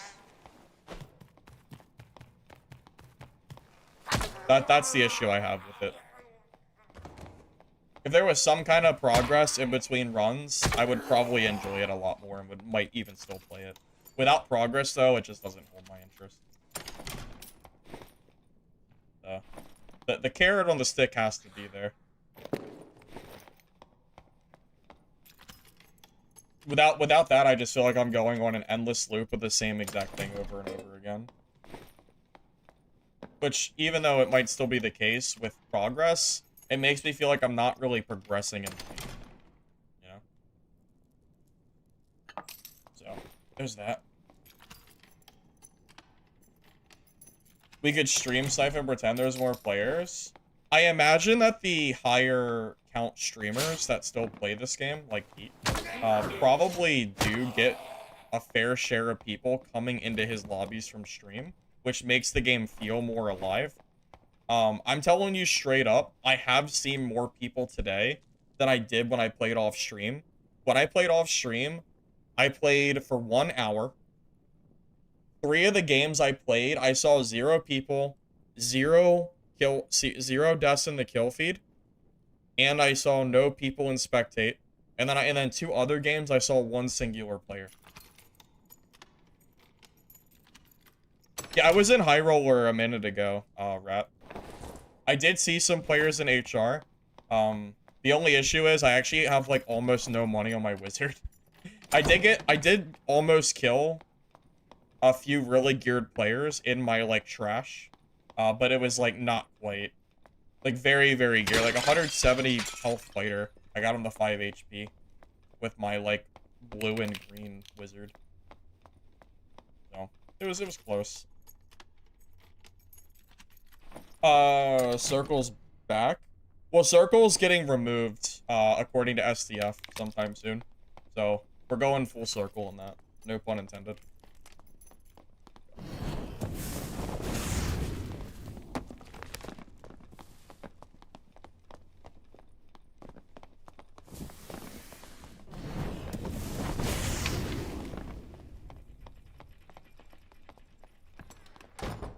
My God. Oh, boy.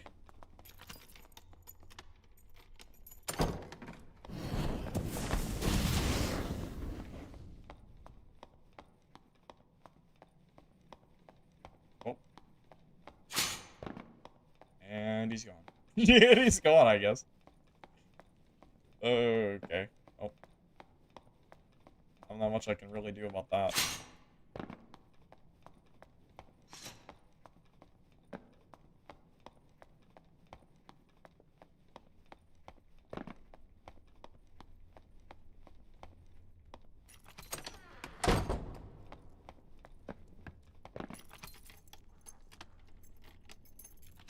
What does it say to the game? Is it worth the try? I mean, if you haven't already played this season, I don't really know why you would play now, but the only reason really would be if you're bored and just want something to play. I mean, there's not, like, much reason to play now versus just play when the new season comes. Whatever that may be. But, like, if you just want to play that... Oh my God, are you serious? Bro, either fight me or don't. I hate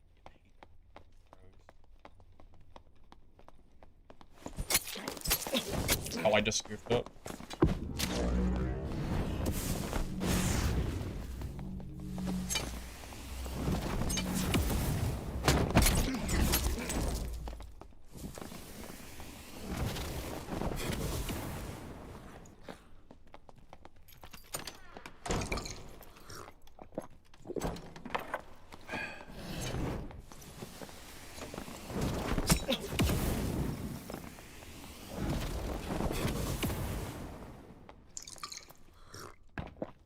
I hate rogues so much.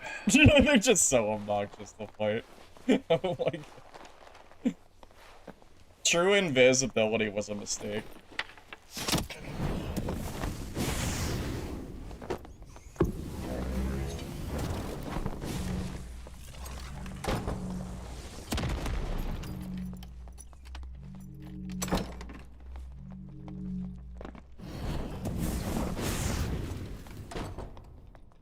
True invis was such a mistake, IronMace. What have you done? What have you done? Oh boy. And because I'm a wizard, it means that I have to go campfire. It is basically impossible for me to ever campfire. Was Rogue not always true invisible? Yeah, there actually was an update where Rogue was not true invis, and then they reverted it because the Rose complained. It was actually one of the most fun times that Dark and Darker has been in, because Rogue was either weak, or you could see them while invis with like a glimmer. It was great. I loved it. Bring me back, man. Absolutely bring me back. I freaking wish. Oh, that would be so nice. I could either campfire or leave the game. It would take longer to campfire. I'll just leave. Is that Rogan like Biss or something? Yeah, of course he's in Biss. He's playing like that in like full blue. Yeah, that makes sense. Yeah, that seems about right. It seems about right. Oh god. Dude almost died too, I'm pretty sure. I was in Squire, pretty much. I mean, mostly Squire. Because I had some like random greens that I looted, but I had a feeling he was probably pretty weird. Go back to spectate him, he's just sitting behind a pillar. Yeah, that's how it be. That's how it be against rogues. Yeah. Whenever I play rogue, I do the same exact thing. I just sit in the corner and wait. Like the good rogue I am.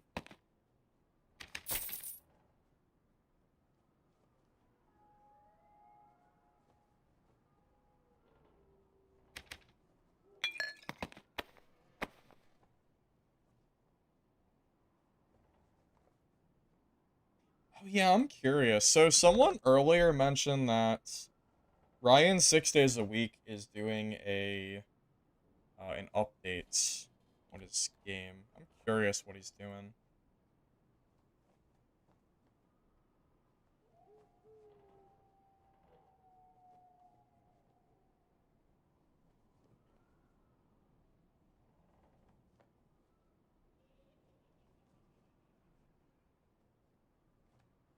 You guys want to watch Ryan 6 days a week's creator video for the game he's making? Apparently that's supposed to be like similar to Dad. I'm kind of curious.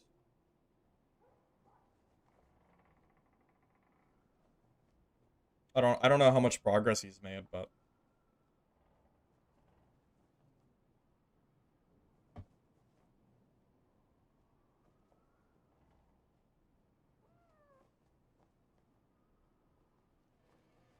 I'm setting it up now. Just give me a second. I was actually thinking about watching this earlier. I just didn't get a chance to do it yet. But I am very, very curious.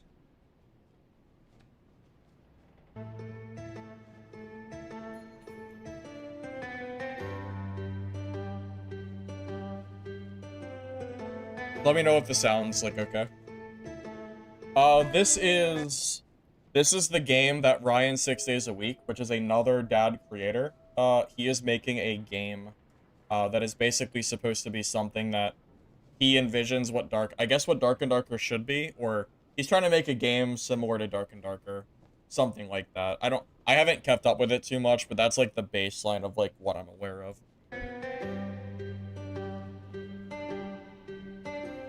Yo, what's going on, gamers? It's Ryan 6 days a week, and welcome to episode 3 of the Underkeep devlog, where we're going to be talking about the magic and casting systems, as well as how they're designed and how they fit into the greater picture of the Underkeep.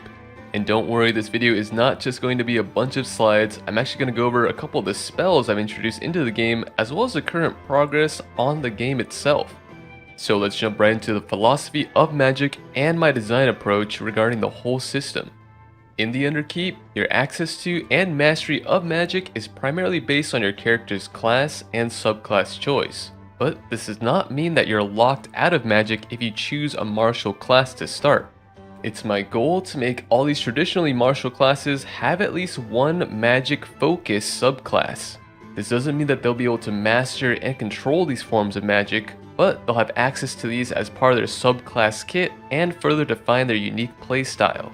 For the already magic innate classes, they'll actually begin their class journey as just a generalist Oh no. magic user. Oh no. He's adding a druid. I hope I hope it's not like Dad's druid. Oh, I hope so. That's a scary word right there. That is a I don't know about you, but if Dark and Darker never added druid in the first place, I think the game would have been better. Anyway. And have access to lesser spells. Subclassing down the line gives them access to a very specific magic form, which we kind of talked about in the first video. I believe we used the Fire Mage subclass of the Wizard as an example. And no, this does not mean that all classes will have access to the same lesser spells. It just means that as a general idea, the classes will be fairly weak in all magic types until they subclass and focus in on a singular magic type. But what are the magic types found in the Underkeep? Well, there are 4 elemental magic types, fire, water, earth, and air, and 3 fundamental magic types, arcane, holy, and dark. All other forms of magic derive off of these 7 base magic types. Now, for the sake of balance, these kinds of magic relationships are going to be more important to understand in PvE than PvP. I do find it interesting that he is going to have a seemingly more in-depth magic system than what Dark and Darker has, where you just pick a class, select your spells, and go. Even though I know Sorcerer can combine, but it's still ultimately the same thing. It looks like he wants to have it a little bit different, from what I can tell. So, that's kind of cool. PvP, magic resistance and bonuses will be more general, though you can build specifically in different elements and fundamental magic types. It won't be as crucial as PvE. For many of the endgame bosses and challenges, you will feel a noticeable benefit from using the correct magic type. I won't go as far as to say that certain magic types will be required for certain content, but I will say you will be rewarded for preparation. Locking you out of certain parts of the game just because you chose a specific subclass is never my intent or goal. For magic power, or how strong you can become as a magic user, if you go for general stats, you'll have a relatively low ceiling on how strong you can be. If you go for form-specific magic power, you'll have a much higher stat ceiling. I know I've repeated the idea a number of times already in this video, but I do believe that for there to be very unique and specific playstyles, there has to be trade-offs. This line of thinking is not limited to just function when I was designing this system, but it extends to form. So the stronger you are, the more specific your gear is, the more easily other players will be able to read your build and playstyle. I want this part of the game to be just about intuitive to the players, which is why I'm very cautious in adding in art and why it's taken me so long to integrate art into the game. Because for one, it needs to fit thematically, but there's a balance component that needs to be considered with every visual. Alright, now let's take a look at something a little more exciting. Let's take a look at the Cryomancer subclass of the Wizard. I'll show off a couple of spells here, but I am gonna... So, I'm pretty in the dark in terms of what he is currently making for his game. I don't know if I, didn't notice when he was... I don't want to, rewind. Is this game going to have, blank slate characters where you kind of can spec into anything on that guy? Because I saw the classes that he's going to have, like the Druid, Mage, etc. But then I also heard him briefly talk about having a certain subset of magic to make it stronger or not. So I don't know exactly... I don't know if his game is just going to be a basic class system, or if it's going to be a class system and then tied in with these other systems. I'm not exactly sure what his plan is. I don't know if anyone who's followed more could answer that, but yeah, I'm just not 100% sure. Maybe he'll explain it more as we go. I don't think I ever watched episode 2. So I probably missed some stuff as well. keep a couple of things hidden. A lot of things hidden actually. It's pretty exciting. I've made to that point in development where I'm working on things that I do want you to discover on your own when you get around to playing this game in the future. I'm really looking forward to that day.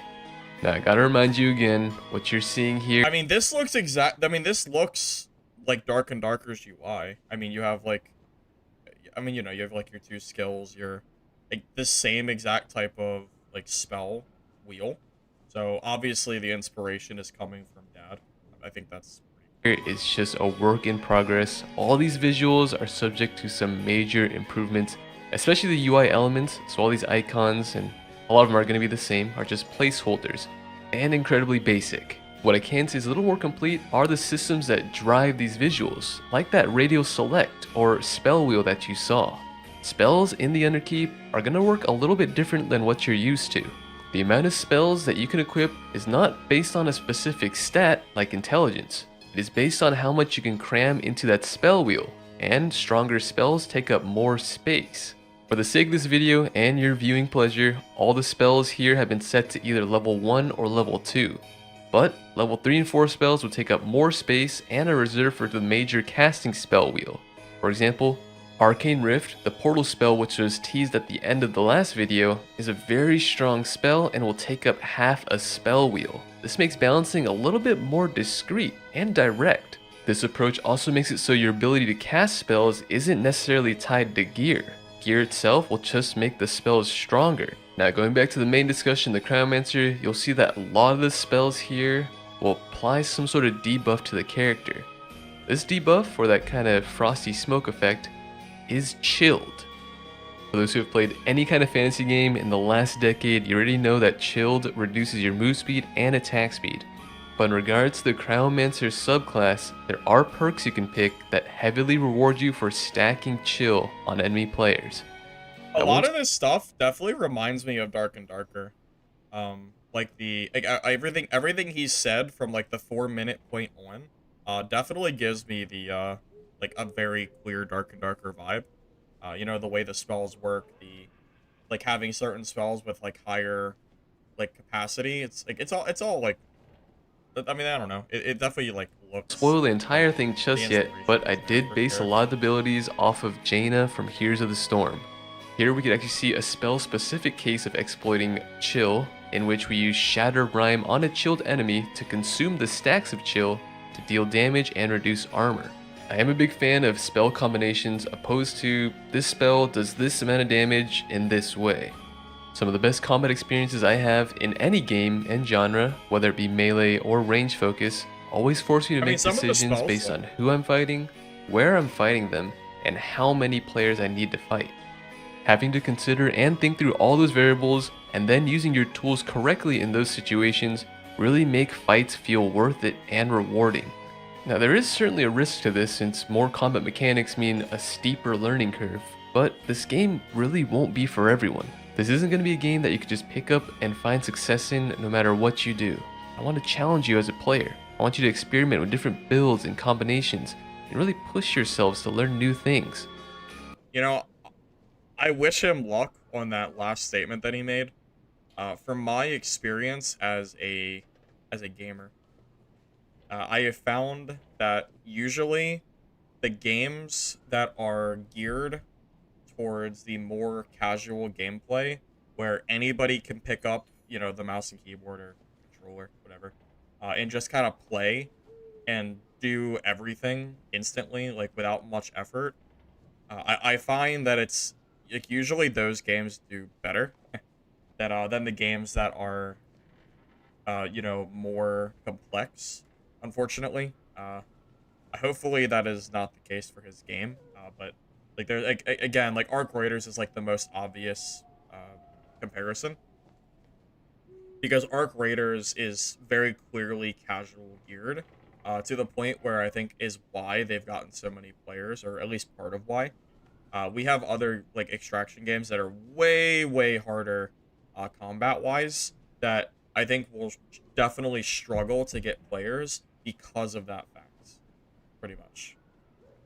So there is definitely something to be said about having the gameplay be so challenging that it actually isolates your player base. and it makes it harder to hold like a certain number of players. Not like a good example is Sword Eye, which you probably haven't even heard of, or maybe you have, I don't know. But it's a game that's not out yet, but it's a almost like a Mordhau like For Honor combat system in an extraction game. And I can tell you straight that the game combat is so hard that I don't know how many people will actually play it when it releases because it's just so difficult, you know. I want you to look back and really understand the progress you've made as a player and not just a loot collector. Trust me, it really makes things that much more enjoyable. I mean, think back to the first video I posted about the Underkeep when I just began working on it. Everything planned was just a plan. Now I'm finally starting to see things become realized, become actual game systems and interactions. Trust me, there's still a ton of work that needs to be done before I could even consider calling this a game, but The difference between a game like League of Legends and an extraction game like Dark and Darker is completely different. Because League of Legends is a game where you can get on and play on an endless loop without having to worry about losing your gear. Because you're not considering the added layer of having loot that you're losing. Like there is a massive difference. It's not just that the gameplay is hard, it's also that you're adding extraction on top of it. And most players are not patient enough to play a game that requires a certain level of combat. There's a big difference between the two. Even because there's games like obviously again, like games like Chivalry or Mordhau, they did well when they released. I don't know if they're still like popping or not, but they had players. But for an extraction game to also have that added layer, it can be challenging. I'm just based on my experience with extraction games, it can be a challenge for sure. it's nice to see how much progress I've made. And this is only devlog video number 3. I can only imagine what we're going to see in devlog number 10. Now that's going to be something to celebrate. As for the dungeon itself, some things have been updated, but some of course have stayed the same. I'm taking the approach to level design very cautiously. As you know, I want to implement as many puzzles and challenges as I can into every tile set of the dungeon, which means just about everything that appears in the dungeon should have a purpose. There shouldn't be clutter just for the sake of it being clutter. Anything that gets added has to deepen the gameplay experience, even if it's just through lore, which unfortunately for this video means there's still a lot of empty rooms in the dungeon, but do take that as a positive since it means these rooms will be filled with purpose. And trust me here, if there's a lot of intent with design, just adding a small few things can really change the atmosphere of a room entirely. I mean, That's why these games need a arena or 1v1 slash game mode system where you can play without dungeon gear. I agree with you. I've seen a lot of people bash Dark and Darker for the existence of an arena, and I would counter with that as someone who doesn't play arena and tell you straight up that there are people that would literally not play the game at all if it wasn't for the existence of arena to use their gear that they get from dungeon. Um, Dungeonborn had like private matches, which went a step further than Dark and Darker does, and I think that was better. I would like to see these extraction games have a private match area where you can actually practice the game and get better without the risk of gear. I think that is a good thing for the game personally. And every extraction game that I've played that does have one, I think it's been good for the game. just adding interactable lights, breakable chandeliers, and pathing structures into the room from episode 2 has changed its feel and look almost entirely. It feels like a dungeon. We are very much inside of a cobblestone castle, and it will only get better over time. Again, still a lot of work to be done, code to be visualized, and art to be implemented, but we're on track for something really incredible. Are you alone that you want Dark Souls universe type game with loot system like that? So you want like Dark Souls, but Dark and Darker? I mean, see, the problem is Mistfall Hunter, it kind of has a Souls vibe to it, but I would not compare it directly with Dark Souls. I don't know if Dark Souls, I don't know if they will ever create a game like that. I just don't know if the existence of it will ever see the light of day. I would not mind having an extraction game with like Souls-like combat, because again, Mistfall Hunter it kind of has a Souls vibe, but it's definitely not Dark Souls combat. I would not mind having some kind of combo like that. I'd be down for it. Dark and Alright Darker gamers, now if you want to box? share Thanks, some of the yeah. things that you want to see in the Underkeep, please join the Discord linked below. In here, I also show some more behind the scenes kind of stuff and some footage that doesn't make it to the YouTube videos. I will say that Discord does get preference when there are critical updates to the game itself, which also includes playtest availability, since it's a lot easier just to send a Discord message out than to make a whole YouTube video around it. I hope you don't get tired of hearing this, but thank you as always for watching this. Well, cool. It looks like his progress is like going decent. I wonder. Now, again, I don't know how far away he is from from like releasing this game. I imagine it's probably at least a few years out, just because I know how long game development can take. I also don't know how many people he has behind this project. If it's just him, I would hope it's not just him. That would be a lot of work. I don't know. Again, I don't know like all the details, but I mean, I'm always down to see like a passion project. Hopefully, it ends up working out for him. You know. Isn't Elden Ring Night Rain kind of like that? No, because Night Rain doesn't have any PvP. It's strictly PvE co-op. So, no, it's I would not compare it to that. It's just him? Wow, he's solo deving this? Oh, that's crazy. I didn't know he was solo deving. Yeah, that's nuts. Wow. Okay. Gonna be a because Karazen did a whole screening. Like he I think he hired or has a bunch of people on his team now that have like experience deving. Hold up.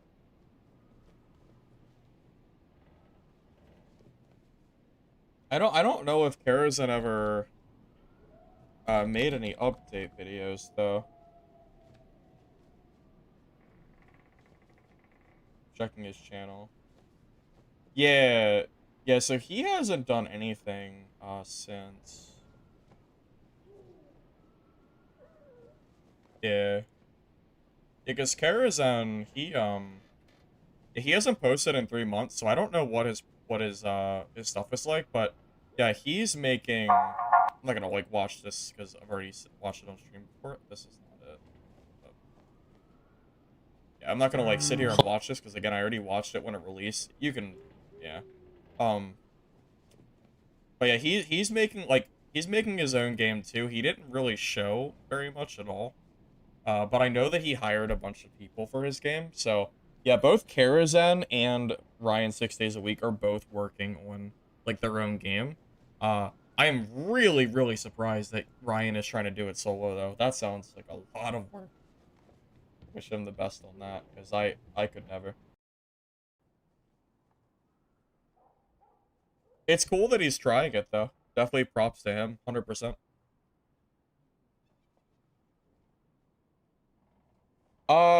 I don't, I'm gonna be real with you. At this point, I'm not super, what's the word I'm looking for? I'm not super confident. I don't know if we're ever gonna get serious competition to Dark and Darker. We're gonna find out in the next couple months here, because at the like early next year, we have multiple games in the melee extraction genre that will release, and then we'll find out if they're any, if they can compete or not. But as of right now, like we have just been through such a cycle of extraction releases, extraction dies over and over and over again. Like there is a list of games that have just come and gone off the face of the earth because and will probably never come back because they were dead on arrival, you know. What games am I looking forward to? Hunger, which is the game that's supposed to kind of compete with Hunt Showdown. Midnight Walkers, which I'm gonna be honest, the last playtest wasn't like super great, but they did delay the game, so I'm hoping they can fix the issues that were present during the playtest because I think the idea of it is fun. And Mistfall Hunter. Those are the three that I'm looking forward to. at the moment. Well, currently there are none. Right now, there are no other melee extraction games to play because the only ones that are technically available are dead.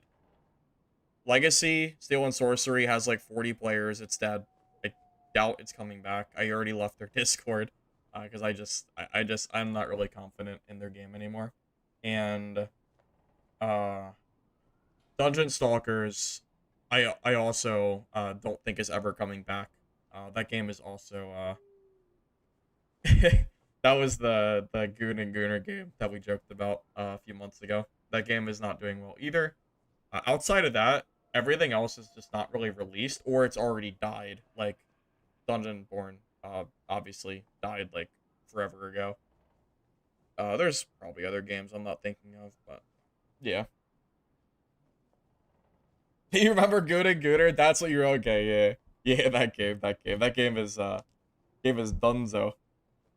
Remember the good old days when there was 50k in dungeon? I remember the good old days when I went to trade chat and there was 1,000 people in trading post. And when I was in trading post, the messages were going so fast that I could barely keep up with trading people. I remember those days. Yeah, those were the days. Yep. Yep. Yeah. What can you do though? It is cool that we have other games coming out though. You know what? I mentioned it earlier. There is a game called Vault Breakers that has a playtest going. I considered maybe trying it out on stream. But I'm not really sure how I feel about it. I'm kind of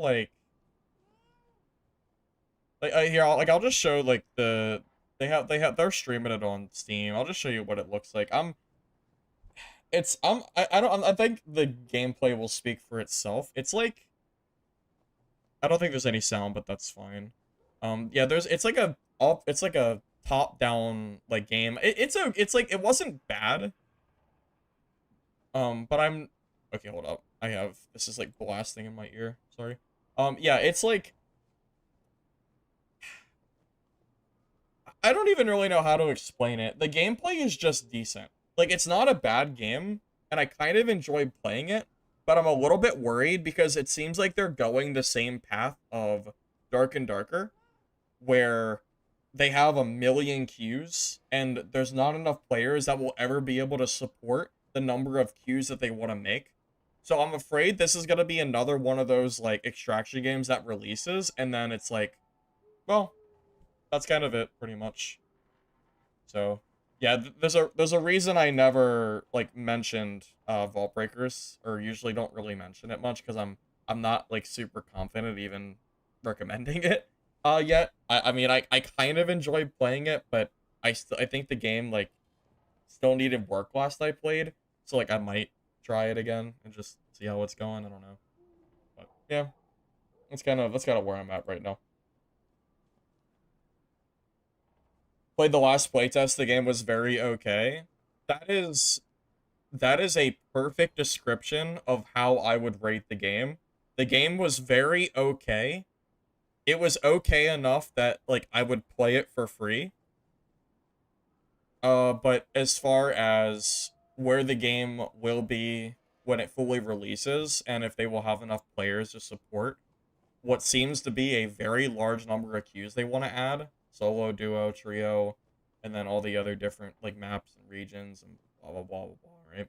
I don't know if they're gonna have enough to be able to do that, but I hope they do. Because even though Vault Breakers isn't like top on my list, I actually wouldn't mind seeing the game do well because I did have some fun playing it. So who knows? Maybe I'll be pleasantly surprised. Yeah, it's Vault Breakers. Yeah. I'm sure a lot of you haven't even heard of it. It's kind of like one of those under the radar games.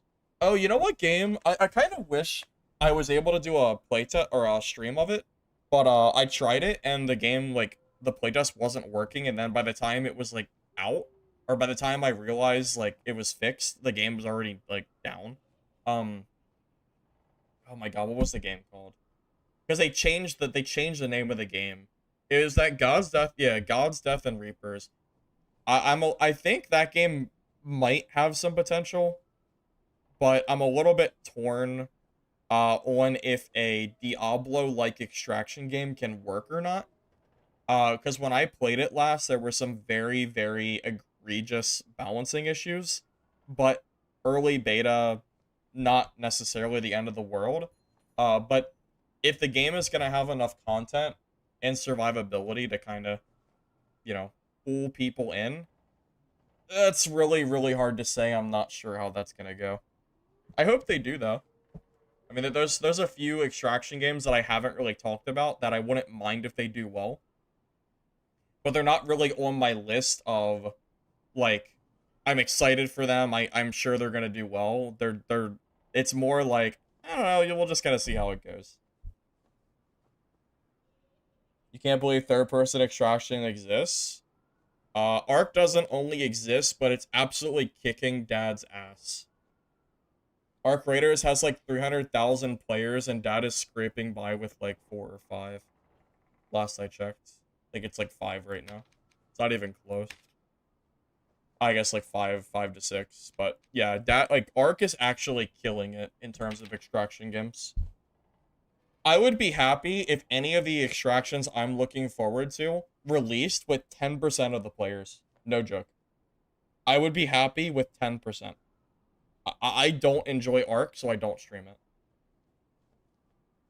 But yeah, that's kind of where I'm at the moment.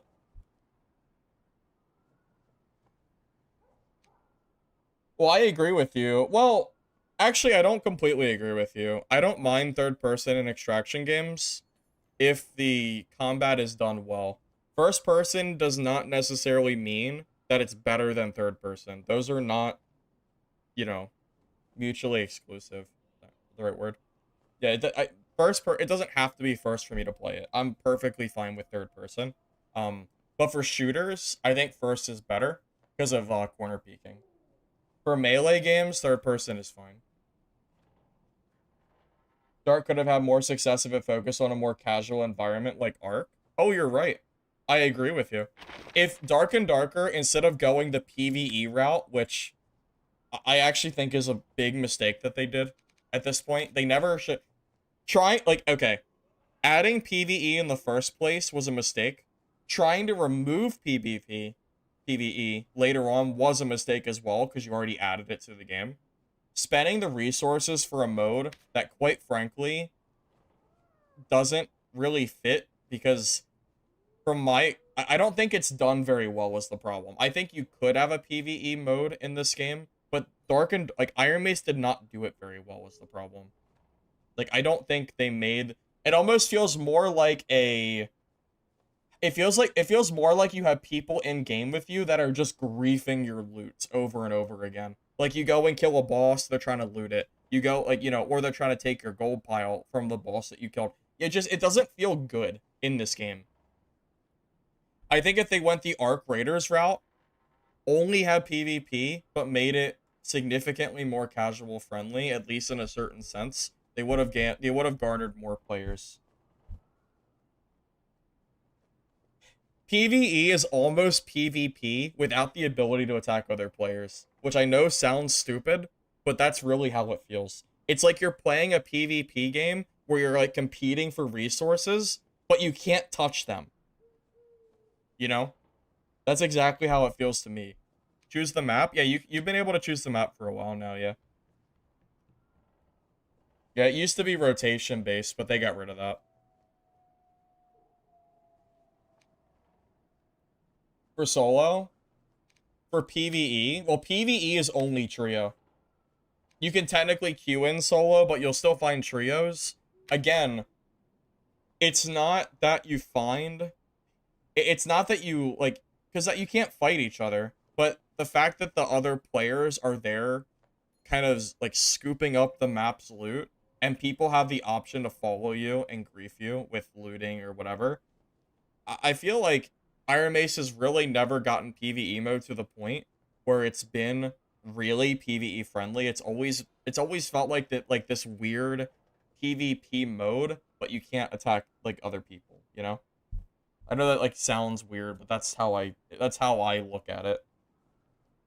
Also, I'm pretty sure PvE mode is also played by people who only go there to build kits for PvP, meaning that they're usually rushing for bosses and high loot value spots and are absolutely trying to steal stuff from you if you do it first. Like, they will 100% go. Like, if I go and kill Troll, they will 100% run down to the bottom and start pulling that gold pile. What do you think? They're gonna, like, just let me do it even though I killed boss? No. Absolutely not. They're gonna come in, try to get the boss kill, try to take, like, the boss loot, and then they're gonna rush down, grab all the loot, and then start grabbing the pile that they didn't earn. It's just not fun.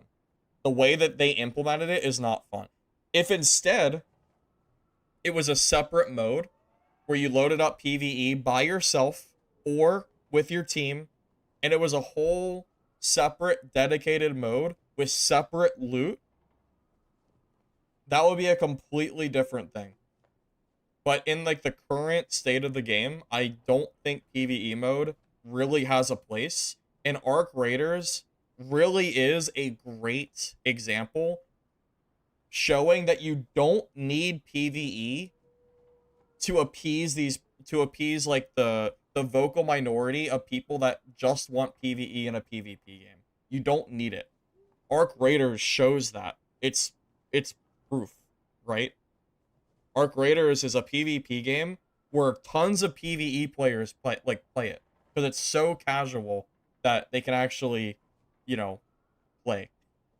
If Dark and Darker, if they just spent more time doing more casual features that help them get into the game, I really think this game would have done better instead of focusing on a half-ass PvE mode and then spending like 4 months trying to remove PvE and solos and duos from the game. Like, just a lot of really weird and bad decisions went on, I think, to get us to the point that we are in Dark and Darker.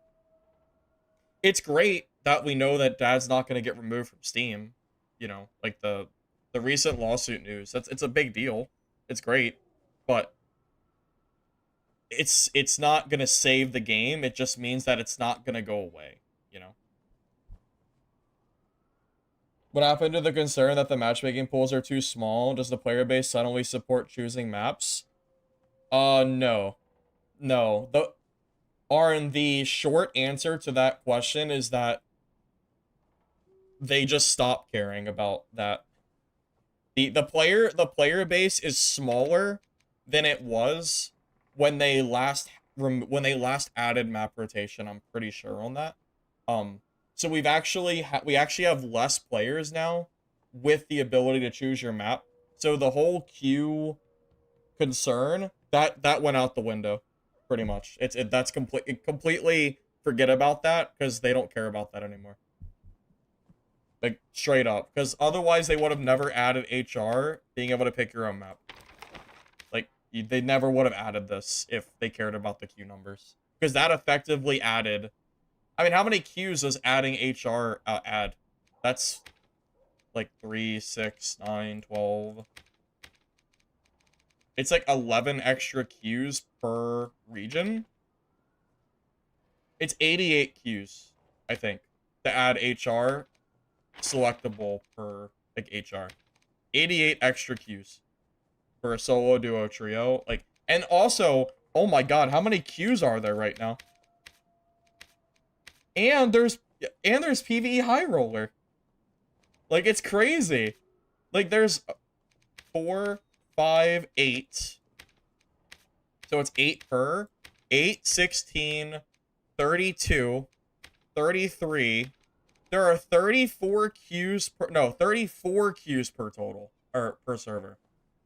34, not even 32. 34 times 8. What is 34 times 8? I feel like it's like 250 something. I'm a little off. 272. There are 272 queues in Dark and Darker. Let's compare that to the player count. There's 5,300 players total.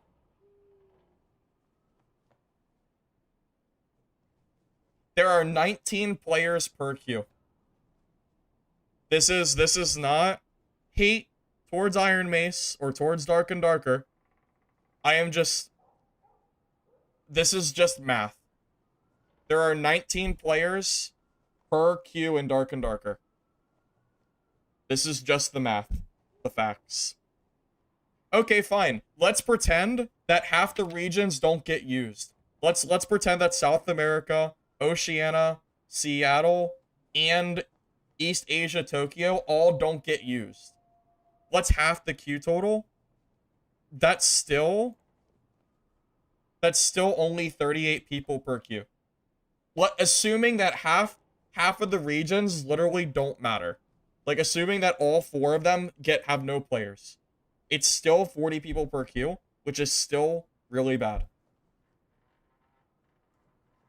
I would assume you'd agree with that. And the problem is, it's not really 0. Like, sure, they might be lower pop, but they're not 0 pop. So the number is probably somewhere in between 19 and 38 for the more popular regions.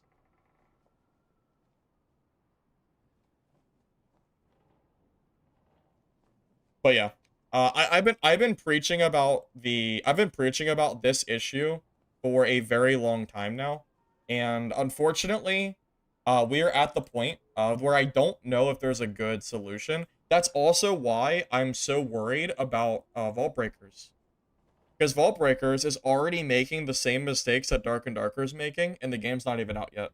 They have solos, duos, trios, a bunch of different maps you can select, and different regions, and PvE mode. So, like, I can already see, I can already see the issues appearing for this other game, you know.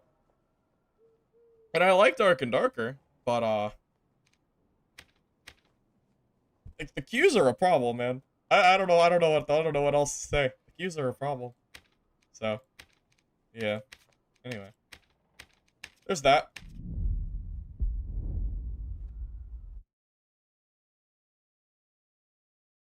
Also, keep in mind, that was based on the 5,000 players, including the people that are just sitting AFK in the lobby. If you only base it on dungeon players, it goes down to 9 players per queue. Although I don't know if that's a fair number or not, but you know not all 5,000 are in-game at any time. There are plenty of people in trade chat or just sitting in lobby or whatever, right? So, the queue number, it's actually worse. Then it's even worse.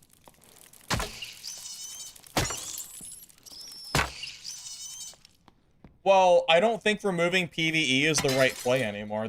It's too late. You can't remove PvE anymore. The right call would have been to never add it in the first place and modify the game itself to be accessible to casual players. But at this point, I think it's too late.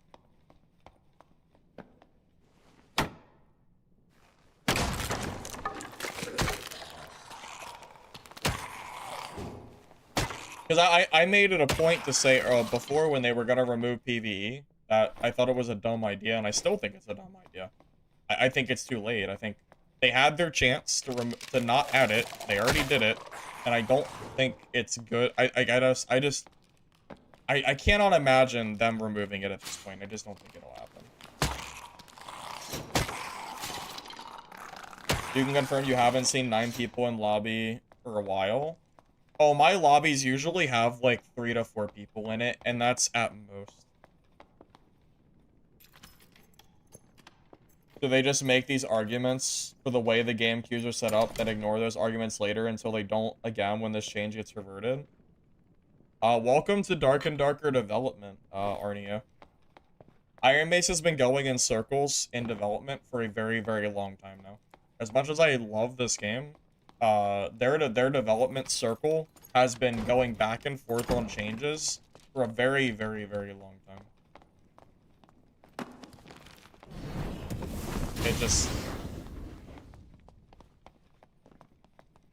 It just is what it is.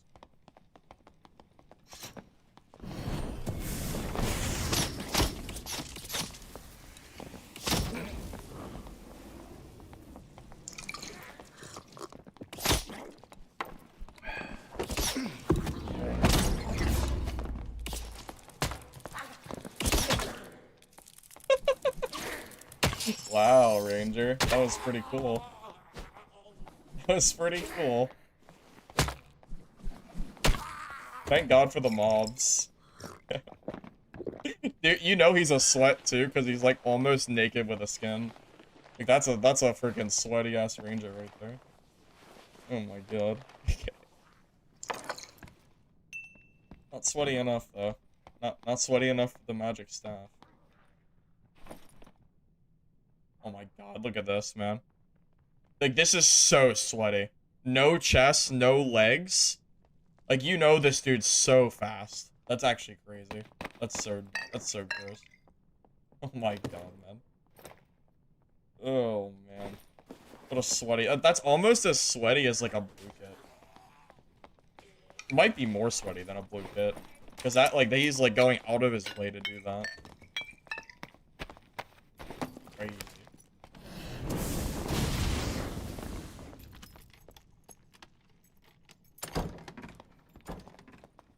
Oh. Playing the door game, I suppose.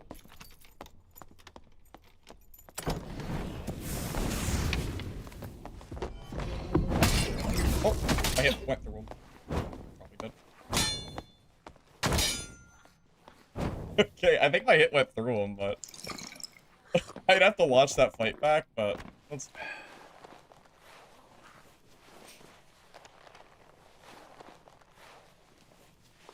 Do you think streamers have different opinions as well? Those that are in the channel that give ideas? Well, of course the streamer. Well, it's not just streamers, it's everybody. Everybody has their own idea. That's why whenever you go to Reddit, you see like really, really crazy arguments usually. Because again, everybody has their own idea of like what Dark and Darker is supposed to look like, you know?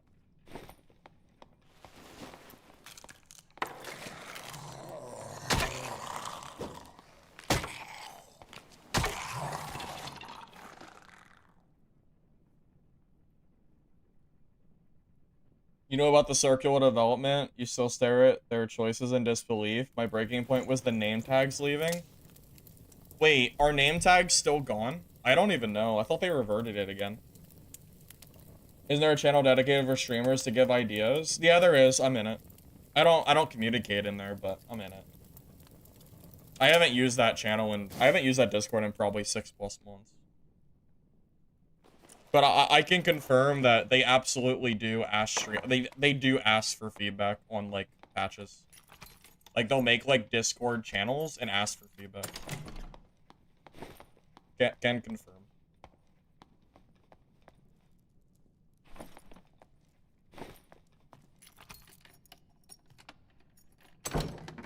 They removed and then okay, so they did re-add name tags? Okay. I can't keep up with IronMace's updates. You know? I can't keep up with it.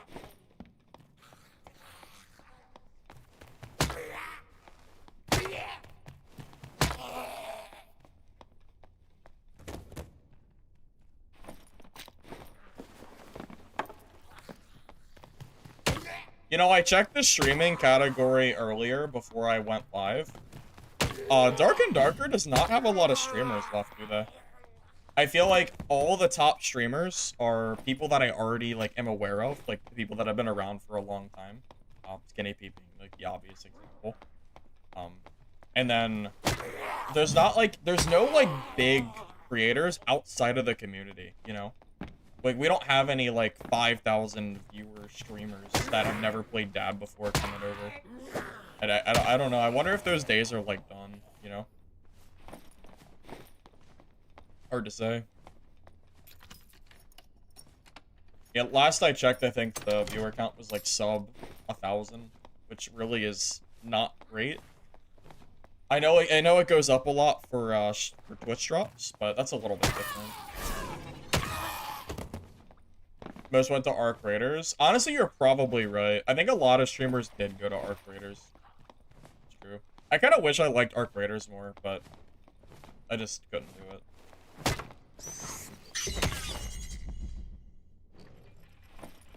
So I haven't played a month ago? Oh, I didn't know that. Okay. Did he just play for like a day and then leave, or? I wasn't aware of that.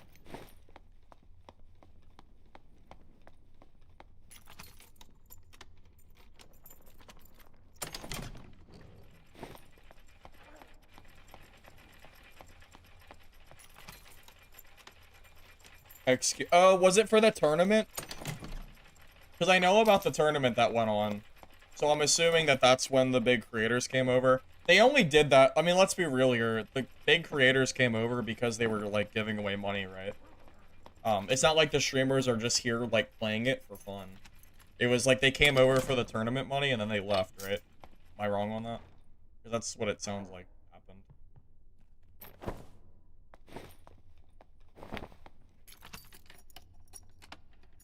He tried the water map, but oh, I think I might have heard about that. Is XQC the one that like died and then blamed the game or something for dying and then quit?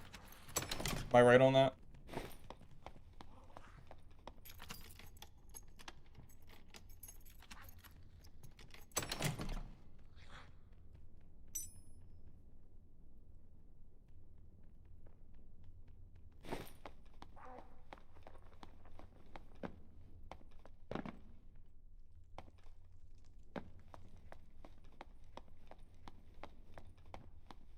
Oh yeah, didn't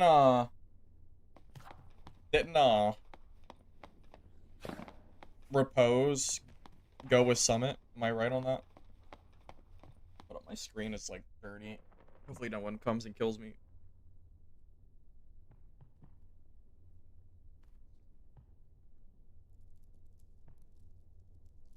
Just give me a sec. It's bothering me because the game is dark. I have like little spots. Very annoying. I guess if I die, it is what it is. But it's bothering me. Give me a sec.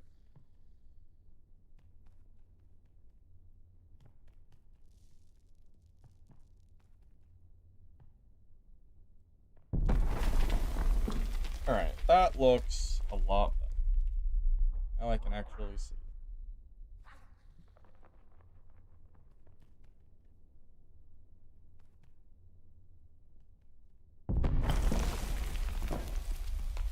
He played a few matches and died to mobs on water map and said it was trash. Oh. Oh, okay. Sounds like it didn't last too long then.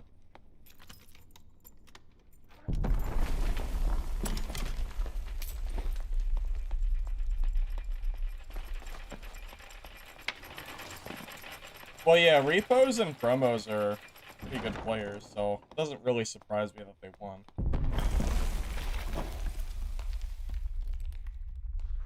XUC was too impatient to learn the mobs, level up his barb, learn how to build it, inspire first, doesn't know how to take extra mugs. Well, that's kind of what I was saying earlier. The games that do better are casuals because 99% of players are like XQC. They don't even want to take the time to learn how to play something. They just want to hop in and already be like proficient and ready to go, which is exactly what Arc Raiders kind of offers. Because it's so easy to like gear up and you don't even like you can kill anybody in like with like one gray. Is it Stitcher? Whatever weapon is like meta. That's gray.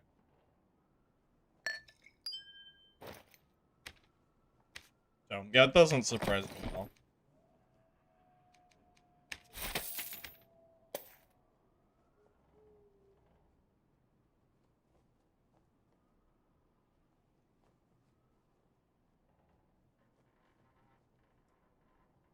Might take a look at who's streaming. It's like I'm gonna be done here in a minute, but if someone's streaming, I'll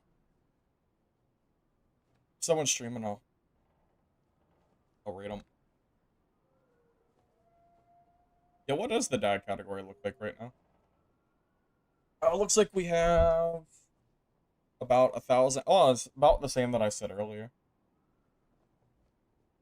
Alright, who do you guys want me to raid? What are you guys thinking? This game seems difficult for big streamers. Oh, for sure. It is. It's absolutely hard for big streamers. Because they don't want to take the time to learn the game.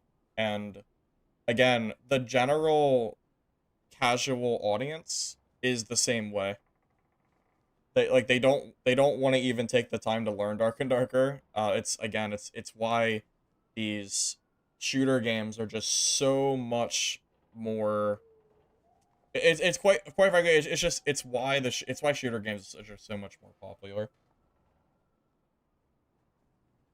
Well, I was looking for some people that I know. I know NBoss. I know CS Snipes. I don't think I know anyone else here. Yeah, I don't think I know a single other person here. I'll probably rate NBoss. It seems good. Alright guys, thank you all for stopping by for the stream. I hope you enjoyed it. If you are on YouTube, if you don't mind liking the video before you go, I'd appreciate it. It helps the VOD, so thank you in advance. And if you're on Twitch, drop a follow, and I will be live sometime soon. I will say that Expedition in the Darkness is supposed to come out with a playtest on the 11th. Maybe I'll give that a go. I don't know if I'm gonna try Vault Breakers or not before it's gone. We'll see on that. Thank you all for watching. I'll see you guys soon. I'm gonna go ahead and raid and boss, and I'll catch you guys later. All right, peace out. Thank you for stopping by. Appreciate it.